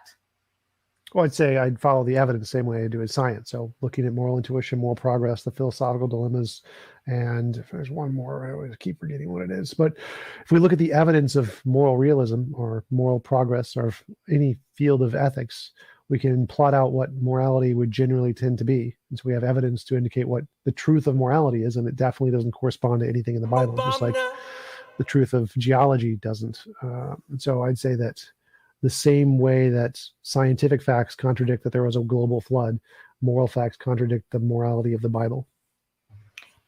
Okay, where's my morality shark? Lance! Where do we get the idea about moral truth? Like, who gets to decide what moral truth is or what moral facts are? Reality gets to decide. So I'd say we, like anything in science, we look at the evidence of what is in reality and try to follow the patterns of reality. So if you see a pattern, you try to plot out the pattern, describe a principle that defines the pattern, and then from the principle infer the ground of the pattern. And that's true of everything. It's just, we use the best way to establish what is true is to make predictions, follow the patterns in reality. So it seems like if morality is real, what best describes morality? Well, morality is our feelings of right and wrong. When we see someone punch an old lady, we feel that's immoral. So we can plot out what are our moral intuitions. This is what we tend to feel is immoral. How does it change over time? Does it change from the past to the future? It does change. It's moral progress. Are there moral dilemmas, moral principles we can use to describe these patterns? Yes, philosophers have been doing that for a long time. And find out there's some very interesting trolley problems that we can establish to try to build what we think the moral principle is. And so we can try to establish moral principles in the same way we establish epistemic principles of philosophy. And so if someone says P and not P, that's usually a bad epistemic principle. It's a contradiction. And so we can build moral theories in the same way we build epistemic or scientific models. And given that, we can try to build possible worlds and assess which ones are the most moral options. So we can assess morality the same way we do anything in philosophy. Shark attack! I thought he would smell blood in the water and come around. This is my friend Lance. He's a moral anti-realist. He's a philosopher. But now, if 80% of people, Tom, believed that chopping people up and eating them for breakfast was morally right, would that make it right? No. So what people believe is irrelevant. It's kind of like if sight, intuition, moral intuitions is like vision. If 80% of people are going to see the mirage, if you're in the Sahara Desert and there's a significant amount of heat rising, it's going to create the illusion of a mirage in the distance. 80% of people, 100% of the people are pretty much going to see it unless you're blind. That doesn't mean the mirage is there. What matters is the novel testable predictions. We can say, if it's a mirage, we can make some predictions that if we go over there, nothing's going to be there. We test it out. If it's real, we would go over there and see, oh, look, there's water. There's an oasis. And so we can make predictions about the patterns that we're going to see and interact with in the future. And that's where we get the evidence of if it's real or not. So in the case of morality, we can make predictions about how morality is going to shift in the future. So it seems like morality in human nature changes all the time. Women's rights, LGBT rights, Indian slavery, animal rights, veganism, all kinds of things. It seems like as humanity progresses, we become more and more moral, and we diverge more and more from the morality of the Bible. So as time continues to progress, it seems like we're going to see any kind of involuntary imposition on people's wills as immoral, and we're going to be able to prevent that ourselves. So like we're going to give people personal force fields if we could do so that they can't get shot or stabbed ever by anyone without their consent. And the fact that God didn't do that, but we are going to do that, is indicating that our morality is superior to that of the Bible. But what if I simply disagree? Now, I'm going to assume, I'm just assuming your worldview for a minute. There's no God. So what if I just simply disagree with you that that's the way we're going to progress? What if I happen to enjoy chopping people up and eating them, and I'm starting a movement? And what if I get 99% of people on board with me? Then would you call that moral progress? No, I would say that Why? there's a particular pattern that we see in human nature, and we can plot it out, and that pattern seems to continue. And so if it went in the opposite direction, I would call that regress, because it's not the same direction that we've been seeing over the past 10,000 years. But how do you know which direction it should go in? Which direction it should go in. So I think it's actually like a law of physics, or something we're literally going to discover in the future. It's the thing where we literally measure in the future. So like killing people is against morality, just in the same way that the laws of physics work? Yes, I think morality is a law of physics kind of a thing. I'm a moral naturalist, so I think morality is a natural phenomenon, natural thing in the world. Okay, but who gets to decide? That's the thing. You keep saying patterns, but like, I mean, I'm just not seeing where these patterns are originating. Well, so again, I think morality is a law of physics that affects people. And so we see patterns in the way that it affects people, but no one gets to decide. It's like literally a thing that exists in the universe independent of opinion. It's like literally like gravity. It's literally a law that's there somewhere independent of humans' opinions. Okay. And so if morality is a thing that actually exists and it's out there, then no one gets to decide. It's like no one gets to decide what gravity is. It's a thing that exists. Okay. Wow. There's tons of questions from the morality shark here. So I'm just going to put the latest one, Lance, because I can't put up all these questions. Why think that the best explanation for patterns of moral judgment involves an appeal to stance-independent moral facts? Because I make future testable predictions that I believe will come true. So I believe that we're going to discover that once AI is developed, or we discover aliens, we'll discover the same patterns. And so if it was just a product of evolution, we would never see these patterns in AIs, because they're not evolutionary unless we imparted them, like deliberately imparted them. But if my hypothesis is if we just make AIs and let them develop on their own, they'll develop morality on their own. And so if that was the case, then this would prove it wasn't an evolutionary pattern. And evolution is right now the best contender to explain morality. All the evidence indicates it's just a product of evolution. There's nothing more than that. But if my predictions come true, then that would be a better explanation, because it predicts something evolution doesn't predict. And that would be why I would prefer mine, because I think this is going to happen. Okay. maybe I'll just set up a debate with you guys because Lance has a lot to say on this topic. We haven't seen these patterns. He's presenting a hypothesis. He's not providing evidence for the hypothesis. That's correct. Sounds My like- evidence has not been discovered yet, because if it had, I'd have a Nobel Prize. So I'm presenting a hypothesis and making testable predictions based off that hypothesis, which should hopefully be confirmed in the future, but haven't been confirmed yet. Because if they had, I'd be a Nobel Prize and be a millionaire.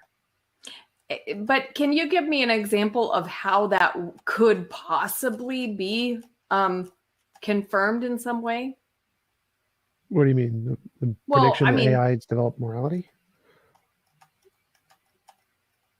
I mean, where would we know what morality is? That's the thing. Is like you're kind of assuming that there's this thing called morality. Now, you've mentioned that includes not killing. I don't know what else it includes, but I mean, I have no reason to accept that as a moral fact. Like, I have no reason to accept that killing is not a moral fact. I mean, is a moral fact if I'm killing people is against, morality, if I'm assuming your worldview.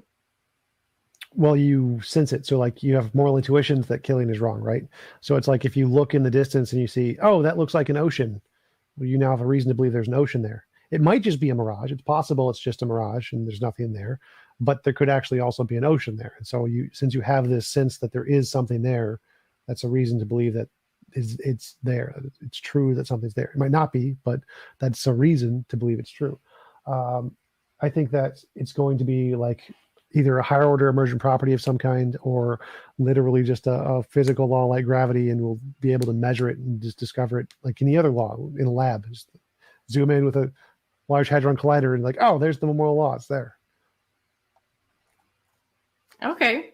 Well, we could go on that topic, but I mean, we can save that for another time. What else do you want to talk about? I got another super chat from Marty Mad Scientist. We are too far up the food chain to be a sustainable food source. So we could maybe sustain 10% of the baby as a food supplement. Wow, that's gross. Okay. All right. Well, what are your thoughts on that? I mean, I guess it's literally true that, I don't think we could use humans as a food source. I don't think we could generate enough babies. It'd be tough. So I think it's literally true. Accurate statement. Factually correct. Yeah, let me put this comment up, and this is I'll respond to this. Mitish Patel says, religion is for people who don't have the intuition that killing people is wrong. You can't stop them from killing. A book can sometimes the book makes them kill. Now, there's, I do have an intuition that killing is wrong. But if I adopted the worldview of many of the people watching, then I would try to fight that intuition, because I would wonder where that intuition might stem from, and if it's really the best, if it's really beneficial to have that intuition. So I think you're right. You guys should probably be very happy that I'm a Christian, because I would try to live as... Just to clarify, it sounds like you're saying you would question it and you would doubt it, which is perfectly rational. So there's nothing wrong with that. Yeah. As long as you wouldn't test it by literally trying to kill people. Well, let me go further than that and tell you why it is a good thing that I'm a Christian. Because if I believed that we evolved by natural processes and that like this principle of survival of the fittest is true, then I would try to be the fittest and the strongest. And I wouldn't mind if in order to, advance my own power and strength, that I had to steal your stuff, kill you, do whatever I needed to do. So that, to me, that would be living consistently, because, some people might say, well, but we all work together better if we just get along and be nice. But I mean, if I look at human history, that doesn't really bear out, right? Like the people who, seize power for themselves and kill a lot of people end up like living the high life, right? So, I mean, how would like what would be the most, beneficial thing to do if that worldview is correct? I think it might be to kill people and steal their stuff. Well, if by beneficial you mean for yourself, I mean that is literally the case, even if you're a Christian. So like Joel. What's that? Well, even if like the way the world is, no matter what the way the world is, the most beneficial thing, if you could be a dictator, would be to be a dictator. You would, even if Christianity is true, it'd still be beneficial to be a dictator. You still get all that stuff, and you could just pray for forgiveness when you're done. But so. Yeah. Well, actually, no, because if Christianity is true, then it's best to be the servant of all, like the Lord is, and to love all people, and to enter into, what it means to be an image bearer of God, which is expressing love for God and others. And so, so how is Buddha doing right now? Where is Buddha? I have no idea. Maybe he got reincarnated. That's a joke. So clipping that section out. That's a good stuff. No, I don't believe in reincarnation, guys. But I don't know where Buddha is. Where do you think Buddha is? In the ground as worm food, I believe. But given the Christian doctrine, I think he's probably in hell. And given how many very moral individuals have devoted their life to being loving and caring based on the Christian doctrine, would probably be in hell. I think that also is a strong contradiction to the morality of the Bible. What do you mean many people that have given their lives to being loving and caring would be in hell? First of all, I just want people to know, I don't believe in eternal conscious torment. I don't believe in this fiery place of ongoing judgment called hell. I believe in destruction, annihilation. That's what the Bible talks about hundreds of times. Life versus death, not heaven versus hell. But speaking of that, why do you think that there are loving, kind people who would end up being judged and condemned by God? Because they reject Jesus. They don't accept Jesus as the way, the truth, and the life, the light. So you're getting, I'll just say that's my view, which is also a biblical view. I think you could make a case for what you're saying from the Bible, but it's not the best way to interpret the Bible. Jesus talks about the righteous versus the wicked quite a lot. And he talks about the sheep and the goats, the parable of the sheep and the goats, when he gathers all nations to be judged. And he separates them as sheep from goats. And the sheep are surprised that they're being welcomed into his kingdom. And why are they being welcomed? Because it says, when you were hungry, Jesus said, when I was hungry, you fed me. And they were like, when did we do that for you, Lord? And he was like, whatever you've done to the least of these, you've also done it to me. So there's no act of kindness or act of love that God is forgetting. He knows people's hearts. And I think it's a very horrible, horrible way to think about God, to think that all he's looking for is a mental assent to who Jesus Christ is, and that he's meting out salvation on that basis. Sure. I like the more universalist approach better, where it's just have to be good. I think that's more moral, but I don't think that's the typical. I don't think that's the way the apostles interpreted it. Well, see, I do think that is, because, I think really Jesus Christ, in 1 Timothy, it says he's the savior of all people, especially those who believe. Okay, so Jesus Christ's salvation, Jesus died for the sins of all people, and all people have equal opportunity to be saved by him. In fact, I think his salvation, I'm not a universalist. I think the wicked will be destroyed. But that Jesus' salvation is so powerful that you actually do have to try pretty hard to escape it. So if we could go back in time and talk to the apostles and they had a more like KJV interpretation, do you think that would lower your confidence in Christianity? Well, that's assuming that they would. And I think there's plenty in scripture to show the opposite. This is hypothetical. So hypothetically, you go back and you believe in the case. Hypothetically, no, because I think the apostles they got things wrong quite a lot. I mean, if you looked when Jesus, right, was, James and John wanted to call down fire on, people who were like, I don't know, not following Jesus. And Jesus was like, hey, like, you don't even know what spirit you're talking from right now. So, the disciples were mistaken about things a lot. And so, I mean, I would say I wouldn't be surprised if they got it wrong. They were arguing. I mean, in the New Testament, we have records of their arguments, about the law and circumcision and different things like that. So I got some more super chats. Indo asks, she keeps asking, who decides? It's a biased question. How does God decide? He must just make it up because he can't reason without antecedent positions. I think that's getting a little too much on the philosophical side for me. But I mean, I just think God is who he is. He is love. That's how the Bible describes him. And so it's not that he's making it up. It's that he is who he is.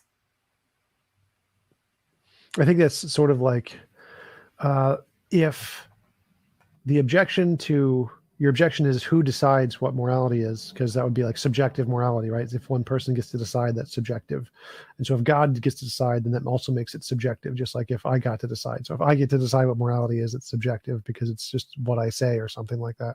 So the same thing would apply to God. If it's based off his opinion or his will, his conscious decisions, then it seems equally as subjective as if I got to decide. Well, it's interesting that you say that because I'm halfway convinced of moral anti-realism right now, which would mean that there are no... Damn you, Lance Bush.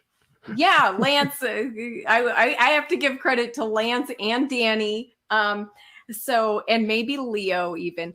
But so, I've been talking to a lot of these guys. Now, I'm not sure about this. I prefer to take a long time to make up my mind about things, but I've listened to them long enough to understand what they mean when they're saying that there are no stance independent moral facts. And so I might be on board with that and say, yes, God, there are no stance independent moral facts. God has a stance, and that's the stance you're going to be judged by, whether you like it or not. Whatever your stance is, that's fine. But there is a stance that matters more than any of the others, and that's God's stance. And so he's going to judge you by that stance. So that'd be moral subjectivism? Yeah. Well, okay. Moral anti-realism. Yeah. Okay. I'll take that. I think that's good. That's a good answer. Sentinel Apologetics. We've debated a few times. He's a good guy. What is the difference between the Christians like those young earth creationists you debated yesterday? By the way, fantastic job, TJ. Thank you. And myself, who also hold to mainstream science. You also hold to mainstream science. I think that would be the difference. I think the main difference between young earth creationists and old earth creationists essentially is the fact that they agree with science. I think that is the primary difference. I wouldn't say that all young earth creationists are stupid or evil or manipulative. I think there's probably a lot of regular, average, normal people that aren't like Kent Hovind or Ken Ham or something that are young earth creationists. So yeah, I think the only real difference between young earth creationists and people who hold to science is that they hold to science. I don't know. What do you think? Well, I am a young earth creationist, and Rob is just giving a little jab at me, and that's okay. Hi, Rob. I love you. And Rob has some strong feelings about this, and I know many people do, and I understand that. In some of the circles I run in, I'm a little bit of a black sheep because I believe in young earth creation, but, I'm okay with that. And I will fully acknowledge that my belief in young earth creation is a belief.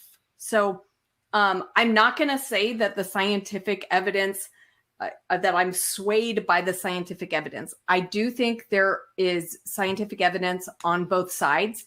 And I would even be willing to say maybe right now it appears that the evidence is more heavily weighted in old earth. But I have theological reasons for believing in a young earth. Now, if ever the science became overwhelmingly conclusive toward the old earth, maybe I'd reinterpret my theology and my, understanding of the text of the Bible. But for now, I hold to a young earth as a belief. Now, I will separate that from my disbelief in evolution, which I do think is scientific. I think I have a scientific reason for not believing in evolution. So I kind of separate those beliefs where I would say, even if I wasn't a Christian, I wouldn't believe in evolution. But the young earth is very much based on my faith. What do you think, Tom? I think Rob is screaming, it is overwhelming. There's overwhelming evidence that it's not a young earth creationist. Therefore, you should be old earth creationist. I think that's what he would say. So that would probably emulate my position too. I think there's pretty overwhelming evidence that the world is old, and that evolution is very, very much true. I think that's pretty much proven as much as heliocentrism, pretty much, from my perspective. Well, interesting. We'll have to agree to disagree on that one. But I do have another channel besides Bread of Life. It's Examining Evolution. So you're welcome to come on there and share the overwhelming evidence for evolution if you'd ever like to. Sure. I just did a debate with Kent Hovind, right, where we discussed that briefly before he yelled at me for not knowing he doesn't know what novel means. So. Okay, cool. So, I mean, how did the debate go? What did you think about it? Well, it was funny, but both of my last two debates with Kent were very funny, because my last debate prior to this one, we got stuck on this one point. He said cows can't come from non-cows, and I said non-Kents can't come from Kents, and that was what we debated. Can a non-Kent come from a Kent, and why do we have evidence of that? And he's like, oh, well, you can use DNA evidence. And I was like, okay, then I think we know who won that debate. And this one, it was just he wanted to give testable predictions for creationism, and in science, what we care about is novel testable predictions. I can predict that I'm going to pick my nose in 5 seconds, but that's not evidence of anything. No one cares if that's true. So you have to predict something new about the world that we don't know yet. And he didn't understand the difference between a novel prediction and a status quo prediction. And I was trying to explain it to him for about an hour. I don't think it worked. Okay. Well, what are your favorite types of debates to do? Because it seems like you do a lot of debating. The ones that give me money and hot blondes, those are my favorite ones. Is that how you met your Instagram model? Sort of. She did like the fact that I was a YouTuber. That was probably one of the contributing factors to how we got into a relationship. So yeah, I think it was a big part of it. But yeah, I've never enjoyed speaking to people. Like I forced myself to do it to try to become more social, and I do it as a job, but I don't actually enjoy talking to people. It's never been a thing I enjoyed. Like for the first 20 something years of my life, I never spoke to my parents or my sister or any friends. I never, probably due to my autism, I just don't. Human interaction and conversation has never been a thing I get a lot of value from. Interesting. So do you feel like that's changed now? No, not even a little bit. No. Now I'm just better at pretending. So then what drives you to talk to people on YouTube? Like why pick this job? Money and hot blondes. That is the motivation. Like I prefer doing this because I get to work like an hour or a few hours a day as opposed to like 8 hours a day. So that's a significant advantage of working on YouTube. And I get to sit in a nice comfy chair and talk to people, occasionally yell at people. But it's a much preferable job to McDonald's, Starbucks, Toys R Us. Speaking of yelling at people, I've noticed I feel like you've kind of changed a little bit since I first saw you, because I've known you for who you are for a long time. And most of the time when I saw you talking to people, you'd be like, shut up, you're stupid, shut up, shut up. Then sometimes you'd just leave the conversation if, they weren't conforming. So then probably the last, I don't know, 10 interactions I've seen you in, I don't know when the change happened, but do you feel like you shifted your approach? It's actually the opposite. So if you go to my earliest videos, my earliest conversations, I was always trying to be extremely polite to people. So I think I'm up to 700 something videos. So I've been doing this for quite a while. But unfortunately on YouTube, the most popular videos are the dumpster fires, the screamy, yelly ones. Those are the ones that get most of the traction, most of the algorithm. So like my top 10 most viewed videos are Darth Dawkins, Batman, Matt Slick, Jay Dyer, all yelly, screamy ones. And so those are the ones that mostly get pushed out to other people. But the way I started, I never did that. I specifically was trying to not do that as a way to build social rapport and social skills. And I started to do that later. And so the people who've watched my channel since the beginning have noticed that I have changed and that I've become more freely able to yell at people than I used to. But I usually only yell at people if they're doing either interrupting me a lot or making me repeat myself a lot. Those are the two things that really irritate me the most. Everything else I don't really care about. Yeah, okay. Cool. Do you have some more super chats? Roy Lewis asks, how do you reconcile that if you had been born in Kabul, you would be Muslim, or in Mumbai, you'd be Hindu? Well, I would say that's probably true. So I wouldn't argue with that. But does that mean I would have less opportunity to know God or to have salvation? No, I don't think so. So do you think people could have salvation if the country has never heard about Jesus or God? It's just by trying to be good? Yeah, I do. So, but what I don't want people to hear me saying is that there's any way outside of Jesus, like to be saved. I believe Jesus is the reason that all people can be saved. So Jesus is no one comes to the Father except through Jesus. The question is, do they have to have knowledge of God's plan of salvation in order to be saved? And I think the answer to that is no. I think people can be saved without the knowledge of how they're being saved. So we technically didn't actually need the Bible then. Like if no one recorded what happened to Jesus, still everything would be fine. Yeah, I think if the event happened that Christ died for sins and was resurrected, we're still in the same situation if we had no Bible than if we had a Bible. I'm imagining Monty Python. The true Messiah was Brian. He was the guy to the left of Jesus, and just nobody knew about him, and just we're all going to be saved because we're just good people. We all thought it was Jesus. It's like, nope, it was the other guy. So, like you smiled when I said that. Is it because of the Life of Brian reference, or what was? Okay. Yeah, because if you don't need to know who the Messiah was, for example, you don't need to know who the Savior was. It could have just been any random guy who like tripped and fell and just broke his neck or something, and he died for your sins. And everyone here is worshiping Jesus, saying Jesus is the way, the truth, and the life. And we get to heaven, it's like, no, it was Bob. Bob was the way, the truth, and the light. But it's okay because as long as you're a good person, you're allowed into heaven. So literally, no one could know this. There were 0 people who actually know the true Messiah. We're all going to be saved. Just be surprised at the end because it was Bob. Yeah, well, if we get there, that's a good thing. And Spartan theology says, what do people need to be saved? And my answer is they need a savior. And if you're asking savior from what? Well, sin, human sin, and from death. And, if anybody doubts that sin is real or that we have a problem with humanity, I just submit to you human history and human present as evidence for the case that humanity has a problem. We've never failed to kill and destroy and do horrible things for very long.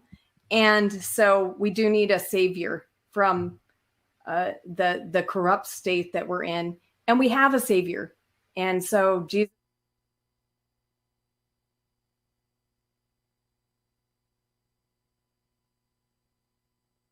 I just set it. Oh shit! I just set it to 250 for non-subs. So you've got to be a sub, and I don't know what it is on Discord because I don't know what's going on over there.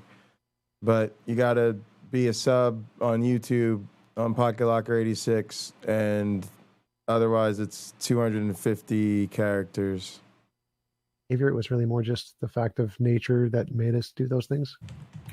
No, I think it would be evidence of the continuing work of the power of the Holy Spirit, which has been poured out on all flesh. If you post a wall of text so in the chat, I think, Jesus talked about the way his kingdom would grow. He said it would be like yeast, this tiny amount of yeast working its way through everybody's got to sit there and read this whole large amount of dough. And if the chat's really active, the way that I see the kingdom of God is that it is spreading slowly throughout the world. And generally, when I say the kingdom of God, I'm talking about not just a specific place, but the things of God's kingdom. Where, Jesus, I let you do it there's no more and again, I'm not trying to discourage you from doing it. There's no mourning, there's no pain. Think through it, because a lot of times you could condense the things that bring life break up and the health to people, those are the things that are spreading throughout the world. Start with along with God's kingdom. Love for other people, that is spreading throughout the world. Mindful, I guess. So I think also, you guys got to remember, I agree soon on stream. Tom, with sorry, I'm talking over Rebecca. I'm going to be teaching soon on stream, and I'm going to have my students on, and I'm trying to cultivate good YouTube habits in my students and demonstrate good YouTube habits in our community. Now, for the most part, our community is pretty good, but we do tend to get wordy with the chats a little bit. And then for some reason, you guys know I curse a lot on stream, but it's still not really expected that you'll be using a lot of profanity in a live chat. So don't get up in arms about that. I get it. We're a bit older of a crowd, but generally on the internet, you refrain from using foul language. So most people have learned to put asterisks in it or use some other way. But the other thing is, you got to remember, a lot of these big chats you guys watch, if you're watching, the Atheist Experience or something like that, their chat is moderated. So there are people sitting there watching all of the messages and approving them or not approving them, timing people out and banning people as necessary. I don't know if you know any of my mods, but I'm pretty sure if you ask them if this is something they want to sit around and do all day, they'll probably tell you it's not. And also, we stream a lot of hours, and we stream overnight, and we're trying to grow. And so a lot of times it's like, there are bots for these things. And so the bot isn't doing anything other than saying, hey, your message is this long. Hey, you really should think about if you want to say fuck in the live chat. And I just generally feel like if that's the type of thing that bothers somebody so much that they don't want to watch my channel, then it's like, all right, cool, dude. Go somewhere you can curse up a storm in the live chat. But the bot helps me do a lot of work that I really would not find streaming enjoyable if I had to. You guys see when I don't have the bot being strict, I've got to sit there and delete all those porn messages, and then they really should be reported, and then they really should be added to the list of people that shouldn't be using them on Restream, and then we're streaming on multiple platforms, so then I've got to go over to the other channel and do it again, and no, fuck that. Let the bot do it. It's wrong on some of these issues. Thanks for thanks for bearing with it, and thanks for understanding, guys. He works with us. So, and this is clear, like God, he works with humanity where we're at. And like, even though some things are not always his ideal, like, slavery is not his ideal, but slavery was widespread in the ancient Near East, and he, didn't overturn that practice. He worked with humanity. Polygamy is not his ideal, but God doesn't really correct people in the Bible for having more than one wife. And I think that's just because it was just such a widespread practice, and it has. Also, guys, if you're a sub, usually subs are exceptions to most of these things. Some things there are no exceptions to. because the bots just sub and then it kind of overrides it. And then also if you're a mod, then normally it shouldn't really be too big of an issue. So, you know, you guys can have a little bit more fun if you're a sub and a little bit more fun if you're a mod. So hopefully that makes it, you know, what it should be, a little bit more relaxed once we know who you are and we trust you with elevated privileges. Hear about that issue. Cool. Udolph had a super chat. Social Dark. Yeah, the spamming symbols will get you every time because that's what the bots do. The bots, they come in and their messages are mostly symbols. So the symbol thing, that's, if you guys notice when it gets the bot, right, it normally nabs the bots for symbols. It sometimes nab the bot for emojis, and it'll also nab the bots for filters word. That's what the bots do. And it also scans your name. So if you have any of these issues in your name, it'll be the same thing. Because again, the bot's going to drop something about Tinder and porn and sex and naked and hot and XYZ and whatever else and 69 this and, you know, free sex that. And then it's going to drop a bunch of symbols or a bunch of emojis. And so those are the things that you have to keep on to filter the bot out. And then we've got trolls, right, guys? We're in this space with religion and philosophy, and we interact with a lot of people who don't agree with us, and they like to drop paragraph-long scriptures on us and, you know, cite obscure paragraphs from papers and copy the whole abstract from the Journal of Creatard Discovery Research Institute on us. So we're trying to prevent some of the bad human behavior as well. But what's like, okay, that is the most crazy thing I've heard you say just ever, all day. Really? Yes. Well, you know what? Even worse than the babies thing, worse than like trusting God underneath. No, that is it. That was the one. Well, you know, you're tempting me. You're tempting Chris, me. think about your message. Think about your message. Send it a different way. Spider, we appreciate you. And also, guys, I've just been taking care of some stuff backstage. I had to run some errands. I had to get all my weed and stuff put away. I'll be starting the show here in a couple minutes.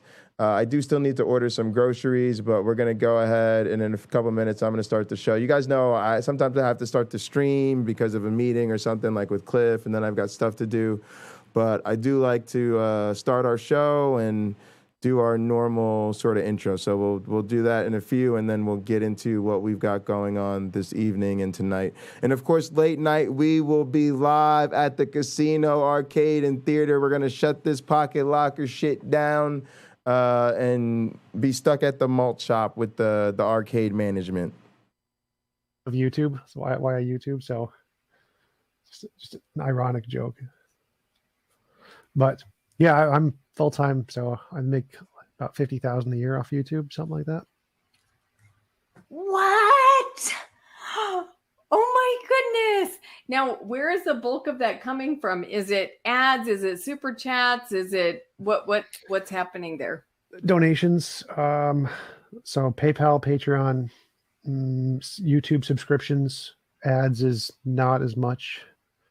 I have some merch sales, and I get paid to travel around and do speeches and things. Shout out to the Black Non-Believers cruise in November. I'm a speaker, so I get to go they're paying for me to go on a cruise to Mexico for 7 days, and I get to talk. Y'all already know Black Non-Believers is going to be trying to throw some paper at your boy to get out here and wax people.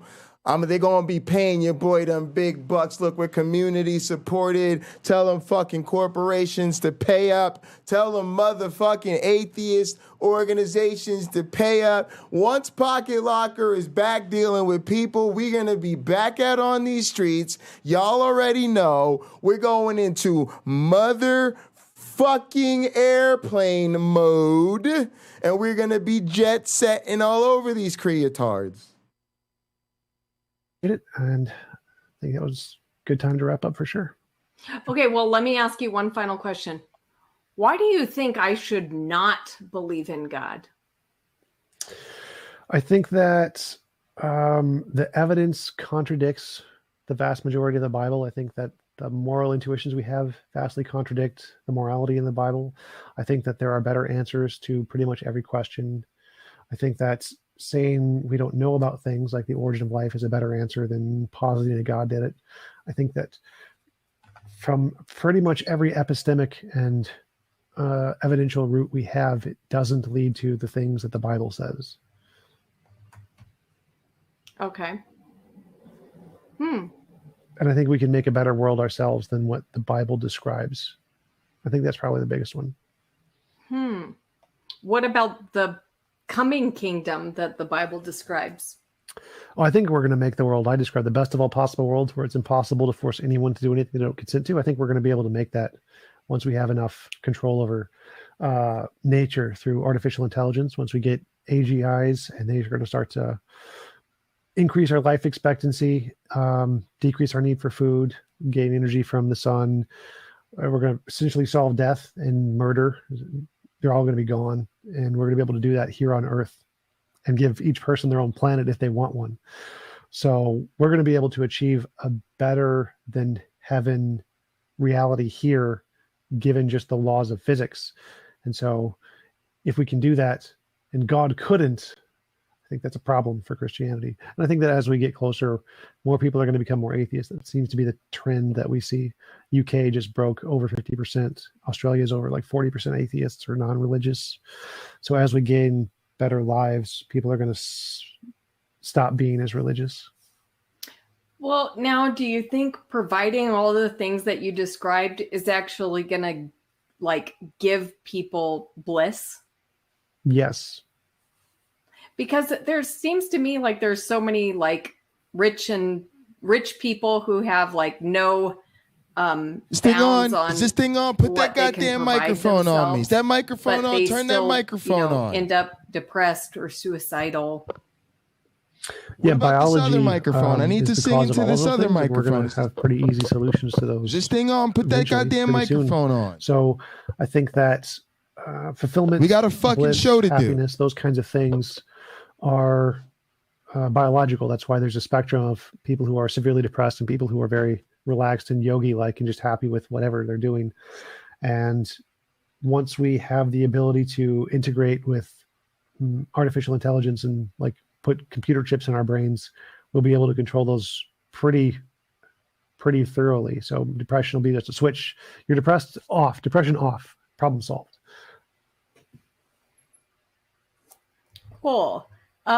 Well, Tom, thank you so much for the conversation. And for those, I doubt there's anyone, but if there's any of my audience who don't know Tom's channel, it's CHUMP, and the link is in the description. Please subscribe to him, and hope to have another conversation, Tom. Absolutely. It was great coming on. I really appreciate the conversation. It was pleasant talking to you. All right. No, skip the fucking pleasantries. Nobody came here to see a goddamn atheist and a theist make friends and get buddy. Is that goddamn camera ready?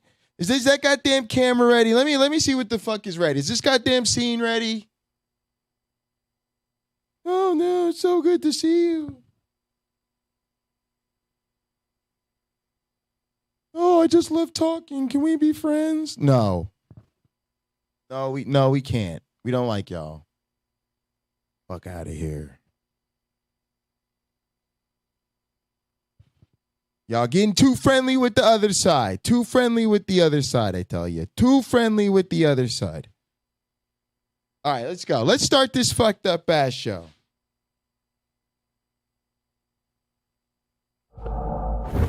Welcome to the motherfucking David Blackman Show. I am your host, David Blackman, a.k.a. Pocket Locker 86. And on today's broadcast, we got to talk about some shit. First and foremost, we're all going to die because the motherfucking creotards are taking over. There's bad news in the motherfucking Republican Party. That's right, folks. I said bad news in the motherfucking Republican Party. And yes, I care about the motherfucking Republican Party. This is the goddamn David Blackman Show. I'm the fastest rising star in left-wing, right-wing media coverage. So we got to talk about that shit for a little bit. Also, Sal's dumber than your ass thought. You watched last night's stream. You watched yesterday's stream. You saw me whoop Sal's ass. You saw me lay it all out for you. How Sal is stupid. but we didn't have time to get through all of it. The nigga spit so much stupidity, there's more. We talked about it a little bit earlier with Cliff, but I'm going to highlight it some more for you. On top of that, Ken Hovind's even dumber than you thought. You thought you already realized how stupid he was. He's even stupider than that. We'll talk about that for a little bit. What else is going on? I don't fucking know. Who cares? Some other shit. I got to order some groceries. I'm going to smoke some weed. We're going to have some fun. Do I have any goddamn alcohol in here? I don't think I got any goddamn... Oh, I do have some alcohol. It's kind of shitty. Let's pour this shitty alcohol in this cup. Give me this fucked up ass wine. What is this shit called? Y'all, this shit is awful. This shit is called Devil's Piss. Apothic Red. Don't ever drink this shit called Apothic Red. It's fucking awful. Look it up. Make sure you know what this shit looks like. This shit is not even Franzia box wine. This wine is so fucking god awful. We're just using it for communion. You know, we're just going to take a communion sip from it or some shit, and we're not even drinking this shit. We're going to order some better shit from the fucking grocery store. Fuck out of here. This wine is fucking trash. Absolute. This is the backup communion wine. We only use that shit when we got to do communion and there's no other fucking alcohol in this house because we drank it all. Fuck out of here. That shit is trash. All right, get your motherfucking communion ready. We're going to have some fucking communion. We're going to go over to the casino arcade. We're going to do some competitive gaming. Yeah, that shit's way more fun. We're going to watch some motherfuckers play some competitive gaming. We're going to get stuck at the malt shop. Who the fuck knows what else is going to happen? Let's start this fucked up ass show. Ready for takeoff? Whoa.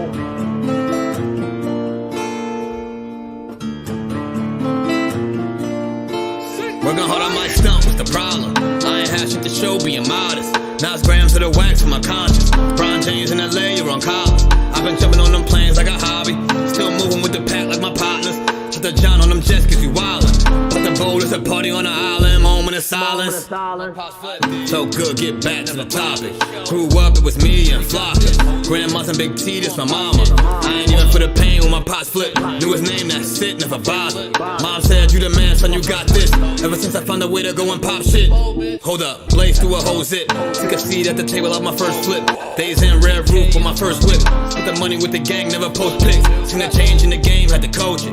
Never let them take my wangs on the mold, bitch. Never made in a month, nigga. Used to serve him at the minute just the front, nigga. Goddamn. Ready for takeoff? This is Myron, the flying man. I fly for your sins. As it was foretold by the prophets, I flew unaided. That's the motherfucking flying man pose. I did this so that you might not believe in any gods. And yes, the flying man is black. Blacker than shit. That's why my descendant Doug likes the Negro lady. Science bless you all. Look in my eyes, what do you see? A cult of personality.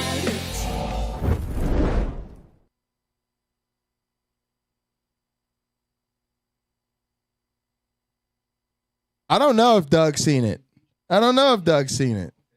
We gotta send it to him.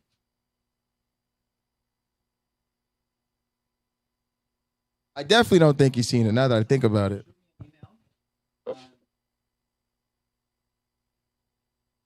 I know Doug don't watch the stream neither. He's a hater.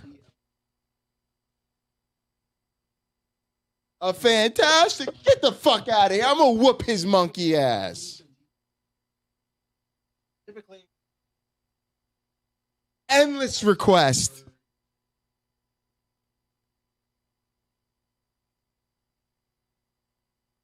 Just a vet, guys.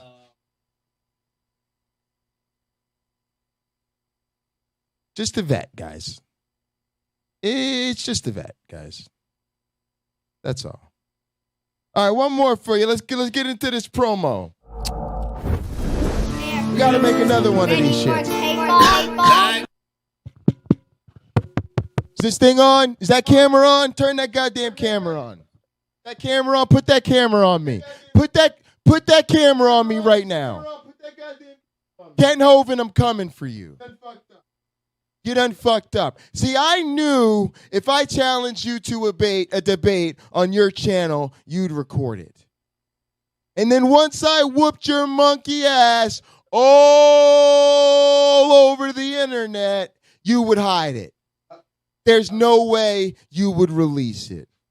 But I did something smarter, because while your dumbass is still struggling to figure out the rules to checkers while pretending you're playing chess, me and my supercomputer evolutionary algorithm are evolving a brain that is motherfucking whooping the ass of world champions at Go. You are levels and levels and levels and levels and levels and levels and levels and levels to take over the game. Out of your motherfucking We evolve shit that takes over games in our spare fucking time. At the We do that shit just because it's what we like to fucking do. After my bachelor's and master's at Penn State University. That's right. Let them know the credentials, Jay. Masters, Go State, biological anthropology. Biological anthropology, that Erica Then I Gutsy joined the Gibbons shit, LNCA you're lab fucked. at Michigan State.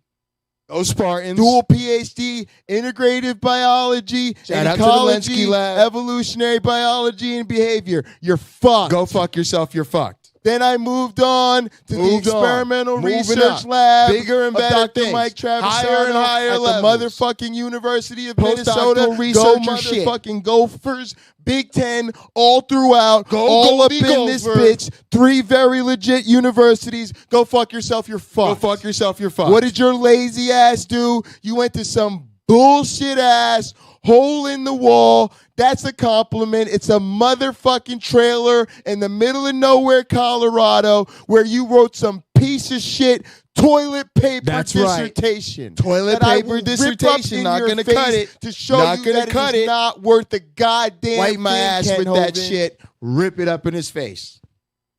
I am coming for your ass. August am coming 29th for your ass. On motherfucking Donnie's channel. Searching for delusion, standing for lies, reasoning for evidence, hiding underneath the blanket of Christian delusion. Whatever Donnie's calling his channel these days, Kent.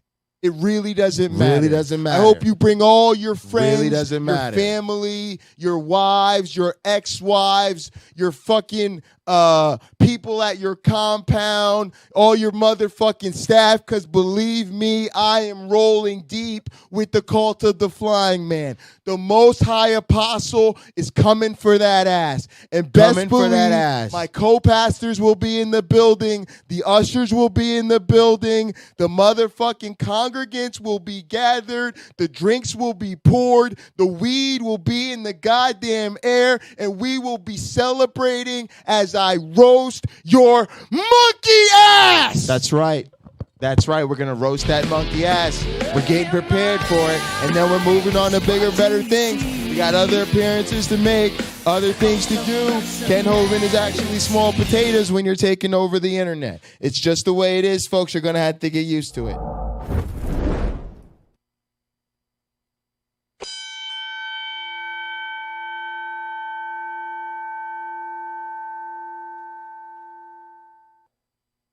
Please welcome your host. He is the wise man of the Sacred Death Motorcycle Club. He is the sexiest man in all of word wrestling entertainment.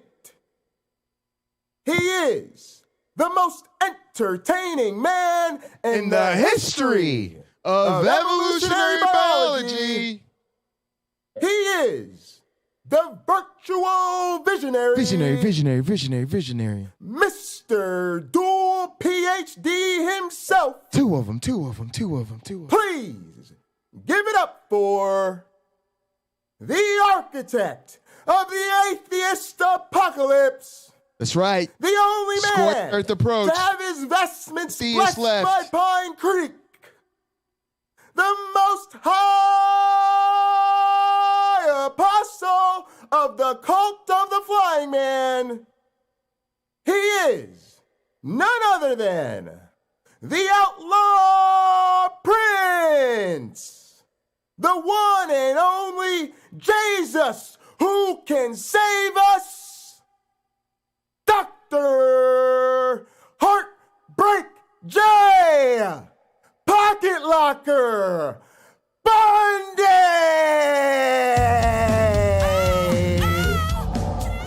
Think I'm cute, I know I'm sexy, I've got the look that drives the girls wild. I got the moves that really move them. I send chills up and down their spines. I'm just a sexy boy. Are y'all ready to go? We need the hype. We need the emo bombs. We need to let these motherfucking creators know we are here. We are not afraid. Matter of fact, it's time to be stirred. I make them hot. I make the ears shiver, their knees get weak. Whenever I'm around, they see me walk, they hear me talk. I make them feel like they're running wild. I'm just a sexy boy. I'm not your boy. Check it out, check it out. That mic flipped off. Sexy boy. Oh, the showmanship is next level. I'm not your boy. We are ready. They are not. Let's get into it. Eat your heart out, girls. Hands off the merchandise.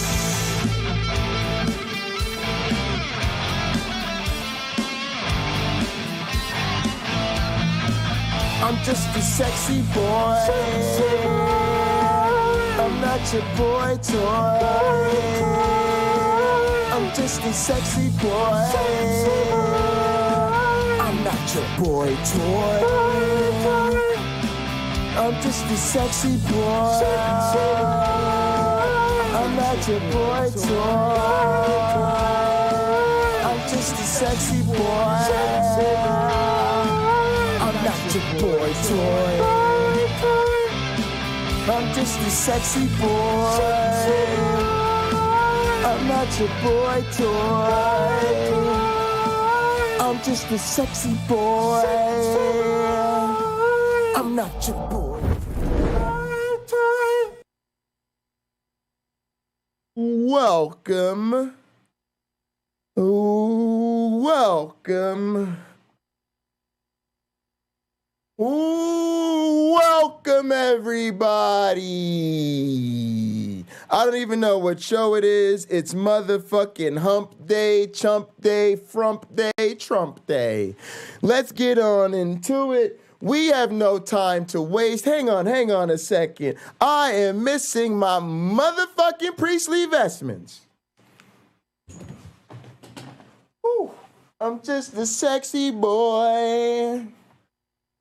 I'm not your boy toy.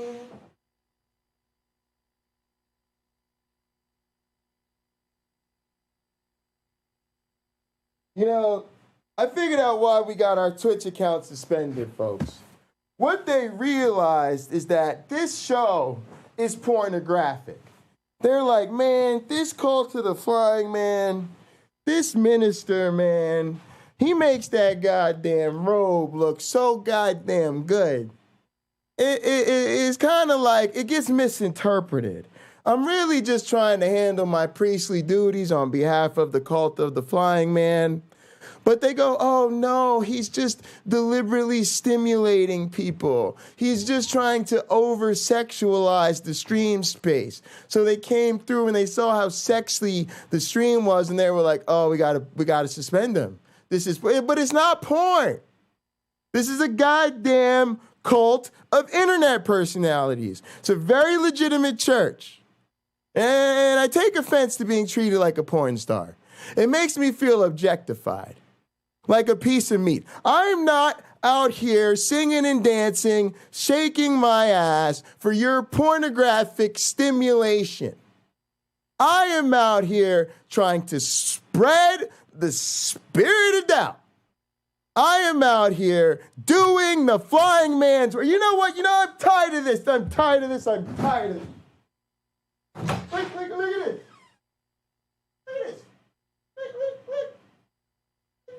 Look. I mean, come on. Look, I got a robe. I got got motherfucking church bells. I got a motherfucking congregation. Look at this shit. I got the motherfucking official Pope of Atheism, ultimate bedazzled Bible. I mean, come on. Come on. Now stop messing around. Look at that. I mean, look at that. I mean, come on. Come on now. Come on. Let's get for real. Look. It's got my whole title. All my formal names are right up in that bitch. All of them. Wise man at a Sacred Death Motorcycle Club, sexiest man in all of World Wrestling Entertainment, Mr. Dual PhD himself, the most entertaining man in history of evolutionary biology, the architect of the atheist apocalypse, the virtual visionary, the most high apostle of the cult of the flying man, the outlaw prince, Dr. Heartbreak J. Pocket Locker Bundy. I mean, come on now. Come on now. Look, with the Sacred Death patch right there in the Bible, with the Book of Myron. I mean, come on now. Come on now. The King Myron edition. I mean, come on. I'm so tired of the disrespect. Treating me like some kind of goddamn piece of meat. You know, a very serious minister, at very serious priestly duties.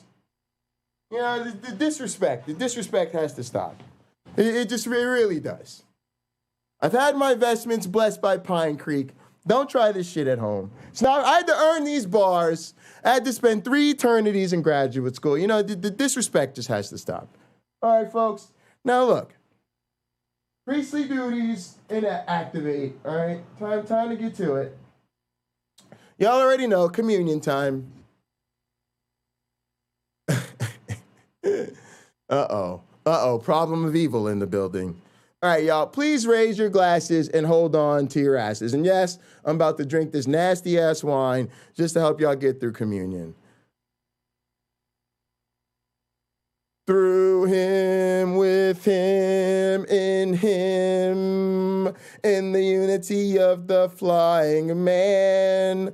All glory and honor is yours who flied for our sins forever and ever. You may drink.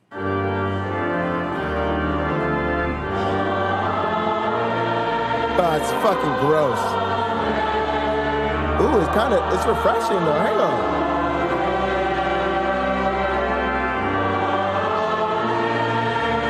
That's not nearly as bad as I remember. Oh, maybe the Spirit of God. Oh, the Spirit of God has me feeling refreshed up in this bitch. Oh, yeah. That's a motherfucking communion hymn right there. Now, of course, it's time for our communion song. It comes to us courtesy of OG Roddy. The album's called LaGuardia. You see it right there, LYLEGUARDIA. You can get it at itsairplanemode.com or head on over to Bandcamp. That's where I picked it up. It'll be great money spent. Okay, so this is the MJ interlude. Time to break bread. Y'all already know. This is our communion song, MJ interlude. It's on the album LaGuardia. You get it at itsairplanemode.com. And why would you get it at itsairplanemode.com? Come on, now you're asking me silly questions, kids. You get it at itsairplanemode.com because we use it to get in fucking airplane mode. I mean, come on. That was an obvious one. You should have knew better before you asked that question.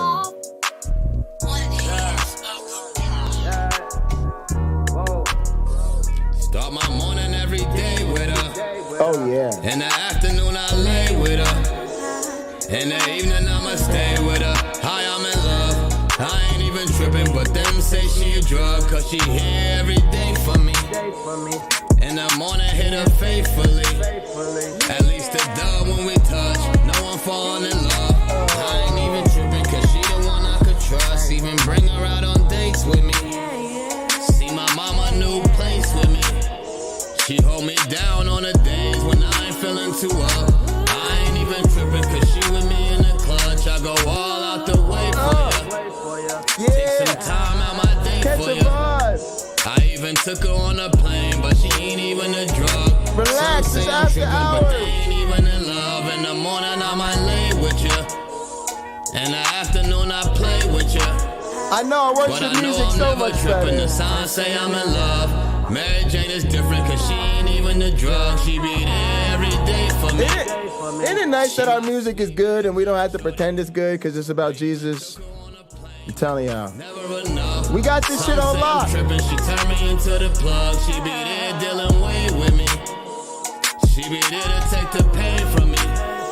The homie said that I'm tripping, but all they do is get drunk. Smoking on the wax, they thinking I'm off the drugs. I go all out the way for ya. In the morning I might lay with ya. In the afternoon I stay, cause she know that I'm in love. I ain't even tripping, cause she the one I could trust. She go running every day with me. Take the kids out to play with me. They say I'm tripping, I ain't slipping, cause she ain't even a drug. Niggas sipping lean, ain't worried what's in your cup. In the morning I might play with ya. Take a long walk and stay with ya.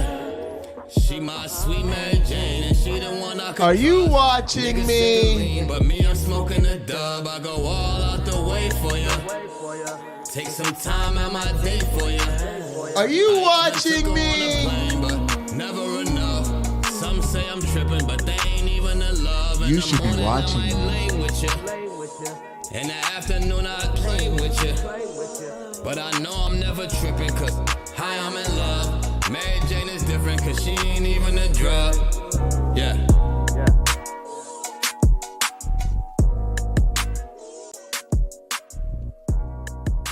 All right, y'all, let's get into some shit. Who the fuck knows what the fuck we getting into? We got to get into today, to be honest with y'all. We got to respond to a bunch of these fools. Let's start preparing for Kent Hovind, man. We got to do some more Kent Hovind stuff, man. This Kent Hovind shit is painful, man. Kent Hovind's tactics. We got to finish up with Erica, I think, man. Unbelievable. Really kind of tragic. Let's go with this girl looks like my ex-girlfriend. It's kind of bothering me. Kind of giving me ex-girlfriend vibes. I don't like that. I don't like it. All right, let's go with Gutsick Gibbon.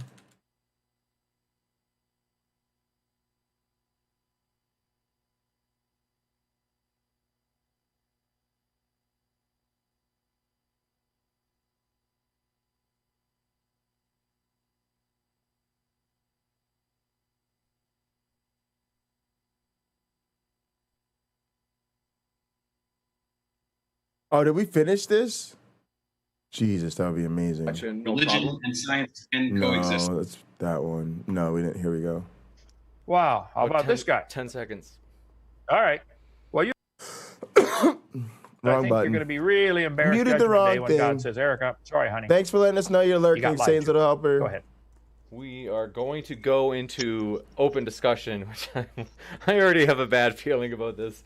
I think it'll be okay. These be even keeled. We'll try to work hard to make sure everybody gets equal time. So open discussion commences, and the floor is, I suppose, Erica, if you want to kind of lead the conversation. We got to get ready for this nigga Ken Hovind, y'all. I would love to.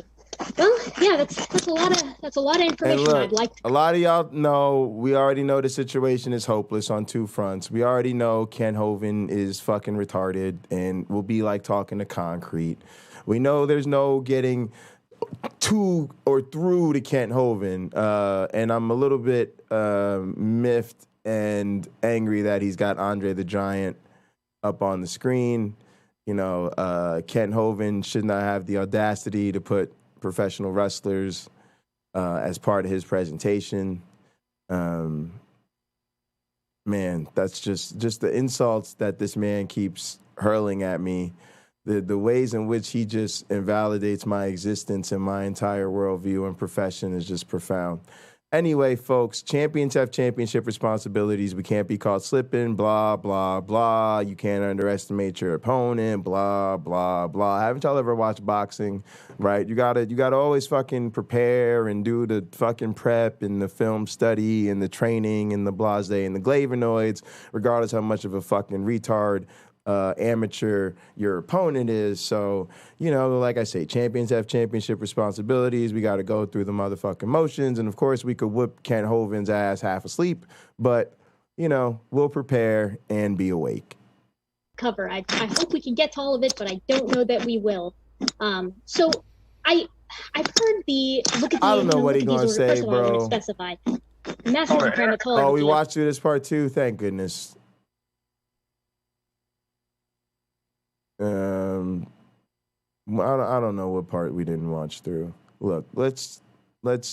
Such as inability to bear weight on such tall, spindly legs. If you were to fix those problems via artificial selection, or, you know, I'm not sure what the ethics. Yeah, this is getting too nerdy for me. We'll come back. Let's go here.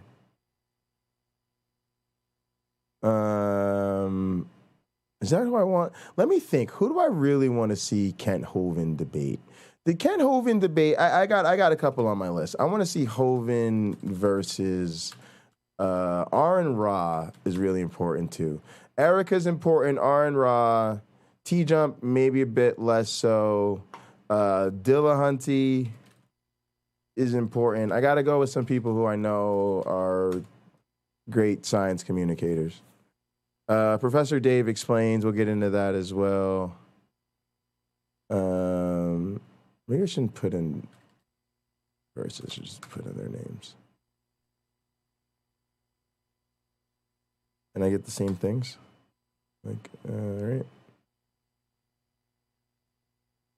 Yeah, I don't think they've debated each other. Oh, here it is. Matt Dillahunty versus Ken Hovind, the Atheist Experience.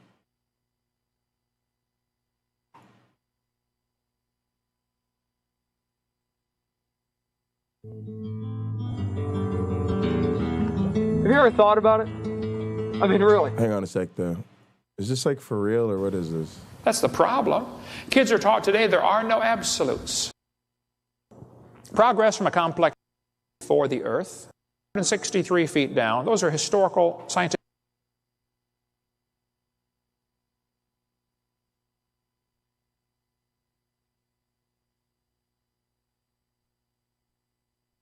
Yeah, that's what I thought. All right.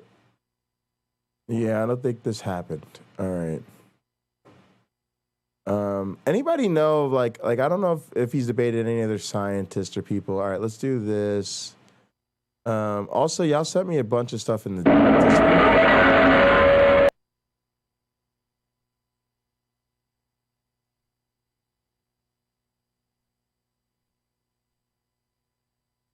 Yeah, I have banned and blocked the channel, the 69 Omega channel.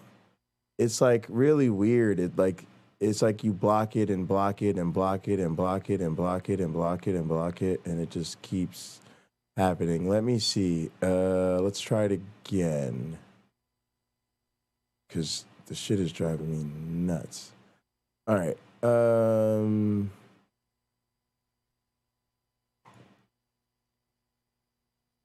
Oh, okay. Cameron, you sent it to me. All right, I'll pull it up on my Instagram. All right, let's go to my channel.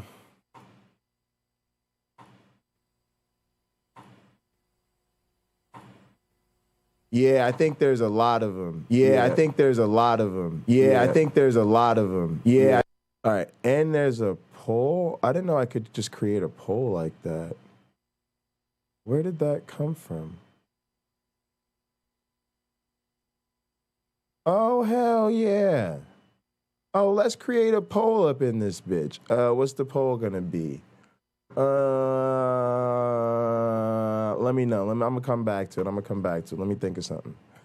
All right, he said he'll resend it. Thanks. Cameron, can you send it in the Discord or drop it in the stream chat, and then I'll pull it up from stream. That way I don't have to pull up our private chat. All right. Cool. Now, let's also get back here and try this YouTube studio thing.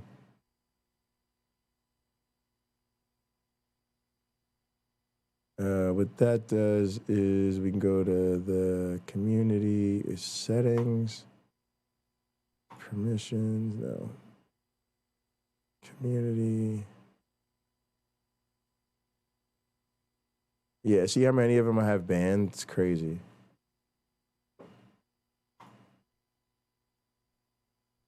Yeah, maybe I think I had that one already because it didn't say save. But yeah, thanks guys. Appreciate trying to do what we can. Are you a theist or atheist? Ooh, that's a good one. All right, let's do that. Let's do. Here, let me get it off the screen.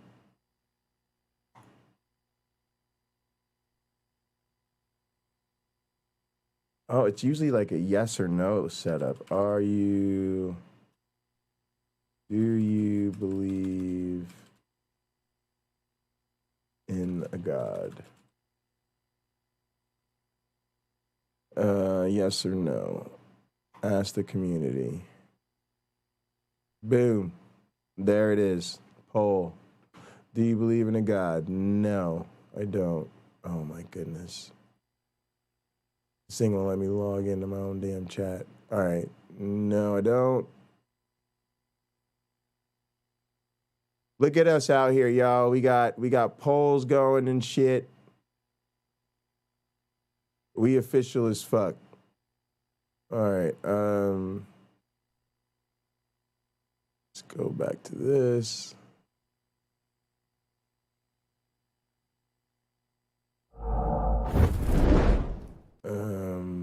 And then we're gonna go.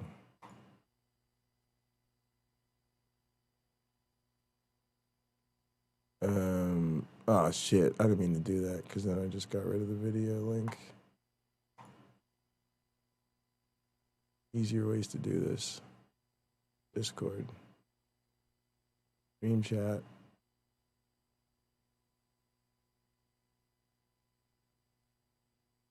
What? Didn't Cameron just drop a link? It needs to be. You need to be refreshed or something. Jesus. All right. Nothing can be simple today, y'all. That's the rule of the day. Rule of the day is nothing works today. That's the rule. Sometimes you have those days and everything has to be in plan B mode. Oh, thank God somebody actually said yes. Thanks, Peter. All right, now let's get that link. There we go. All right, we're gonna keep it so I'm on top of them so we can get through stuff a little easier. Let me check that out.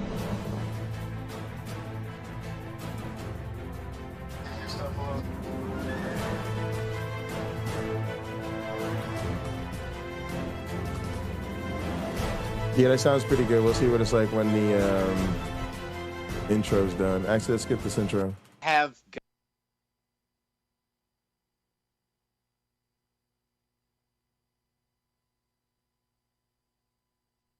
Nigga, we can't hear you. We have got it finally after a week. And last night, with some confusion, we are happy to announce that we have Aaron Ra and Kent Hovind both in person here tonight. This is going to be a historic night, I think. We're going to have a really good show. And I thank, first of all of you guys out there for joining us. We do episodes every Saturday. All right, we got 8 votes and 10 viewers. So, you know what? And the other 2 might be me. So I'm going to give it another minute or 2, and then we'll close it up.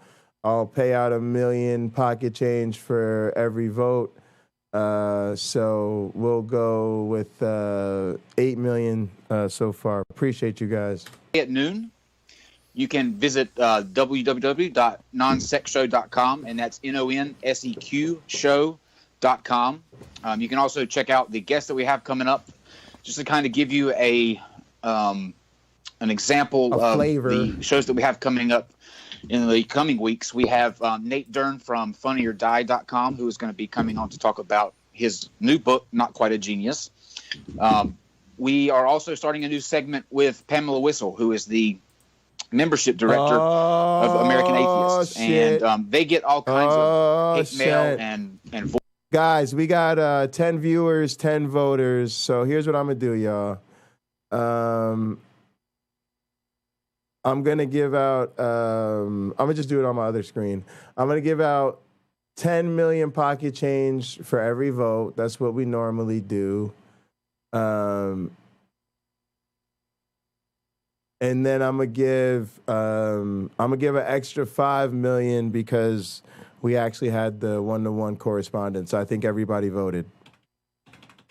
So since I think everybody voted, I'm gonna give an extra 5 million, 15 million. Really, really appreciate y'all. All right, so that's the deal. Let me also go over here and close the poll.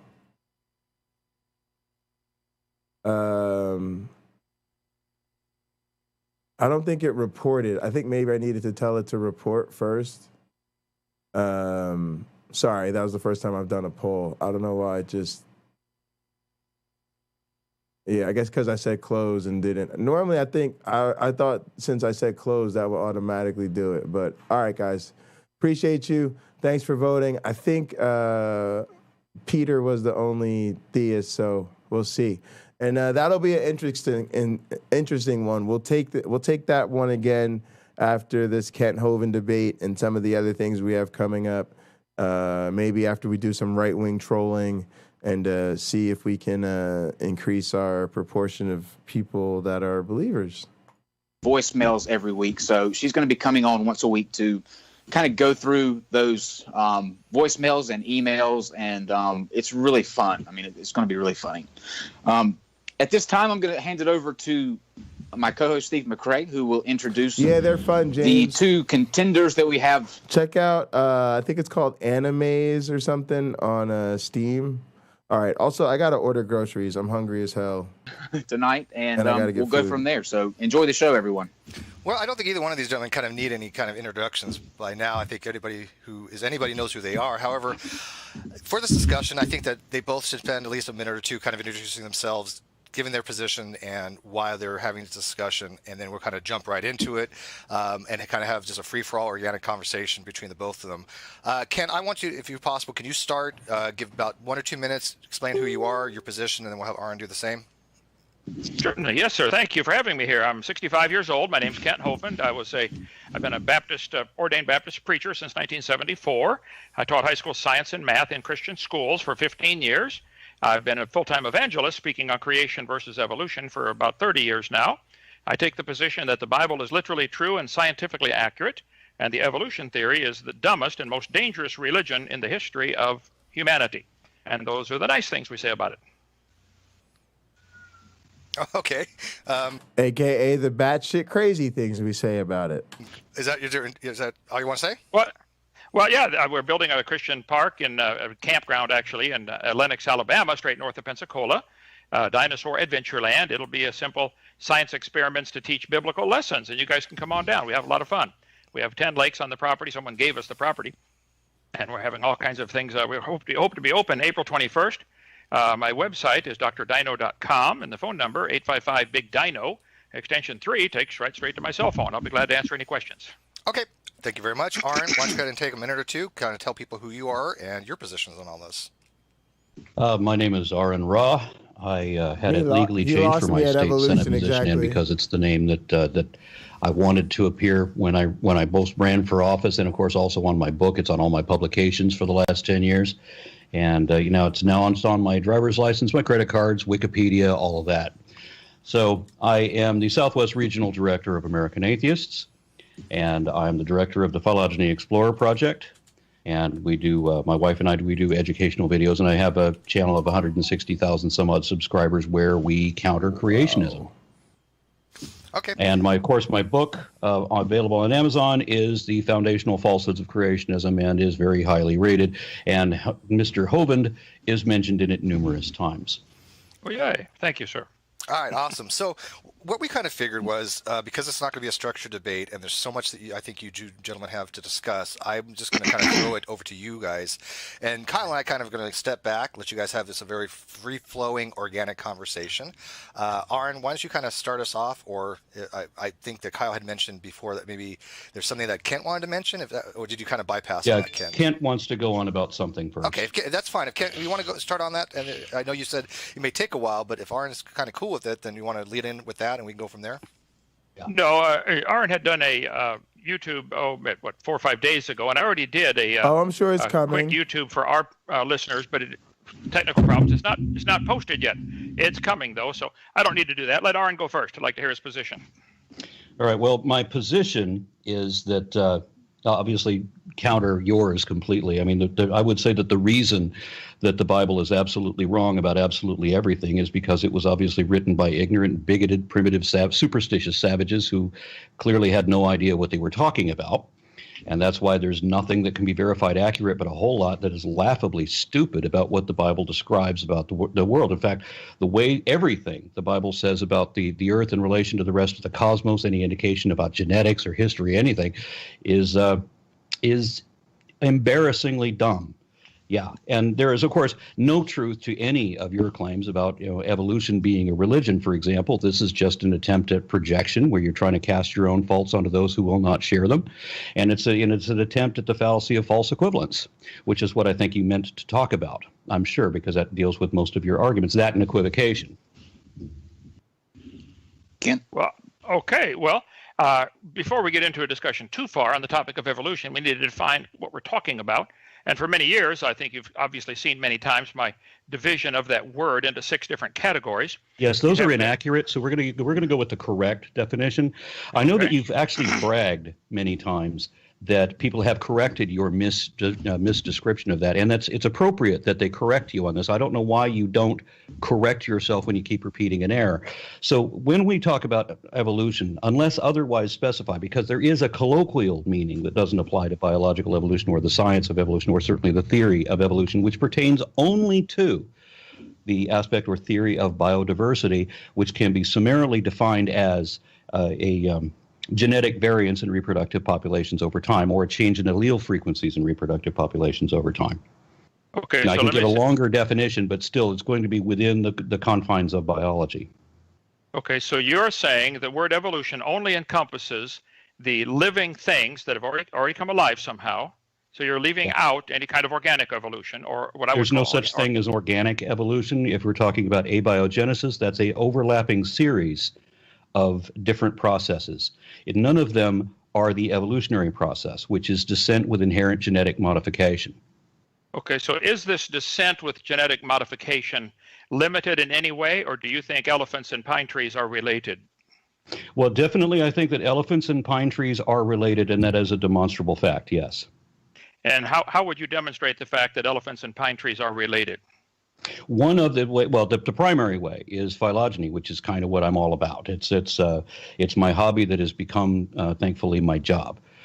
Directing the Phylogeny Explorer project, which is an attempt to depict the entire phylogenetic tree of life as a navigable online encyclopedia of the entire cladistic system.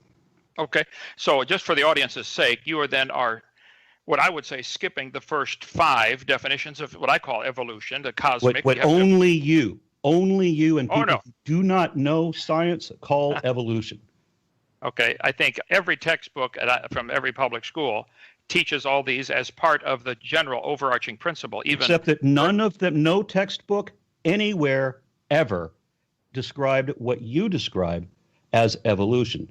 Unless you want to get into A. Becker or some of the other Christian deliberate misrepresentations to try to deceive students. But if you're talking about actual scientific documents, nobody agrees with the way you misrepresent this. So we're going to keep evolution as descent with inherent genetic modification. So descent with inherent genetic modification. So they already have the ability to reproduce. They already are alive. They're already able to move, replicate, and ingest, digest food. You've already bypassed the major hurdles that are going to be a great obstacle to your religion. I don't have a religion, we absolutely certainly do not. And we're about to prove that. Kent, okay. I want to hear your infantile definition of what a religion is. And let's see how you've explored that.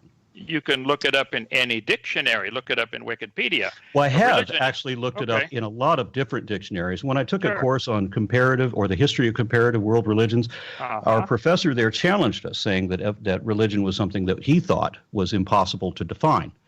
I didn't think it was impossible to define because I do classification and I understand the rules for how to classify things. And as a matter of fact, I made this a little easier. I posted a collection of definitions that are relevant to this subject some years ago, back in 2012. I put something called Offerings to the Atheist Dictionary, because these are words that are comically, or actually comically is correct, that are comically misrepresented whenever you're arguing with creationists. The definition of religion that I came up with by examining all the different things that are universally accepted as religion by both their adherents and their critics are a doctrine of ritual traditions, ceremonies, mythology, and associated dogma of a faith-based belief system which posits a posthumous promise that some element of self, be it a soul or consciousness or memories, etc., may in some sense continue beyond the death of a physical being. Now, this applies to every religion that is universally accepted as a religion and doesn't, and evolution, however, meets exactly none of these criteria. So I want to hear what you define as a religion and how we can distinguish things that are not religion from things that are.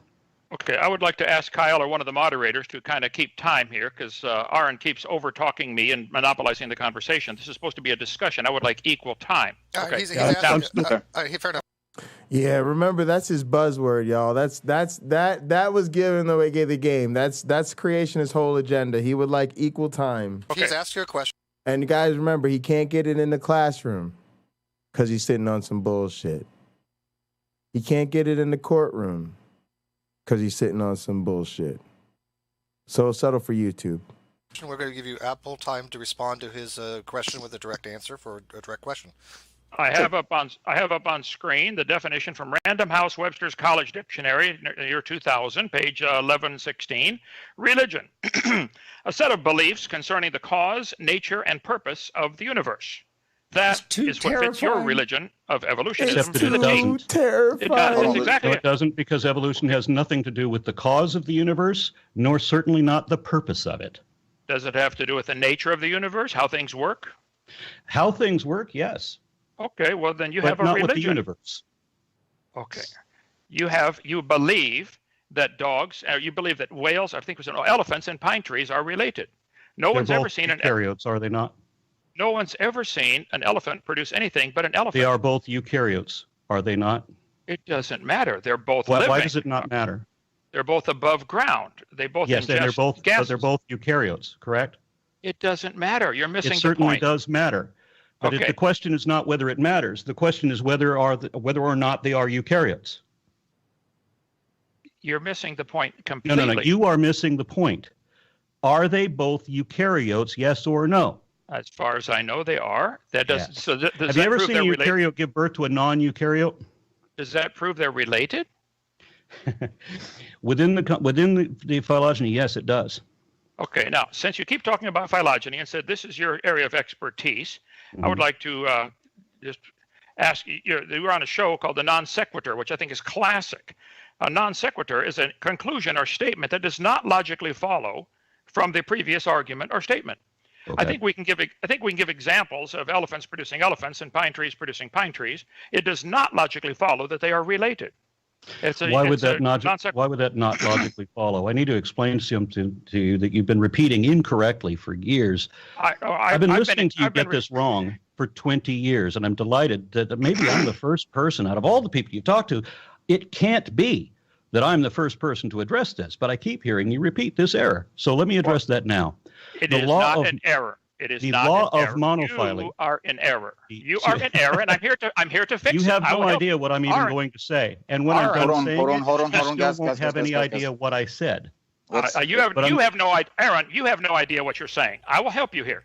Religion is a belief, and you have don't pretend. I know that you made a life out of pretending, but that's not what we're going to do. I'm addressing your error. Just be very clear. Hold it. All right, you are the one pretending. You are pretending that a pine tree and an elephant are related. Come on, that's a pretend.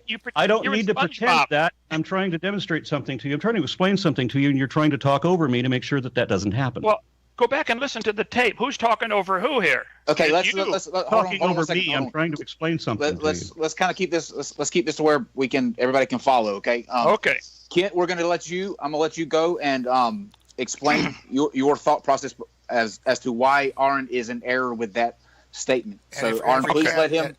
Real quick. Let him finish. Let's make sure we get the names right. It's Aaron. Aaron Ra is actually his name, not Aaron, not Eric, not whatever. It's Aaron. Okay, let's keep it on track so everybody that's listening can kind of follow, because you can't understand what either of you are saying when you're jumping over each other. So just let Kent finish out his thought, Aaron, and then we'll shoot it over to you and you can counter. Okay. A week ago, I asked you to ask Aaron what is the best evidence for evolution.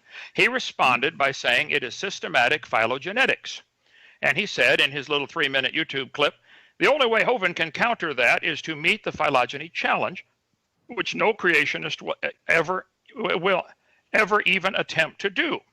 Okay, first place, I hope to correct you a little bit here, Aaron. It is phylogenetic systematics, not systematic phylogenetics, but that's okay.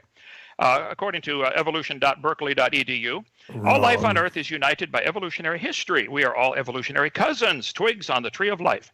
Phylogenetic systematics is the formal name for the field within biology that reconstructs evolutionary history and studies the patterns of relationships among organisms. Unfortunately, history is not something we can see. That is correct.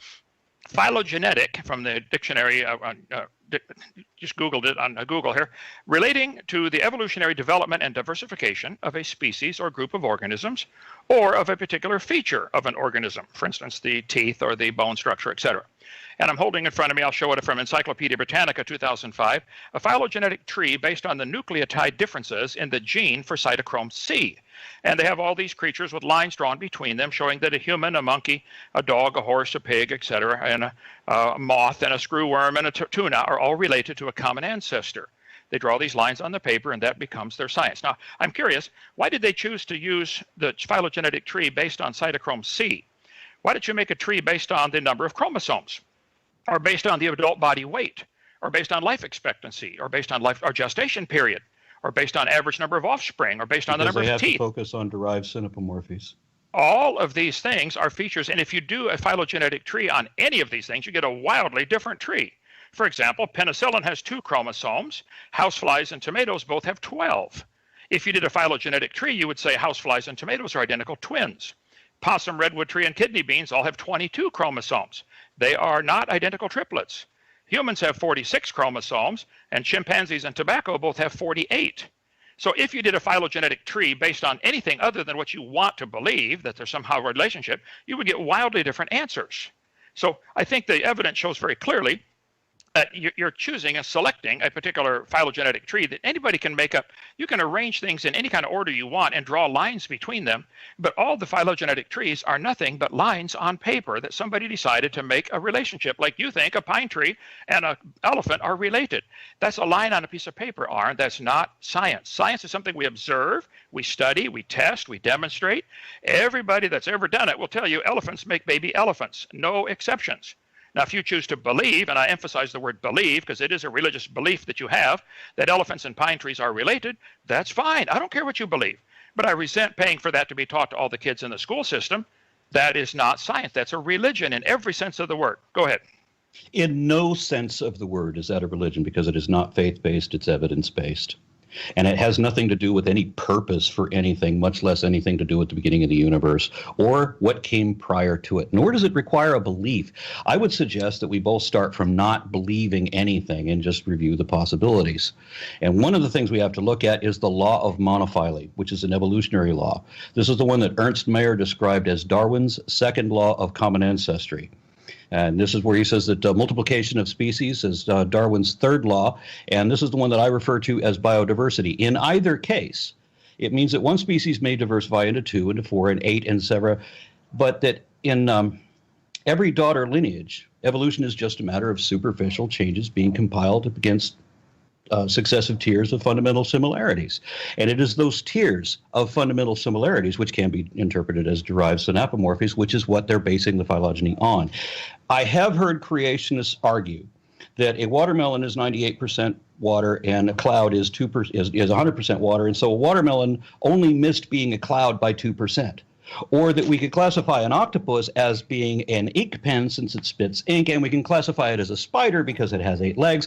And these are all deliberate attempts to avoid the fact. Kent? Avoid the fact of what? That an octopus is related to an ink pen? What? Do you understand the law of monophyly? As I just described, it means that you can't outgrow your ancestry. That means at no point in evolutionary history did one kind, which doesn't exist, ever become another kind, which doesn't exist either. You just told me that elephants and pine trees are related. You do right, believe and they're still eukaryotes, kinds. Aren't they? So that's all it takes. So they're still eukaryotes, aren't they? So that proves they're related. Are they still eukaryotes or no? Yes. Does that prove they're related? Okay, good. And they never became a different kind, ever, did they? So your definition of kind would include a pine tree and an elephant as the same kind of creature. Are they both eukaryotes or no? Are you drunk? Are they both eukaryotes? Yes. Okay, then they are both the same kind in that respect, right? That's nobody's definition of kind. Ask a 5-year-old. Look at the Bible, for example, what the Bible says about kinds. The Bible mentions the beast kind. 10 times. I'm curious about that. Okay, wait a minute. 10 times in Genesis. We're talking about the beast kind. Can you identify what is and isn't in the beast kind? Well, let me say what you asked. What the Bible says. The Bible, in the very first chapter, Genesis chapter 1, 10 times says they will bring forth after their kind. So the kind has to do with bringing forth, and I can help you here. I taught biology. Elephants and pine trees cannot bring forth. Because of the evolutionary law of monophyly, we have one cannot become a different kind. You can speciate. You can get to a point where you have speciation, where they no longer can interbreed with the parent stock or maybe with their sister species, but they didn't become a different kind. They are still the parent category that they belonged to, and this applies to everything in the human phylogeny. We still belong to every one of our ancestral clades. Ken, explain to everybody what you mean by kind, so that we're all on the same page. Aaron just explained what he meant, so you kind of go through what. And Ken, can you explain in kinds in reference to what Aaron's saying in regards to monophyletic clade? When he's talking about Meyer's law of monophyly, can you kind of join them together to explain your version of a kind in relationship to something in a monophyletic clade? Well, let's take this one question at a time. The Bible 10 times in Genesis chapter 1 mentions the word kind, and 10 more times in the flood story, Genesis 6 and 7. So 20 times in the first 7 chapters, it talks about Noah bringing the animals, in the 6 and 7, chapter 6 and 7, bringing the animals onto the ark after their kind. So it has to do with bringing forth, and for them to get 2 of each kind on board the ark. I can assure you a pine tree and an elephant are not the same kind of animal in the biblical way of thinking, or in anybody else. Are either one of them in the beast kind? A pine tree is not in the beast kind, no. But an elephant is? An elephant is a beast. It's a beast of the earth. Okay, yes, how many different types of beasts are within the elephant or within the beast kind? Well, and how can we distinguish them? Well, the current estimate is there are 7,000 or 8,000 kinds of animals on land. How many of them are beasts? Breathe air. That would be how many of them belong to the beast kind? I don't know. That's a great question. Okay, so we have kinds within kinds? Well, there are different kinds of beasts? There's not just the beast kind. There's also kinds of beasts within the beast kind? Well, that's a great question. But see, I'm not asking for my theory to be taught at taxpayer expense. You are. So the burden of and the one I have is actually especially justified, and yours is not. You're arguing for kinds, which means did you catch when I said that the only way to address this would be to address the phylogeny challenge? Did you follow that? Do you even know what the phylogeny challenge is? I do, but let's just fix it. Okay, what is the phylogeny challenge? Aaron, hold on 1 second. Aaron. Let him finish out an answer. Go ahead, Kent. We're going to give you the time to finish out your answer, and let him. Yeah, you're bringing up 5 or 6 topics. Okay, I will stand by the Bible, which says very clearly the animals bring forth after their kind. Therefore, the ability to bring forth seems to be directly related into deciding what exactly is a kind. I think we could demonstrate. I'm going to show up some pictures here we're going to video this for people. There are 200 recognized species of squirrels in the world.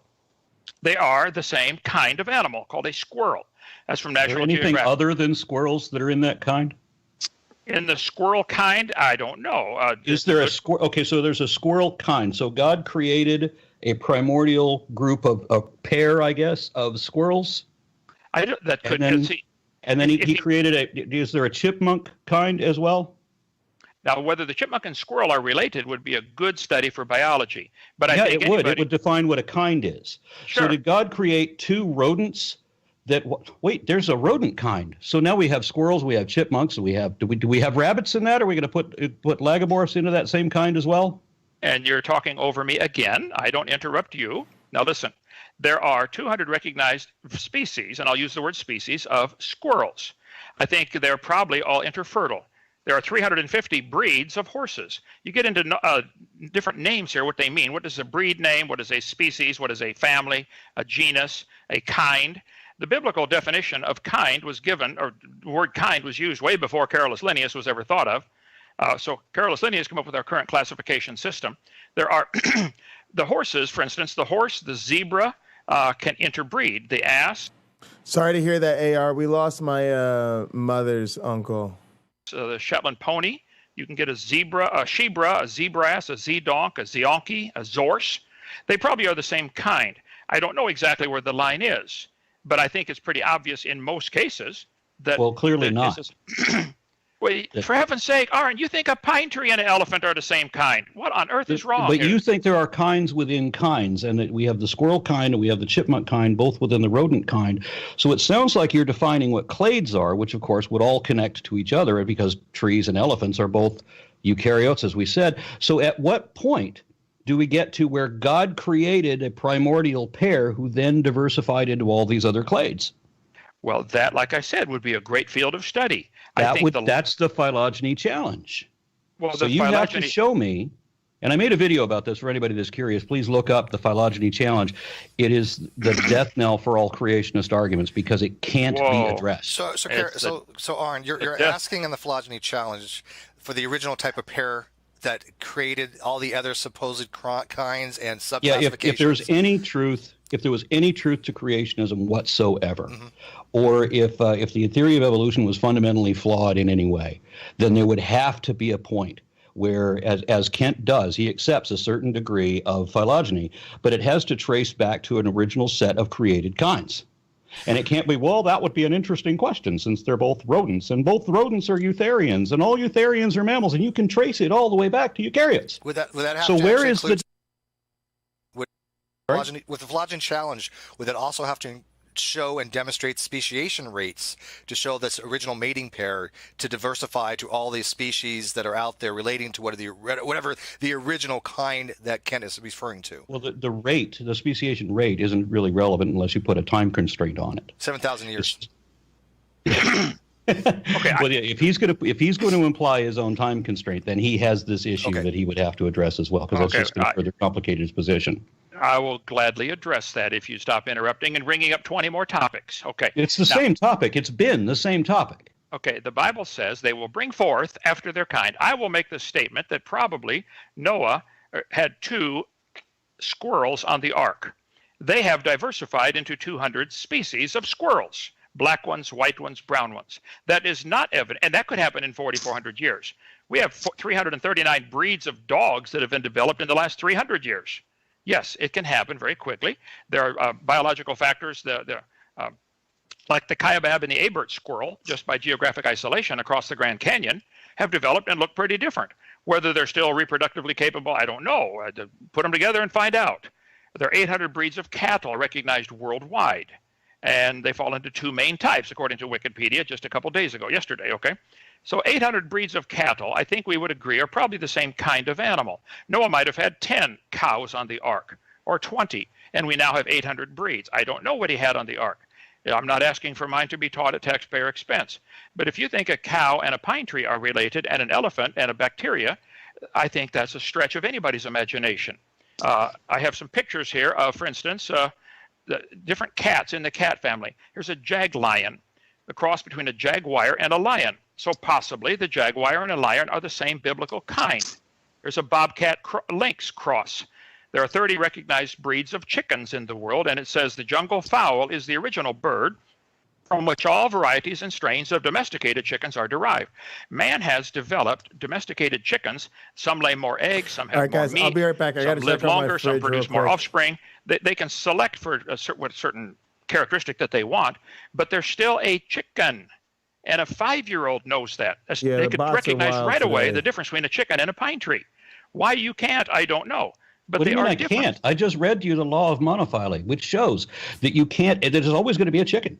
It's never going to not be a chicken. All its descendants, no matter how much they change, they're going to still be chickens. Why? Because of the law of monophyly. And those chickens are still going to be neonate birds. They're still going to be birds. Not the bird kind, because the Bible doesn't describe what a kind is. As a matter of fact, it says there's all sorts of birds, and it doesn't describe what a sort is either. But we have the idea that we have all kinds of birds. So we have kinds within kinds, which sounds like it's describing the same thing as clades, but the difference being, and this is the important thing that you keep missing, is that there has to be a point where they're not all related. So it says all kinds of birds, implying that there's different kinds of birds. So there were individual creations, yet they're all birds. So why are they not the bird kind? Well, so can you give me those? Give me a distinction between kinds. You mentioned the law of monophyly. What is the ancestor between the pine tree and the elephant? What did that ancestor look like, and why didn't it always bring forth after its kind? Why did it diversify? It did. You mean an elephant and a pine tree are still the same kind? That's right. They're still eukaryotes.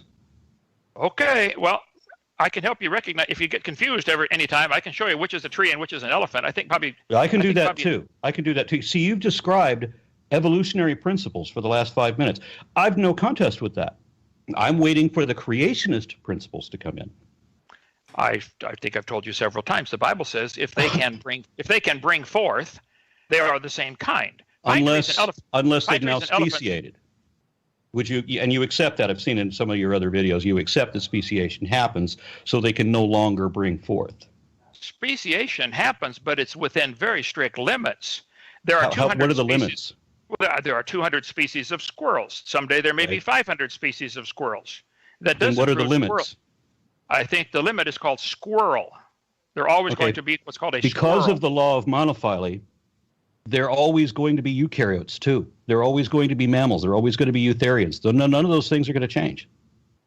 So you still belong to every clade your evolutionary ancestors did. There was no point where you stopped being what they were. You can't grow out of your ancestry. So I am still a pine tree. Did I say or imply I'll be right in back, any way guys. I that just you got were to check on descended from my a pine tree? fridge. You said I'm still a eukaryote, so are the pine trees. Are so you telling me that you are not a eukaryote? Are you a pine tree? Did I tell you that all eukaryotes are pine trees? Yes, so are you a pine tree? I told you. Can somebody back up the tape? When did I tell Kent Hovind that all eukaryotes are pine trees? No, I didn't. You said no. What he said for clarification, what he said was that all pine trees are eukaryotic. They're all eukaryotes, but not all eukaryotes are pine trees. Correct? Okay, I understand. Okay. But your ancestor. So at no point in your evolutionary history did a eukaryote give birth to a non-eukaryote. So, and the same thing applies throughout. So all the hundreds of times that in the last 20 years you kept saying a dog never produces a non-dog. I'm sorry, that's always been wrong. That's always been a straw man. That has never been a correct criticism of evolution. That has been a description of an evolutionary law which you have failed to understand these decades. No, I think I completely understand it. Dogs always just produce demonstrated dogs. and will now do so again. All right, let him get it out. Let him get it out. I will say it again. You haven't understood it in 20 years, but dogs do always produce dogs. Do you know of an exception to that? Because of the evolutionary law of monophyly, that is true. And dogs remain conoidean carnivores. They never became a non-carnivore when they produced the first dogs. Still a carnivore. Still a member of every one of its parental clades. Same thing with cats. Phalloidean carnivores are still carnivores. Dogs, cats, both carnivores. Okay, let me ask you a question. Are pine trees carnivores?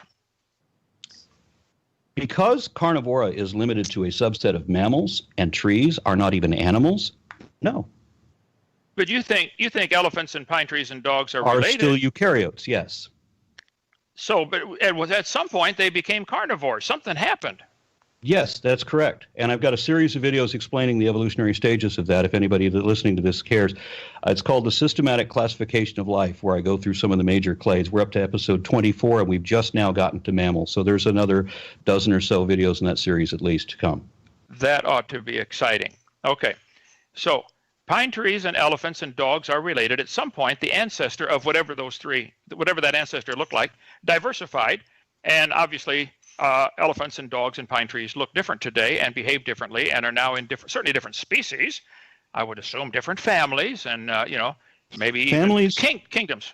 Well, they're different kingdoms, plant and animal kingdom, aren't they? The families and kingdoms really don't matter. Those are Linnaean constructs, and they're not really applicable.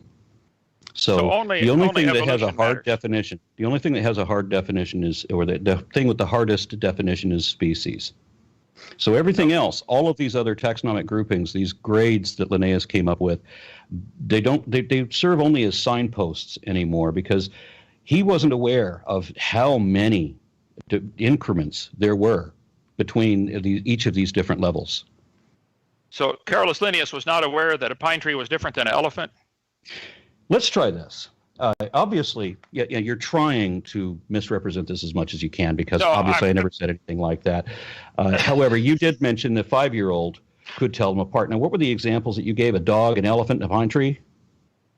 Do you think a 5-year-old could tell the difference between those?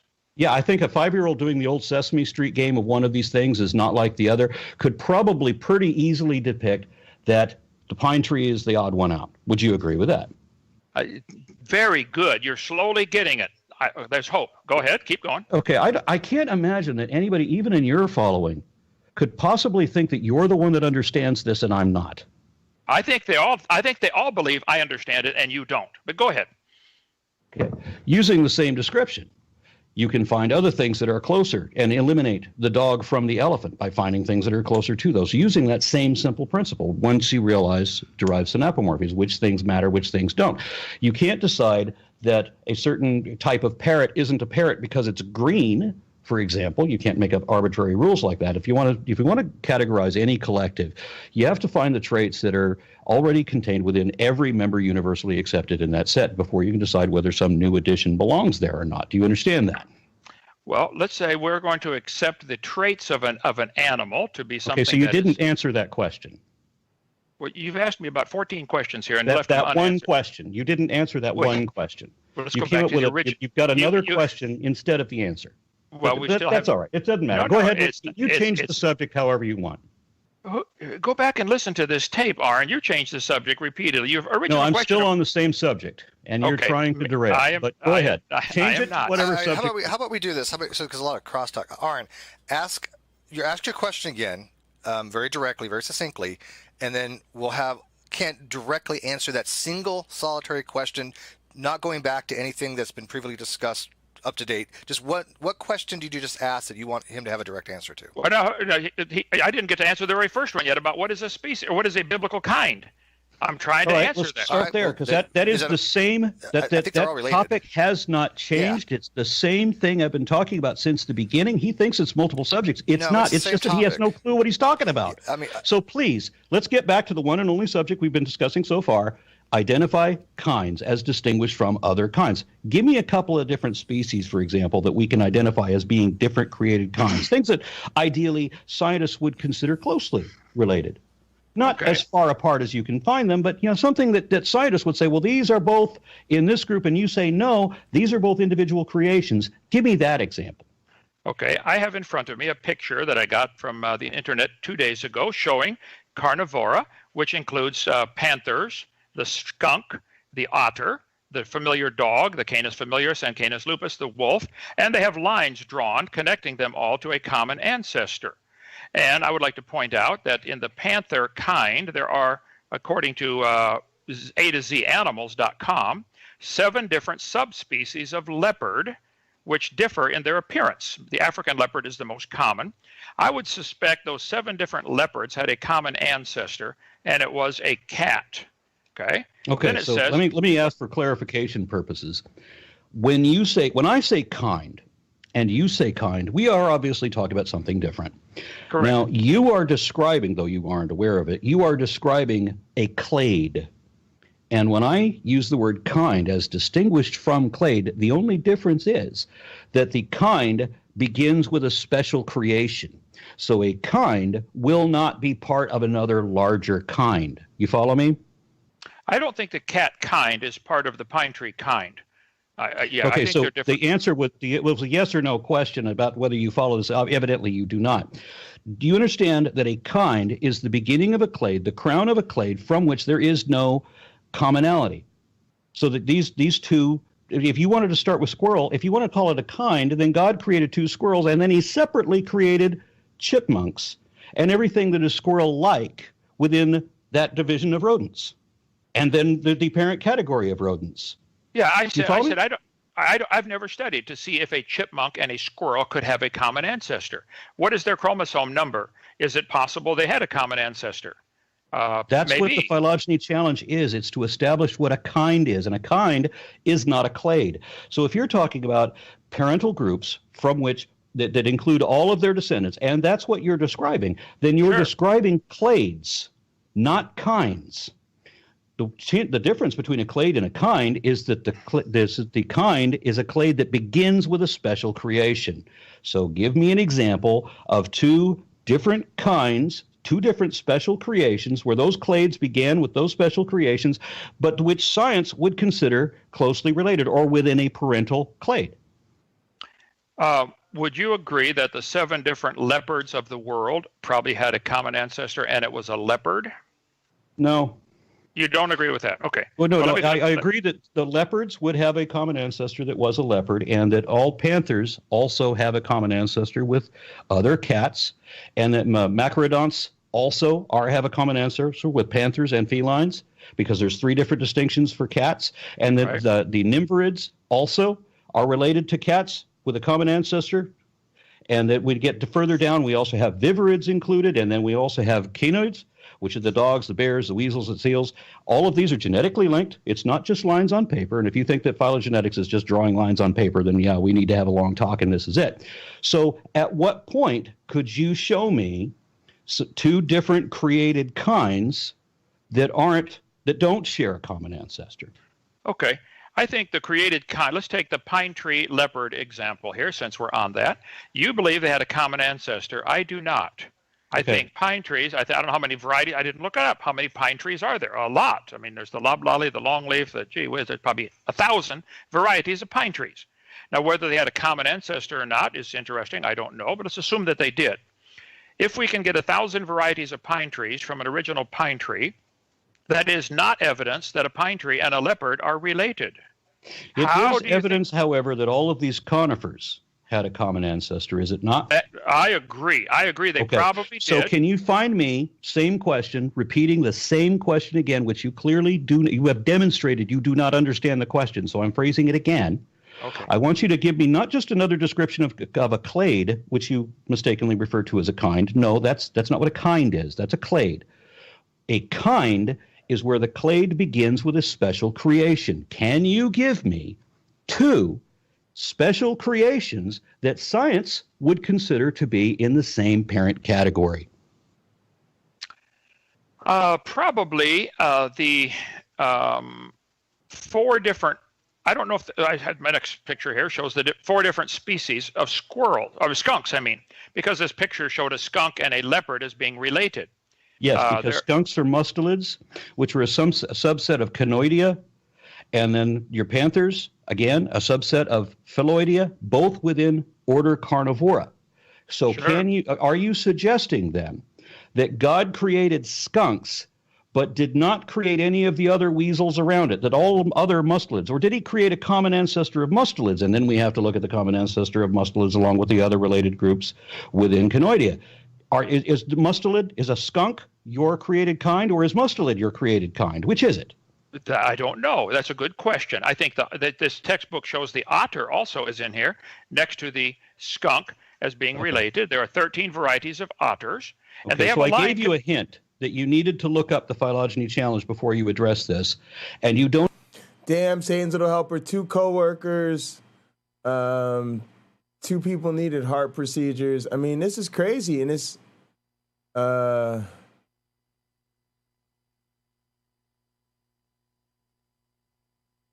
They pay attention now because you're a semi-germaphobe. Yeah, well, COVID turned me into a germaphobe. I wasn't a germaphobe before COVID. I didn't know how all of a sudden I became the germaphobe. But it is what it is. And, man, it's really, really crazy that people would rather do all of that than just get the message like, hey, we need to just kind of stay away from each other for a good while. Maybe shut some shit down. Yeah, it'll be rough for the economy, but let's just kill this COVID shit so we can move on with this shit. But I don't think we ever are. And if you want me to tell you what I really think is up, I think the religious core in this country, as they spread their toxic Trumpism throughout the world, I think they'll make sure we don't ever get beyond this shit. And if we really get on the other side of this shit, it'll be because of some lucky shit, like just, overwhelming abundance of a harmless variant or a near harmless variant, or it'll be some combination of us getting really, really lucky in terms of what happens, or shit's gonna get way, way, way fucking worse. And then you might finally get the government to grow a fucking pair and do something about this shit. But till then, I think we're stuck in fucking COVID hell. Absolutely stuck in COVID fucking hell. These people don't really give a fuck about human life at all. Don't even know what the phylogeny challenge is. The phylogeny, as I've clearly demonstrated, is drawing lines on paper. Challenge. Yeah, Ken, let's try to clarify. He's not talking just about phylogeny. He's asking you, do you know what his phylogeny challenge is, which is something he has issued, and I believe, correct me if I'm wrong, dealing with the original kinds for what would be the beginning of a clade for the creationist point of view along those lines? Yeah, I set it up so that most people who visit my channel would see the phylogeny challenge video first thing. Mm-hmm. Sure. You want to know what the original created kinds were and how that is distinguished from the other created kinds, and what prevents them from being connected. Is that no? The second part of the question is irrelevant. Okay. Yeah, if you can show me created kinds, then it wouldn't matter how that clade diversifies after that, or the number of subset clades within that, because you can have new clades erupt within those old clades, and they're still going to belong to the parent clade that they always were. And the same goes through entire evolutionary phylogenies, every one of them. They remain belonging to every ancestral category that their ancestors ever did. There was never became a non-dog. That argument is invalid. So show me two created kinds that science would consider within the same parental clade. Hold it. If they never became something other than their parents, because of the law of monophily that I just described. It's an evolutionary law. So if there was something then that was the ancestor of pine trees and elephants where we started this conversation, obviously something happened. And what this is, nobody's ever observed this. See, science, I guess my definition of science is very different than yours. Science is things we observe, study, test, and demonstrate. And that is exactly my definition as well.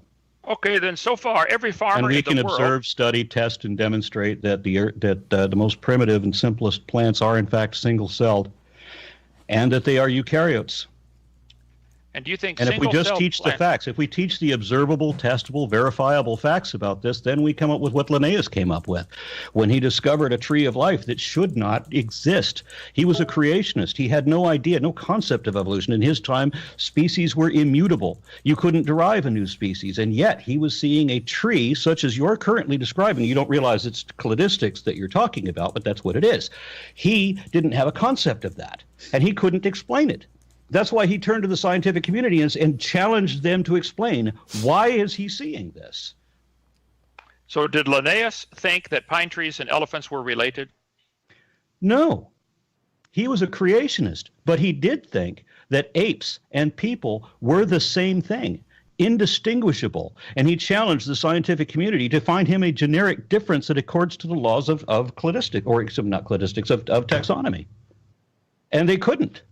So they arbitrarily created a class of Pongo, just to ease their own conscience about it. But then, of course, in the last 20 years or so, genetics has confirmed that there is no such thing as a separate family for the non-human apes. We are still apes.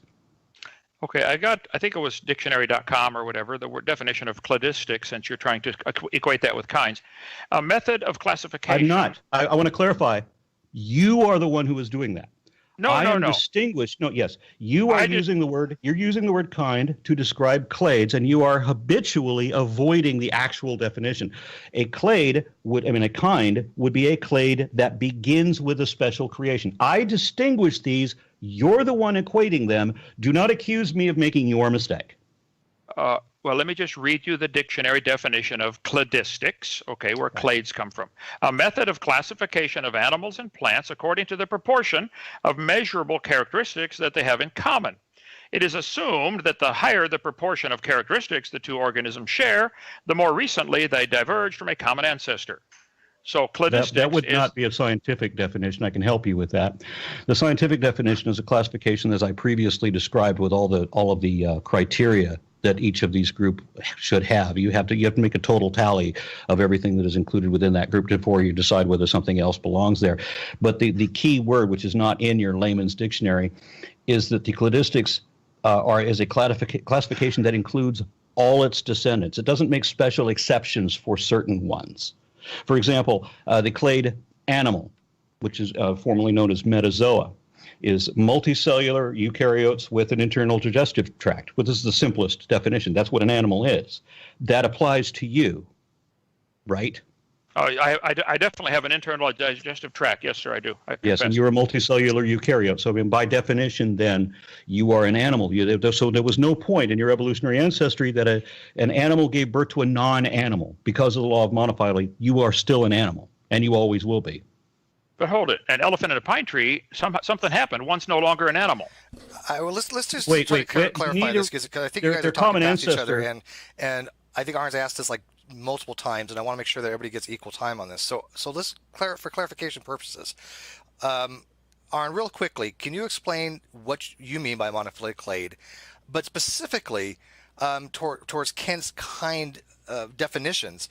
What I think we need to isolate is that all the things you've talked about, the pine tree and mammals, are still eukaryotic, right? They're different kinds of eukaryotes, right? But they're still eukaryotic. And they came from something in evolutionary theory that was non-eukaryotic at one point, right? They have a shared common ancestry.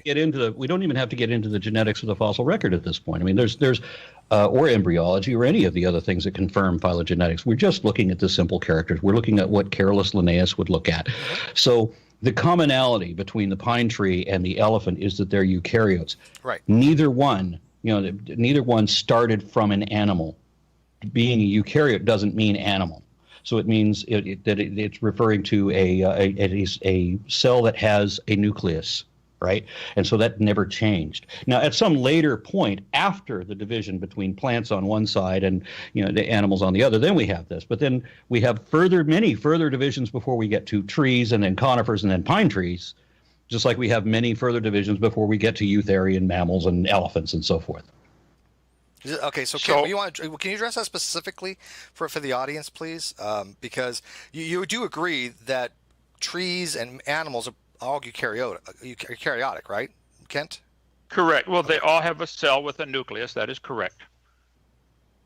Plant cells and animal cells, they're very different in many other ways, but yes, they both have a nucleus. So that proves we're related. So because we both are eukaryotes, therefore elephants and pine trees are related. I'm just completely baffled at how a grown person could believe that. I just mentioned that there are other categories that we can use. We're only right now looking at Linnaean characteristics. Sure. We haven't got into genetics or embryology or the fossil record or any of that. We're just looking at the characteristics right now. Okay, so I would say we want to make sure that we don't adopt a belief at the onset, because of course that would be dishonest. And it would be dishonest to throw out any evidence that flies against whatever belief you want to adopt at the onset. So we're better off both not having a belief to start with. Okay, well let's start. Look at the facts and the possibilities. Okay, let's look at the facts. Yeah. Pine trees are made up of cells, all of which, originally the ones that are still living anyway, have a nucleus. The dead ones, of course, the internal tree no longer has that. But yes, and elephants are made up of cells, and they have nucleus. I could look at that and say, this proves we have a common designer, because this system works really good. You don't have to go cells. that far. You don't even have to. You don't can have construct an entire tree of life, as Linnaeus did, without making that assumption. And you still come to the same inescapable fact. You could also construct a tree of life and say, wow, look at the designer gave all this stuff the ability to reproduce Then again, varieties. you're making an assumption that is unjustified. We have to look at possibilities as well. Okay, so in order to say, and I know that you know that not everything is possible because you've said many times about things that you don't understand that you think are impossible. So you know that we can't just say that anything is possible. You know that there's a limit, that there are things that are not possible. So we have to look at, before we can say that something is possible, we have to verify that the possibility exists. There has to be a precedent or a parallel or a verified phenomenon to indicate that such possibility exists. Now, So we know that evolution happens. We've seen how it happens. We know various different aspects about it. We know quite a lot, actually, about the evolutionary process and the evolutionary history and so forth. And so we know that these things occur. They're observable, demonstrable, verifiable, repeatable directly.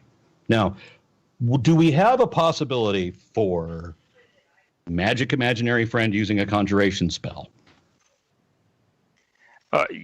You have already said several things which I would have to disagree with. We do not know that evolution happens by my definition Okay, so of evolution. you're saying that the definition that we've already had. Let him finish out his answer. Okay. In your mind, you know evolution happens. In my mind, I have a different definition of that. I think variations happen within the same kind, but they're limited to that kind. For But there's no definition of kind still given. That was the core of what we've been talking about for the last half hour, is trying to get you to define a kind as distinguished from a clade. Now, I've given the definition, and I've called you to give examples of that, and you failed to do so. What you have instead done was deny the very definition of evolution as being a fact. You would agree, and you have described already how you accept certain aspects of evolution, and not just change within a species. You're talking about changes between species, which means you accept macroevolution as well. I know you defined it as something else because you have to use equivocation. But just because you use the wrong definitions doesn't mean that your definitions are right. It means the scientific community has established what these definitions are, and you don't get to change them just for your audience. And you don't get to put words in my mouth. I do not believe in macroevolution. By my definition. But you described what you described that you accept. What you said you accept meets the definition that scientists give for what macroevolution is. Microevolution is variation within a species. Macroevolution is variation between species, and this includes speciation, and you accept that speciation happens. So you accept that by definition, the actual, real definition, and not the false one you made up, that you accept. Chat, y'all see what it is, man. I mean, like, it's nothing to do, right? Like, he won't define evolution according to the terms. He keeps giving up the game. He keeps, I mean, Aaron does a really good job here. A really good job. And again, he doesn't have to sit there and take Kent Hovind's ignorance and willful delusion, right? And refusal to even use terms properly. And then, of course, notice that Kent Hovind isn't on camera, right? Always the trolls never want to be transparent. What is actually really defined as macroevolution? Let's make sure that Kent has equal time here, Aaron, if we can. That would be wonderful. I want to make sure Kent. Okay. Please, we're trying to make sure you have equal time. But all right, just tell me when to speak. I want to make sure you guys are talking about the same things, and I understand both your guys' positions. I've had many conversations with both of you gentlemen. Aaron is explaining it from a very scientific and precise way of looking at it. And what he's asking you is for you to define your terms in a way that is from a creationist point of view, and they don't mesh. And I think that's why we're having a communication failure here. When you're talking about speciation, Kent, what do you mean by macroevolution? What do you mean by speciation? How much of it do you accept? Is that something along the lines of what you want to know, Aaron, as far as your questioning? Well, that's where I don't think anybody's ever given a really hard definition of species. Is a dog and a wolf a different species, yet they're the same kind of animal? Is a dog and a coyote and a wolf? They're different species, Canis lupus, Canis domesticus, but they're the same kind. So yes, I do accept that speciation happens, but who is getting, like they decided there's a new species of finch on the Galapagos Islands now, because one flew over to a different island and crossbred with a different variety of finch. It still produced a bird, It still produced a finch. So if it's because some group of scientists decide to call that a new species, that is not evidence for evolution. That's wishful thinking. That's SpongeBob imagination stuff. I agree, variations happen, and I agree new species could be created if somebody wants to call that a new species. I don't know if the 200 species of squirrels are, I think they have the same kind of animal. So yeah, I think the word species is too flexible. I think the biblical word kind, able to bring forth, so those 200 species of squirrels can probably bring forth babies. The squirrel and a pine tree cannot. They're different kinds. Squirrel and an elephant cannot. Whether squirrel and chipmunk, I don't know. That's a good question. I'll do some research on that, Aaron. I'll get back with you. I don't know about chipmunks, if they're in the same kind or not. Good question. I will definitely work on that. But I think I could demonstrate that a squirrel and a pine tree are not the same kind. And if you choose to believe they got a common ancestor, that is your religion. There's no evidence for that. No evidence at all. That's a religion you believe in, and that's fine. This is America. You can have any religion you want, but you should admit it's a religion and quit calling it science. That's not science. So the evidence that we have, both genetic and character-based, that we have these commonalities, and in addition to what we've seen in the fossil record, these are all the facts. And I think you would even agree with this definition of evidence that it is a body of objectively verifiable facts, which are either exclusively, they're positively indicative of or exclusively concordant with one available position over any other. And these would confirm these beyond reasonable doubt. Would you accept that that is the definition of evidence, or that that is a working definition for the purpose of this discussion? Well, yes, determining what a fact is. You mentioned that the genetic commonality, I think it's a fact, but whether that proves a common ancestor or common creator is the question. And you mentioned the fossil record. You're interrupting him actually at this right now. So hang on, Aaron. I promise we'll get back to you, but go ahead, Ken. I want you to finish your statements because I have been noticing both of you have been interrupting a little bit. So to be fair to everybody, Ken, finish what you're saying and then let Aaron respond, please. Several times he has mentioned that the fossil record is somehow evidence to support his theory that they have a common ancestor. I would contend there is no such thing as a fossil record. There are bones in the dirt indicating they died, but why would you think a bone from the dirt could do something which no animal today could do, which is produce something? If you find squirrel fossils in the dirt, you're going to say this is a squirrel, and it produced squirrels. That's all they produce today. But yet you think a bone in the dirt is capable of doing something no animal today can do, which is produce something other than its fundamentally 5th grade or 5-year-old level kind of animal. Once again, because of the law of monophyly, I clearly do not believe that anything ever becomes not what its ancestors were. I've explained this repeatedly. So I do not believe that. Hybridization, by the way, a finch crossing over to another island and then hybridizing with other finches is not speciation. It can be, but it's very, very limited. Very, very limited. The vast majority of speciation events are just build-ups of genetic diversity. We have 4 different types of speciation that are now logged, and hybridization doesn't even account for any of these 4. So these are just build-ups of genetic diversity in different isolated groups, or even emerging within a same group. Okay, well, let me ask you a simple question then. Does this buildup of genetic diversity have any limits? What limits would you propose? What limits might you be thinking of? Okay, let's take limits on size as an example. Is there any do you believe there's a limit to the size of dogs? Is it possible for dogs to ever become as big as a blue whale? There are animals as big as a blue whale, like the blue whale. So is it possible for an animal, is there a limit on size? Could you get a dog as big as Texas? Godzilla is not possible, for example. Very good, very good. So there are limits to this variation. Yeah. Okay, wonderful. Okay, so there are what you're telling me is that there are structural limits imposed by gravity, but not actually by biodiversity. So there's no limit to biodiversity that you've yet given, only structural limitations according to physics, perhaps. Well, no, okay, well, correct. Now, Why don't we get dogs as big as elephants? Because elephants because of structural difficulties. When they exceed 200 pounds, they are beyond their ability to withstand to grow any larger because of the structure they already have. They have to adapt a more improved structure in order to exceed that size. And the same thing goes with the reason the dinosaurs were so big was because they had a system already built in that allowed that to happen without a backlash. They had avian respiration, so they had hollow bones that they could breathe through, which made them far more energetic and powerful than we are. So that dinosaurs and mammals of equal mass, the dinosaur will excel because it'll be lighter and faster and stronger. Well, you said the dog is limited and can't become as big as an elephant. There are animals as big as an elephant. It's called an elephant. There are animals that are as big as an elephant, but they have to, as I just said, and I'm going to have to repeat again, the dog would then have to have a new adaptation to account for the larger size, because we also know bears come from dogs, and bears they don't come from dogs, they come from the common ancestor, but bears are genetically linked to dogs, and bears have excessive size.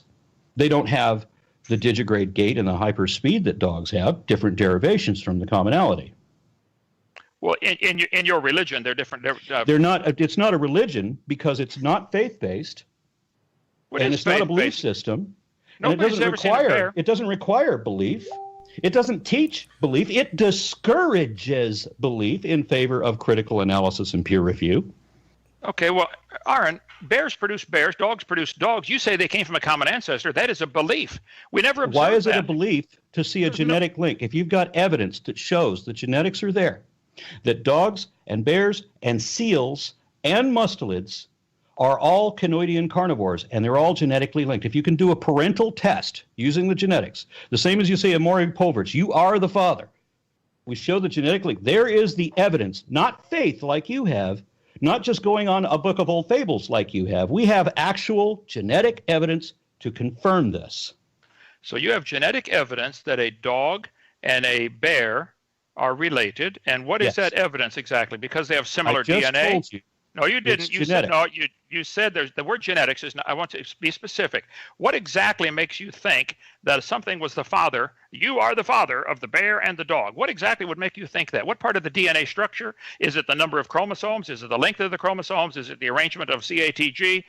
Exactly what is this evidence that you're saying, you're claiming is evidence for this ancestry, the parental aspect of the ancestor of dog and wolf, or dog and bear? I explained this in a series I explained this in a video called Caniform Carnivore Cladogram Construction. I like alliteration. I can't help it. And there's a backup to this that also covers the cat side of the family tree. And these are in a series of videos, a five video series called Falsifying Phylogeny, which explains a number of other evolutionary principles, including the evolutionary laws that I just mentioned. Well, can you just give me a 2-minute summary here? What is your reason? It is, as I just explained, and I'm repeating the explanation again. It's just like doing a parental test where you're matching the commonality to see whether this person is the father or that person is the father. You're just extrapolating further back. And I'll ask you again, maybe you'll get it this time. What exactly are you looking at? And some of these examples they're just the way, good educators explain these things. And it'll be useful for people to hear me kind of revisit some of the greatest hits.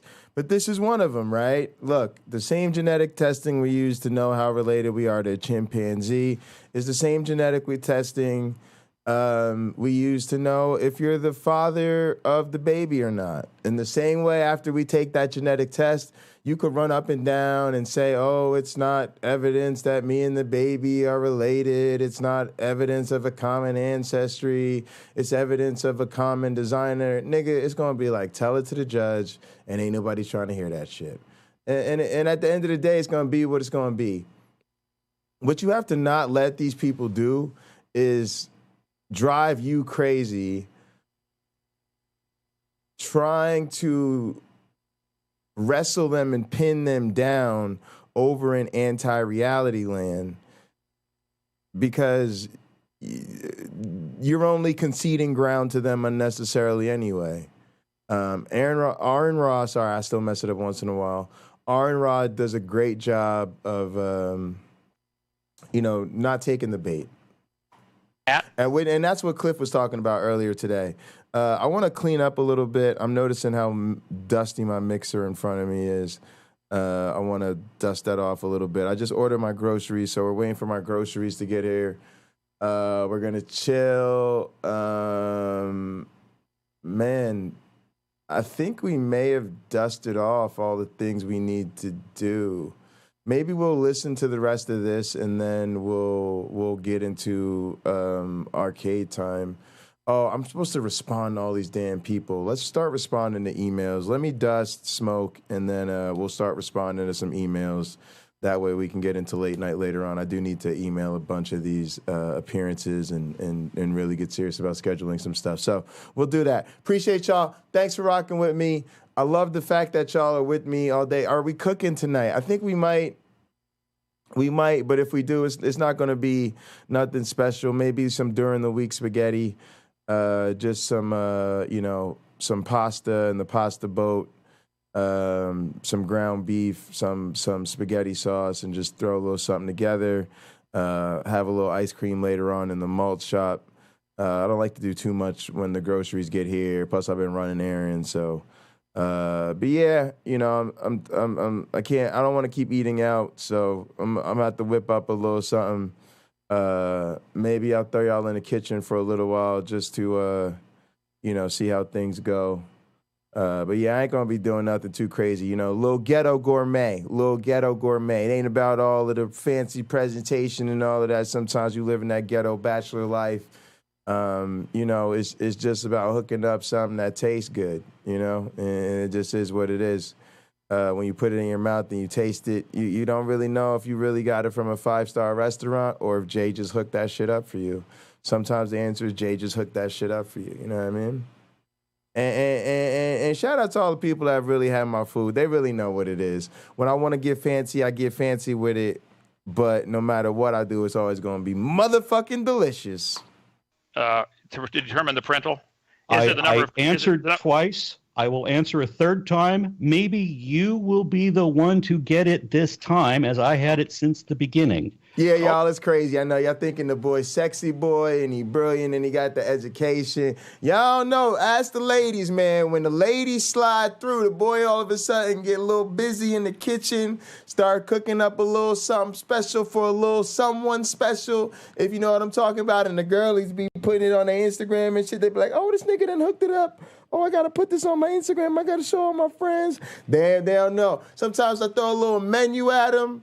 I'll put a little menu together, let them pick amongst some options and shit. Nah, see, y'all don't know. Y'all don't know how I do.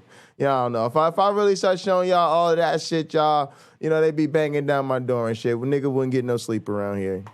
Oh, okay. Yeah, we are just like a paternity test, where you're using a genetic matchup. Right? Satan's and Hope will tell you, I already keep cracking You're looking hours. for the commonality between these genetic lines, genetic lineages. You're also... Yo, UC Love ain't fucking around. I do need an air fryer, though. I ain't even going front. I really do need an air fryer. Yeah, air fried cheese puffs right now, see? Lena know what's up. Y'all call me out on that. That's for real. I got a couple of slow cookers, couple of rice cookers. I got a magic pasta boat. I like to have the kitchen goodies. But I need an air fryer. I need to step on up and get an air fryer. That's facts. So looking at wherever they're applicable, ERVs and such. Whatever, I can't remember the other term. Whatever other commonalities take factor in genetic comparison. You're doing a genome sequence comparison to identify the ancestry, just like you would trace whether you are Danish in ancestry or Jamaican or what have you. It's the same concept. So you're... Again, guys, let me tell you what I figured out, man, along the way, man. I figured out I was so fortunate to be an evolutionary biologist, man. You start getting into this evolution shit and you be like, wait a second. And then it's funny too because it's so rewarding as a scientist because it's like, we don't have to worry about shit. We really don't. Evolution is such a powerful theory and framework that the government is literally just hurling money at us all the time. Now, that doesn't mean that there isn't a lot of competition. See, the problem is the government is not getting enough money to fund science. That's the real issue. And because the government's not getting enough money to fund science, it has to be divvied up amongst all the science shits. And then, evolution really only gets, a small piece of the overall pie. The other problem is not enough corporate interest supports evolution, right? Like me and Cliff trying to tell y'all this shit. Yo, we're not really trying to figure out where frogs came from. We're trying to solve real problems with evolving brains. Why? Because that's where money is at. People in the real world, I'm gonna tell you how much use the real world people have for evolution. All right, you ready? Here. I'm gonna give it all to you. Here, I'm gonna give y'all 3 semesters of graduate school in 10 seconds.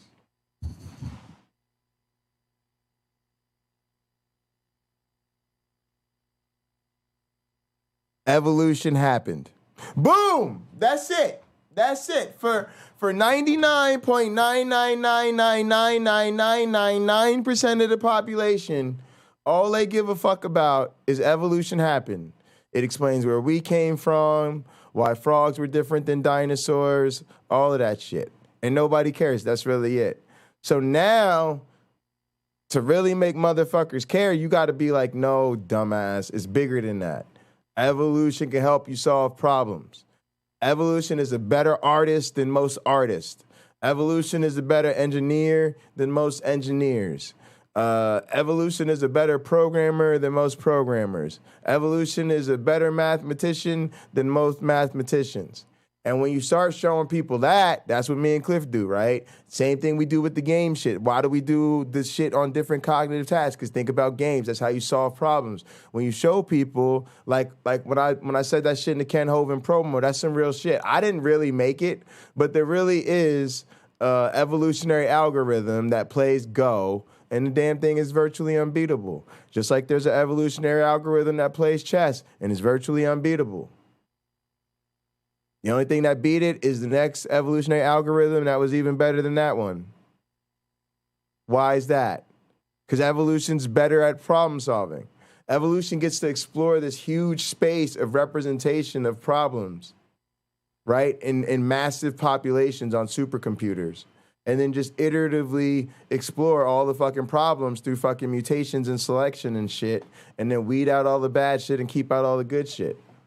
And they could just do that. Humans have to you have one human or a group full of humans, a room full of humans. They got to eat, shit, sleep, look at each other. They don't really like each other, talk to each other, all that old inefficient bullshit. Evolution ain't got to be bothered with none of that. It's only limited by its ability to represent the problem accurately, its ability to evaluate the solutions accurately, and its ability to maintain enough diversity to keep exploring new solutions.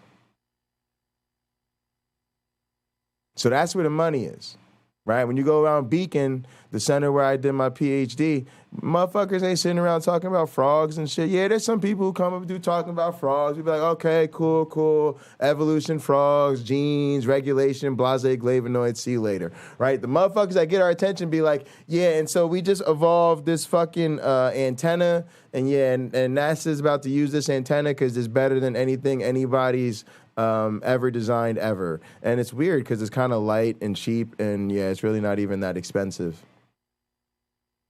That's what we're trying to do with evolution. Solve fucking problems. Now, how does this all tie back together? Because that's brand new, and because people are only just now realizing, holy shit, evolution is like the greatest problem solver ever, right? It means there's not a lot of fucking industry funding. Now there's some, this mostly comes from engineering companies and companies that explicitly want to use AI and evolutionary algorithms and shit like that. But it's a very burgeoning sector. A lot of these people come through Beacon, and that's how I know all this shit's happening, because where Cliff is getting his PhD, where I got mine, is like considered like the world's fucking #1 place for all this shit going on. Why? Because the National Science Foundation threw $50 million at the place to become said, right? So it's not magic or hyperbole. It's just we had more money than probably any other, evolution and action center And it was meant to get all the best minds in the world together to figure this shit out. That's what we do. And so therefore that's where everybody goes. But the point is, in the absence of that funding, evolutionary biologists we're really, really dependent on government funding. We don't have a lot of centers. We don't have a lot of rich people that are funding our lab work. It's almost exclusively the government, except for rare exceptions. And so that's what makes it so competitive, right? There's not enough government funding, and the government funding is pretty much all the funding we get. Now, in the future, as more and more private sector companies and shit and public, nonprofits and all of that shit really start to realize this shit, which is why it's important when you hear shit like, oh, we're trying to use a Markov chain, because I'm sure there's some AI evolutionary shit going on there, and you iterate and then you figure out how to get rid of gerrymandering, that type of shit. That'll bring in a lot more private dollars. And then as people realize that evolution is really the key to solving most of biology's problems, that share of the funding will increase.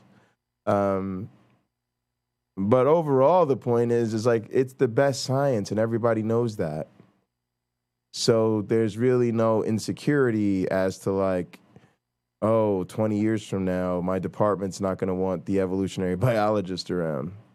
They may not want me around because I'm a pain in the ass, but there's a great deal of satisfaction and security knowing that you're working on the most well-supported evidence theory in the history of biology. And anybody who tells you that evolution doesn't do what we claim it does, or they are literally flat earthers. They're flat earthers. I don't want to hear shit. I don't want to hear a goddamn thing. Matter of fact, they might be worse than flat earthers. Right? What do I mean by that? Well, you got to remember, the flat earth shit was settled a long ass time ago. And the flat earth shit, there's a lot of evidence, but it's not so active, right? Whereas with evolution, man, it's like the activity of the research, the fact that it continues and it's been going on for so long and it's so all-encompassing. I mean, it in a sense, you could almost say it's worse than being a flat earther. To me, they're all on par. Flat Earth, young Earth, no evolution, they're all the same shit, Too terrifying. Too terrifying. Just utter anti-reality nonsense. You're saying someone did a genome sequencing of a dog and a bear and found out that they have a common ancestor based on Not just ERV. someone, lots of people. The thing about science is that it has to be peer reviewed, which means that somebody does these tests and say, okay. And again, y'all know, real scientists. You hear me and Cliff. You hear me and Cliff talking about it all the time. What do? We bitch about peer review. Right? I'm mad as hell. I wrote a goddamn dissertation on the topic. You know what that makes me? I'm gonna tell you what Rich Lensky said it makes me. It makes me the world's foremost expert on my shit. Nobody on the motherfucking planet, including all them motherfucking biologists, the evolutionary biologists, the programmers, Cliff, none of them motherfuckers. Mike Travisano, Rich Lensky himself, none of them motherfuckers know my research as well as I do. And my research got me through my motherfucking comps, my motherfucking dissertation defense, okay? And you know what it means to the peer review process? Not a goddamn thing. Absolutely nobody gives a shit, because every single science paper that's submitted ever is submitted by the motherfucker who is a world's leading expert on the topic of that goddamn paper, and nobody gives two fucks. You have got to get that shit through the peer review process where motherfuckers outside your university, outside your group, outside your, social sphere of influence, who don't even see your name on the shit, don't know who the fuck you was working with because they don't see their name on the shit either, and you don't know who the fuck they are. They got to review the shit, review the fucking evidence, and it's a pain in the ass because they don't really get the shit or they don't understand the shit, and you got to go back and forth and letters, and you got to redo the manuscript, and then they ask you for more tests, and then if that don't work, you got to go somewhere else, and then you got to start the process over again. Then their reviewers start being a pain in your ass. But see, these fucking creatards, y'all, they don't want to deal with none of that shit because it's too hard. Just like the fucking sound clip, it's too terrifying. They want to play everything on easy mode. They don't want to have to get the shit through peer review. They don't even want to have to argue with other scholars, right? What they want to do is they want to go straight to the public. I'm going to tell y'all what it reminds me of. I'm going to tell you some fucked up shit that really happens in America, and you see where I'm going with you. Y'all see too many motherfucking commercials for drugs, right? There used to be a time where, you might see some commercials for some over-the-counter shit or whatever, right? But whatever you really have for your shit, like your real disease and shit, you ain't know what the fuck you was supposed to take for some fucking disease, right? You ain't know what the fuck you was supposed to take for fucking ED or rheumatoid arthritis or bipolar or none of that shit. Restless leg syndrome. You ain't know what the fuck you supposed to take for none of that shit, right? You had to go through the doctor, right? You had to go to the doctor, and then the doctor had to go to the fucking literature and the medical fucking journals and shit, and then the doctor had to figure out what the fuck had gotten through peer review and clinical trials and all that other bullshit, and then the doctor told yo dumbass, this is what the fuck you supposed to take, and this is what works and this is what doesn't, right? Well, what the fuck happened? The pharmaceutical companies realized that shit was too hard, that shit was too annoying, and it would be a lot more effective if they could just send you to the doctor's office with your untrained, unqualified, ignorant ass telling the doctor what the fuck you want to take. Hey, doctor, I got ED, and I don't want none of that blue chew. I want to take that Viagra, right? I got bipolar, and I want to take some of that, whatever the fuck, right? Cibralta, Celebrix, whatever the fuck, right? They be telling you all this shit, right? Because they know you're dumb.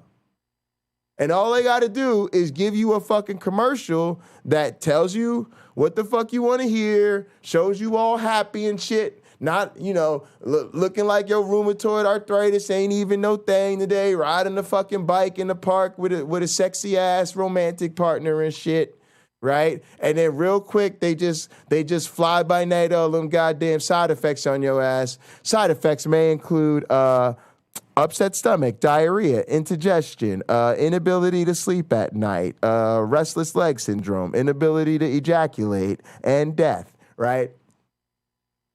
And then yo monkey ass just goes jolting into the fucking doctor's office all with your fucking order already ready, just wanting the doctor to sign off on that shit, right? And that's why these pharmaceutical companies sitting on some bullshit. They need to go through the fucking clinical trials, go through the motherfucking experiments, prove themselves amongst the motherfucking medical community, and let the motherfucking doctors decide what the fuck your ass should be taking. But they don't want to do that. They want to go straight to you. So now they spend more money in marketing straight to your dumb ass than they do in even fucking coming up with new medicines that actually work to solve diseases, because it's more profitable to just sell shit down your throat than it is to fucking actually come up with new medicines to solve new diseases, especially if you ain't getting no press over that shit, right? Look at their budgets. Look at the budgets of the pharmaceutical companies. The numbers will be right there in front of you. There's the publicly traded companies. They make all that shit very public. And that's exactly what they motherfuckers investors want them to do. You think them motherfucking investors want them to fucking cure a new disease? No, you cure a disease, you take the pill, you take the cure, then you don't have the disease no more. That's not very profitable. They rather just market some shit to you, that just treats it just enough to be a little bit better, then they rape you up the asshole your whole life for the treatment. And that's what these motherfucking apologists want to do. They don't want to deal with the scientists. They don't want to deal with the peer review. They don't want to get their lazy asses up in the morning and get into the lab, right? They don't even want to do what me and Cliff do. They don't even want to get their lazy asses up and sit in front of a computer and program some goddamn experiments or teach remotely at a university. They don't want to do none of that shit. They too lazy for that. They don't want to write no real dissertations. They don't want to come up with no real figures. They don't want to generate no real data. They don't want to have to learn how to code a fucking programming language. None of that shit. None of that shit. They just want to go straight to YouTube, tell the Rebecca Davises of the world exactly what they want to hear, that the Bible is true and science is a even worse religion than fucking Islam, right? You saw Islam blowing up the fucking Twin Towers? Yeah, well, fucking don't let these scientists get out here, man. These scientists are even worse than the fucking radical Islam. Oh, yeah, you think the jihad squad is bad? Oh, man, don't let the evolutionary biologists get up in this bitch. They'll have the whole world worshiping Satan, you know? Like, and that's what they do, and it's just trash. And the thing to tell them, y'all, don't get in their shit with them. What happened when I asked Cliff about zinc fingers today, right? Did the nigga give us a fucking 10-minute lecture on zinc fingers? No. He laughed and said, what the fuck are you talking about? And I just said, Cliff, have you've been in grad school for like 10 fucking years. Cliff, you ever heard anything about these zinc fingers? Hasn't heard a goddamn thing about it. So how the fuck is it that they've discovered all these fucking difficult problems for evolution that nobody that does evolution for a living has even fucking heard about? And the only people that do, again, are the motherfuckers that do the research for a living, and all they seem to talk about is how it's evidence of evolution, just like every goddamn thing else in biology. Doesn't seem to be very much of a problem at all. Again, nobody's talking about it except for the people whose job it is, and the people whose job it is don't seem to think it's a problem at all. But what do they want to do? Again, do they want to get their lazy asses in the lab and do something about it and prove it? Nope. Get through some shit through peer review? Nope. Get a PhD at a legitimate public university? Nope. They just want to jump on YouTube and tell your ignorant ass that doesn't know a goddamn thing about biology in the first place and is happy to admit so, that this shit that, again, nobody's fucking talking about is a huge problem for the science that they don't even do. They're going to tell you about their science. Yes, Sal, we're talking about people like Sal. They're going to tell you about their scientific expertise and some other shit, just like Ken Hovind, who's an expert in absolutely fucking nothing except biblical propaganda. He ain't even a real minister. I wouldn't even call him a real preacher. He's just a biblical propagandist, right? That's all he's good at. And he ain't even really that good at it. He's not really good. I mean, he only really appeals to the lowest, dumbest, weakest, most pathetic Christians, right? It just happens to be a lot of them motherfuckers. And a lot of them motherfuckers actually have some goddamn money. Again, because they ain't really focused on education, right? Why do Christians have money? Let's be honest about it. Because do they really give a fuck about knowledge or school or learning? No. Disproportionate amount of their shits, they go to school for what? Whatever makes them money. Business, being a doctor, being a lawyer. So one, they don't know shit. And yeah, they got a few bucks. They put a lot of money into making sure they do shit with their time that's profitable. So they dumb as rocks and they got a few bucks in their pocket. You do the math. Yeah, I did these tests, and then other people have to go back and duplicate those tests and confirm that they get similar results, or they can confirm that this is what actually happens. So you mentioned we should start with no belief whatsoever and just look at the evidence. Let's assume that we do study the bear and the dog and find out they have similar ERVs, they have similar genetic sequences. What then would you conclude from that? Would you consider the possibility that maybe the same author wrote the code? Appreciate y'all chat. The possibility, key word. Once again, I repeat, and I have to do that a lot here, in order to establish whether there is a possibility, we have to show a precedent or a parallel or a verified phenomenon indicating that that possibility exists. And we have had, by your own admission, we have had speciation occur. We have seen evolution happening in real time. not just in the fossil record, but also in the lab, live. So we know it occurs. And then we look at the characters of the simple physical characteristics, well, what the hell? You look between the description of bears and of dogs, and then we look in the fossil record. We also find bear dogs and dog bears. Literally, seriously. We find bear dogs and dog bears, both. And then we have common ancestors basal to each that would, their physiology looks a little bit more like a wolverine. But basically, it's the common ancestor where it's still plantigrade, still like a dog, or it's still plantigrade like a bear, but still has a long tail like a dog.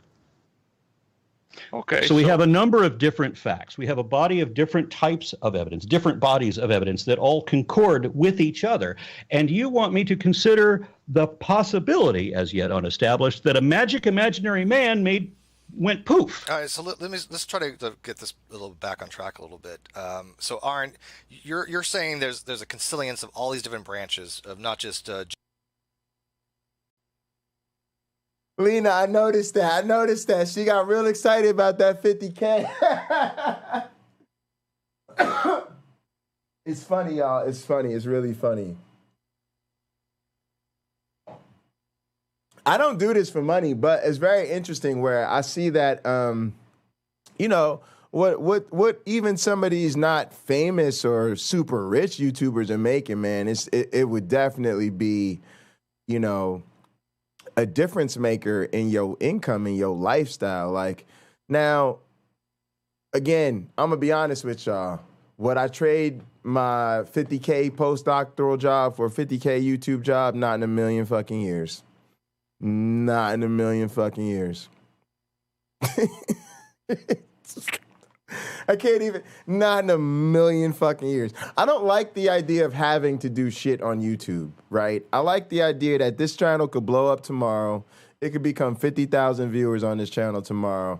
And I could be like, yo, y'all want to do some wrestling game? And 49,997 people could be like, hell no, unsubscribe and dip.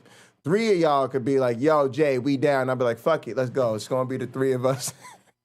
Motherfuckers know. When we start the arcade shit, we be like, Bible nerds, get the fuck out of here. If the viewer count drops from 20 to 5 because we kicked out the Bible and philosophy nerds, we give 0 fucks, right? Because again, to us, streaming is about building community, having fun, doing what we want to do. Even when it's like a grind, it's a grind. It's a passion project. You're grinding at it like you would grind at a game. Like you're grinding at it because it's your passion and you want to get better at it. And you out here doing it every day because you like, what the fuck I'm gonna do? Sit around and what I'm gonna do? I'm gonna sit in the studio and just work in the studio by myself all fucking day. Like, nah, if people gonna be live and be down with me, then fuck it. I'm gonna be live, and if people want to be down with me, then cool. But I would never want it to have to be that way. I made the same choice about music, right? I could have been a professional drummer. The reason, Penn State gave me an academic scholarship, right? And I realized, I always had other gifts. And it's like I could pursue my other gifts and talents, find a career and a job that I'm really passionate and happy with, and then play what I want to play when I want to play it. And then if ever I'm not satisfied in my career or my life, then I know I could always make playing my job and survive out here. So that's kind of how I look at it. And even with the YouTube monetization, I'm more interested in showing people who do want to do this for a living, or maybe I should say need to, or like it's their best thing, right? Like the best, like a T-Jump, right? Like I would want to show T-Jump, like, all right, T-Jump, you're using Restream, but like, be out here on more of these platforms. Like, you got really good social media, like, use that a little bit more, do some other stuff. This playlist playing, man, like T-Jump, he could be live around the clock. Just like we sat here and watched the old T-Jump debate, you could go to T-Jump's channel. He could be live 24/7.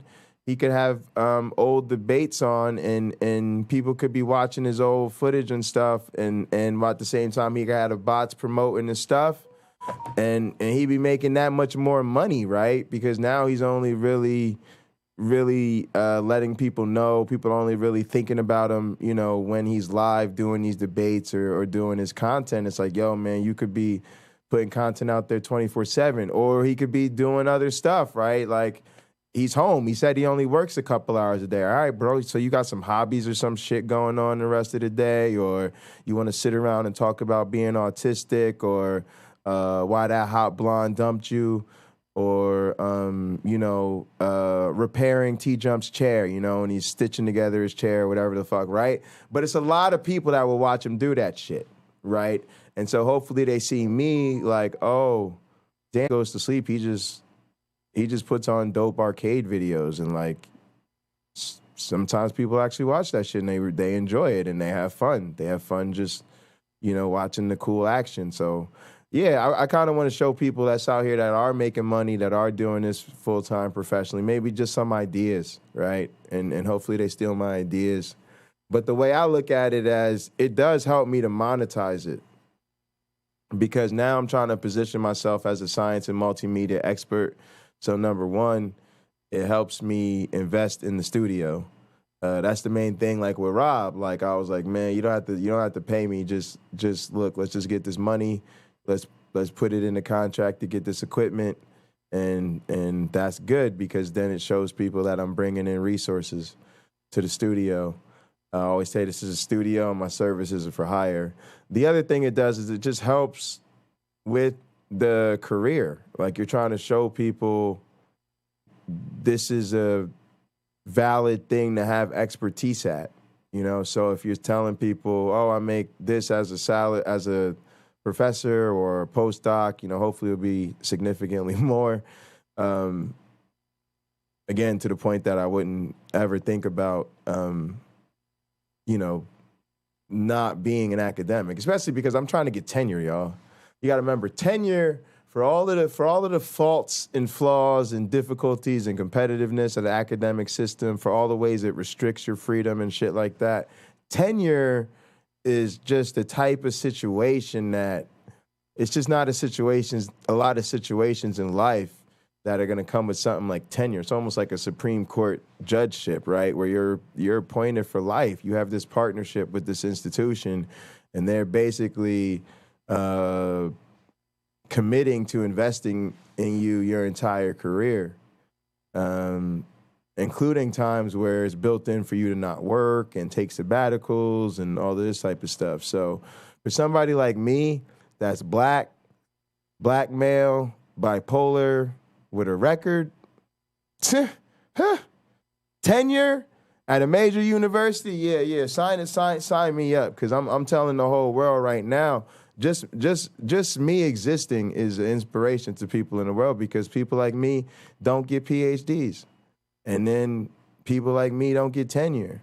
And so then to have tenure and know that, God forbid, you know, something happened with my mental health down the road, or you know, just different things in life, just having some job security and a retirement and all that type of shit. So like I said, once YouTube really gets accredited as a major university, we'll talk. Genetics, not just codons, not just ERVs, but comparative homologies and anatomy and a whole bunch of different other things. And Kent's basically saying, forget all that. There's a probability or possibility that it could be a common designer. That's exactly. Basically so the in the description where he asked for my two items of evidence for you know, or my two best examples of evidence for evolution, I gave phylogenetics, which I've been trying to explain, and he's actually been explaining, but he doesn't understand that is what he's explaining. And then the other thing, which is that we actually know things to be true, demonstrably, verifiably true about evolution, where nobody knows anything at all about any magic imaginary designer. There is literally no possibility to consider, because he can't even show me a kind, which would have to be the most basic thing any creationist should cough up at the onset before we even talk about this. If you want to talk about all animals being created, you'd have to show me which ones are the ones that are created. If you're going to accept that some degree of phylogeny applies, where's the cutoff point? That's what I'm asking. That's what the phylogeny challenge is. Yeah, let's make sure Kent is able to address this specifically and give him equal time on this. So Kent, he's kind of asking And again, y'all, pay attention to the equal time thing, because this is another reason why scientists say we shouldn't debate them, right? It's a big deal. That what they want to do is they want to put themselves on equal footing. They want to put, and this is my criticism of Donnie, and if I have to, I'll tell Donnie this to his face. Hey, Donnie, I really appreciate the opportunity to be in this debate, but the truth is you put science and non-science on equal footing. You put the best theory in the history of biology on equal footing with biblical propaganda. That's why when people tell me Donnie's such a great moderator, I'm like, miss me with that. These guys are doing a little bit better. They're letting the guys have the back and forth without trying to be such control freaks and not letting there be any sort of natural tension, but reining it in a little bit and trying to hold both participants accountable for, responding to the challenges of the other and so forth. They've tried a couple times even to pin Kent down on some of his terminology that he's using clearly in ways that are inconsistent or nebulous. Again, they're not faring much better than anybody because Kent Hovind is willfully, maliciously ignoramus. But yeah, I know going in, it's going to be the cult of the flying man versus everybody, right? It's going to be Kent Hovind is hostile to us. Donnie's trying to be on some bullshit. We know he's on the other side, and we know a lot of the chat's going to be on the other side. So we all we got, but that's fine because we're right and they're wrong. We're smart, they're stupid. It's just the way it is. So we're not worried about it. We like it. We're heels. We're bad guys. We don't like being cheered. We don't want people rooting for us. That's not our gig. That's not. We want people to want to see us get our ass whooped and then be thoroughly dissatisfied at the inability of their heroes to do so. That's what gives us satisfaction. That's heel shit. Heel shit is I don't want you to cheer me. I want you to boo me, boo me, boo me, boo me, boo me. Hope I get destroyed and then go home shucking and jiving. God damn it. He got away again. He got away again. Hero better get him next time. I'm tired of him. I'm tired of that outlaw prince. You can't be an outlaw prince. That's not even a good thing. See, he's an outlaw. No such thing as an outlaw prince. You can't be a prince if you're an outlaw. I won't stand for it. See, that's that type of shit. That's what we want. But the point is, folks, the reason they say we shouldn't do this is because we're already doing them a favor. They can't get equal time in the classroom because they're sitting on some bullshit, and it's not science. So you can't bring non-science in the science classroom. They can't get equal time in the courtroom. The courtroom already told them they're sitting on some bullshit. Their shit is not science, and so there's no defense for them. But by nature of debates being the way that they are, especially these debates that are unscored, unsort of moderated by people who are actually trying to, really moderate debates in the sense of, bringing the issues to some sort of resolution and sort of contributing more than sort of timekeeping and refereeing. You just aren't going to get it. But it's something we should pay attention to because I really do. I've been trying to make this argument to Rob, right? I've been saying, Rob, pay attention. This idea that we've got all the science on our side doesn't really matter as much as it should. The fact that we've won every court case doesn't really matter because right now, what's influencing the world, the platforms that make the most difference are social media platforms and, these sort of YouTube and the interwebs.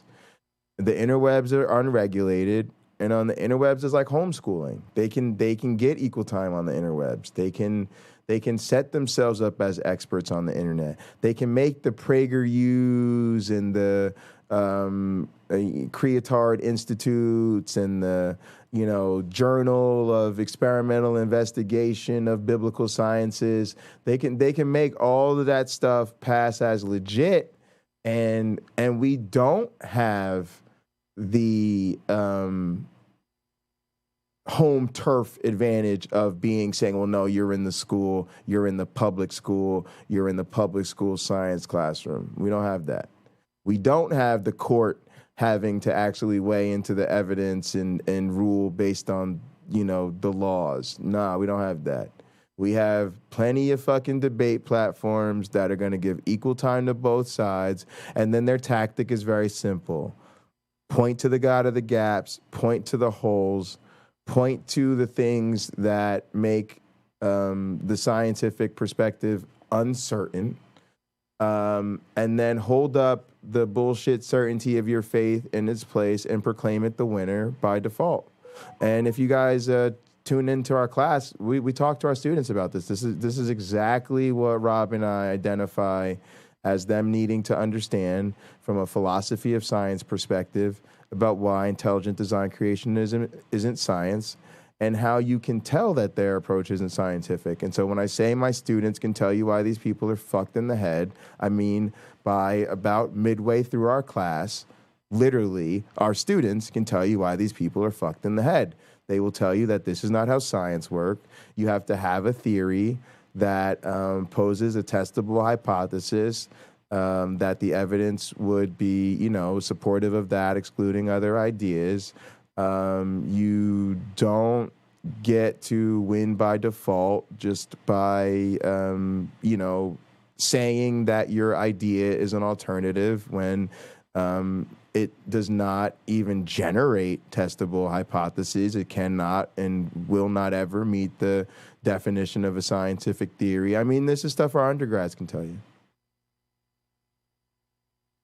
So again, it's not like atheists versus Christians. It's people who know what the fuck they're talking about and have been educated in the topic versus people who have no clue what the fuck they're talking about and need to shut the fuck up. What was the original kind as compared to what we know to be speciation events? So you're agreeing that speciation occurs. So can you differentiate between, for us, what we know to be speciation? Exactly, Flying Wayne, perfect. To the original Satan's little helper, created kinds that you. were not derivated from some kind of original other species. So what are the original kinds? Ooh, Lena always coming through, taking shit to the next level. This is why schools need to transition to free web learning. This will not only allow for a sort of marketplace of teaching methods, but it will ensure poor students have access to the same resources. Yeah, because I've been really thinking about this because I think we even have to fight the battle on the homeschooling front. Yeah, that's right. That's right, creatards. I'm coming for your homeschool. Check it out. If you take on the right to educate your child, it does not relieve you of your duty to steward that child, right? You have certain responsibilities to that child. If you don't know how to discipline that child, right, because you don't understand how discipline works, you don't have the right to beat the fuck out of the kid. We'll take the kid from you or put you in jail, right? Just because you don't want a kid or don't have a way to feed yourself or have a job doesn't relieve you of your financial responsibility to provide for that child. Again, fail to do so and we will lock your unemployed ass up. Too bad. Your unemployment is your problem. Your financial obligation to care for this child is not alleviated by your employment difficulties. Now, we provide a free public school system to all taxpayers. It's free. So there's really no argument that you don't have access to this system or anything like that. So now if you take the child into your home and you teach them some bullshit, and we can literally see that you're avoiding teaching them the subject you claim to be teaching them. Like you say, hey, I'm going to teach you science now, except it's not science. Then you are, in fact, abusing that child. You are, in fact, committing a fraud. You're, in fact, claiming to be educating someone, and you're doing so to someone who's too vulnerable to protect themselves.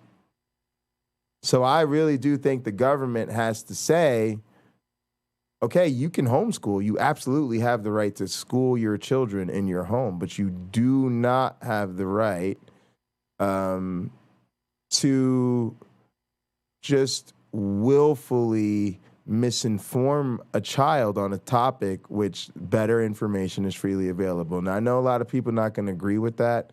They're going to be of the mind that you should be able to, because a child, they treat children like they're property. But I don't think children are property. I think the parent has a stewardship responsibility of the child. Same thing with a pet. I don't own Sam. He's not a ball. I can't take him up to the roof of my house and try to see if he bounces off the ground. I'll go to jail for that shit. I'll be reminded very quickly that I have an obligation to take care of him, but he's in fact not a piece of property that I can just do whatever I want with. The same thing I believe is true of children. Now, this is important to think about because this is what they're doing, right? Think about the whole homeschool movement. What is it about? You think lazy-ass Christians really want to stay at home and educate their children? You think lazy-ass parents, who probably most of whom don't have beyond a high school education, really think all of a sudden they're better math teachers than math teachers, better English teachers than English teachers? No, it's a deliberate, willful effort to keep them away from knowledge. That and the social influence of, being a normal fucking kid. So they don't want them hanging around other kids their age, which is also a form of abuse because it retards them socially and emotionally and psychologically, right? It damages a person to not go through the normal shit. Jen and Truth talks about this. You're supposed to want to figure out who you're sexually attracted to and kiss other people and figure out which clique you belong to and figure out which interests you're into and fail at shit. And they shelter you from all of that. And so you don't develop normally because it isn't normal to develop sheltered. And then they do it to keep you away from certain topics, particularly science topics, particularly evolution, which retards your ability to control your own life and determine, make sense of the world for yourself and determine which professions you'd like to have open to you. It closes off certain professional doors before you even have a chance to even think about whether or not you'd like to do those things. And again, you might think that a parent wakes up in the morning and says, I do not want my child to learn evolution today. But how many times does that child wake up and say, I do not want to learn the correct science today? I bet you'd answer next to 0 times ever. Well, I'm more concerned about that child who would like to be educated than I am about that parent who would like to make sure they remain ignorant. Maybe other people have different priorities.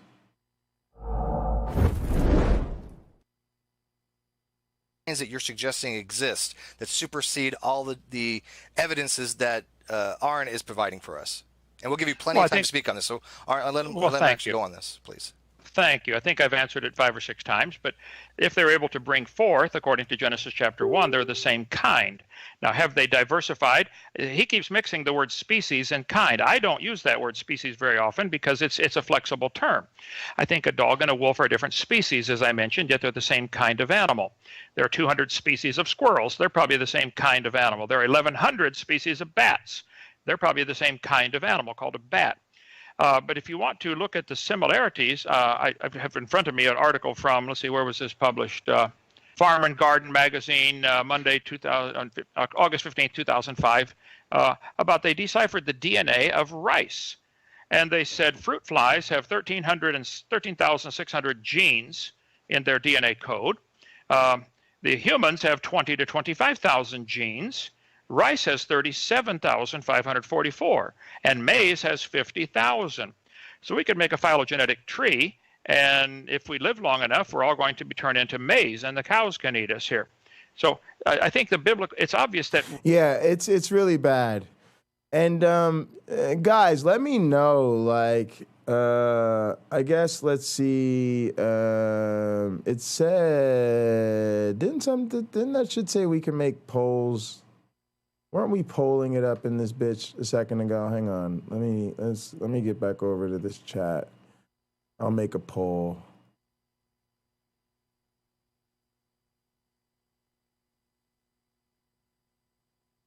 All right, I got a poll, and then we're gonna take a quick intermission.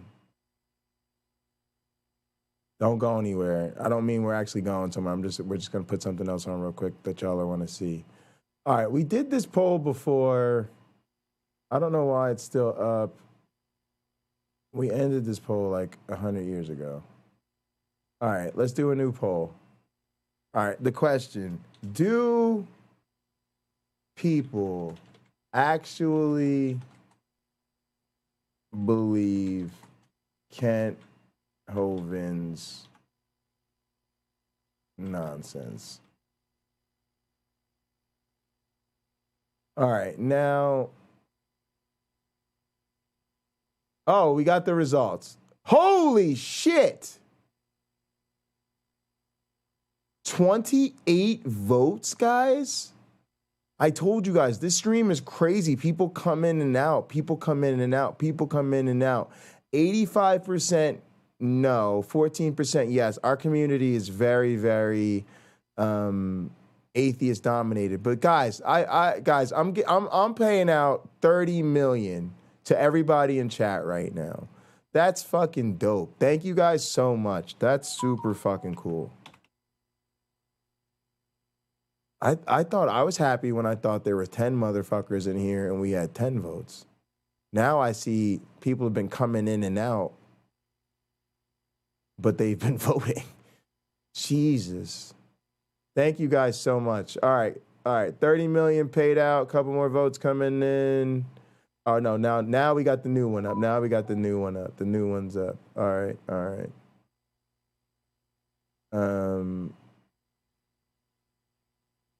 Why can't I see this shit though? It doesn't matter. My vote's yes. I'm voting yes. People believe this shit for some odd reason. All right, so guys, there's a poll out. I'm gonna leave it out for a little bit, maybe till like 9:30 or so. Now, just in case we get more of this in and out flow, we'll leave it up for a good while. All right, and then quick little interlude right here. I just want to check this out. I just saw that. Man, hang on. They keep messaging me about my damn groceries, man. It's like they always like send you like 100 messages with all the substitutions and stuff.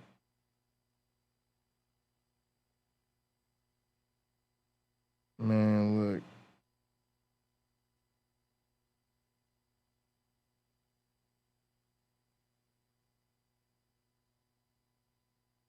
Yeah, that's fine. All right, cool. Let me see here. Pine Creek.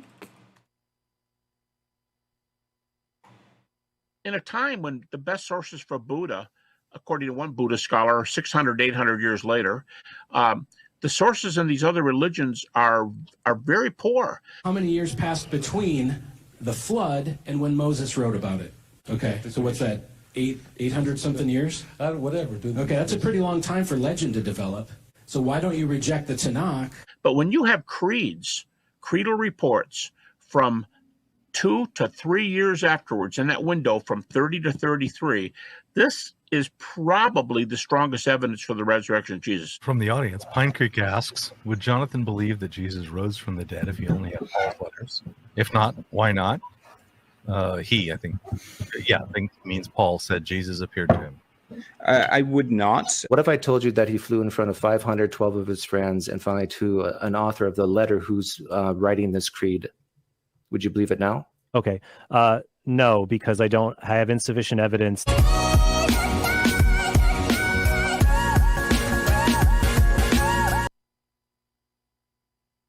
Just Doug being Doug. That's all.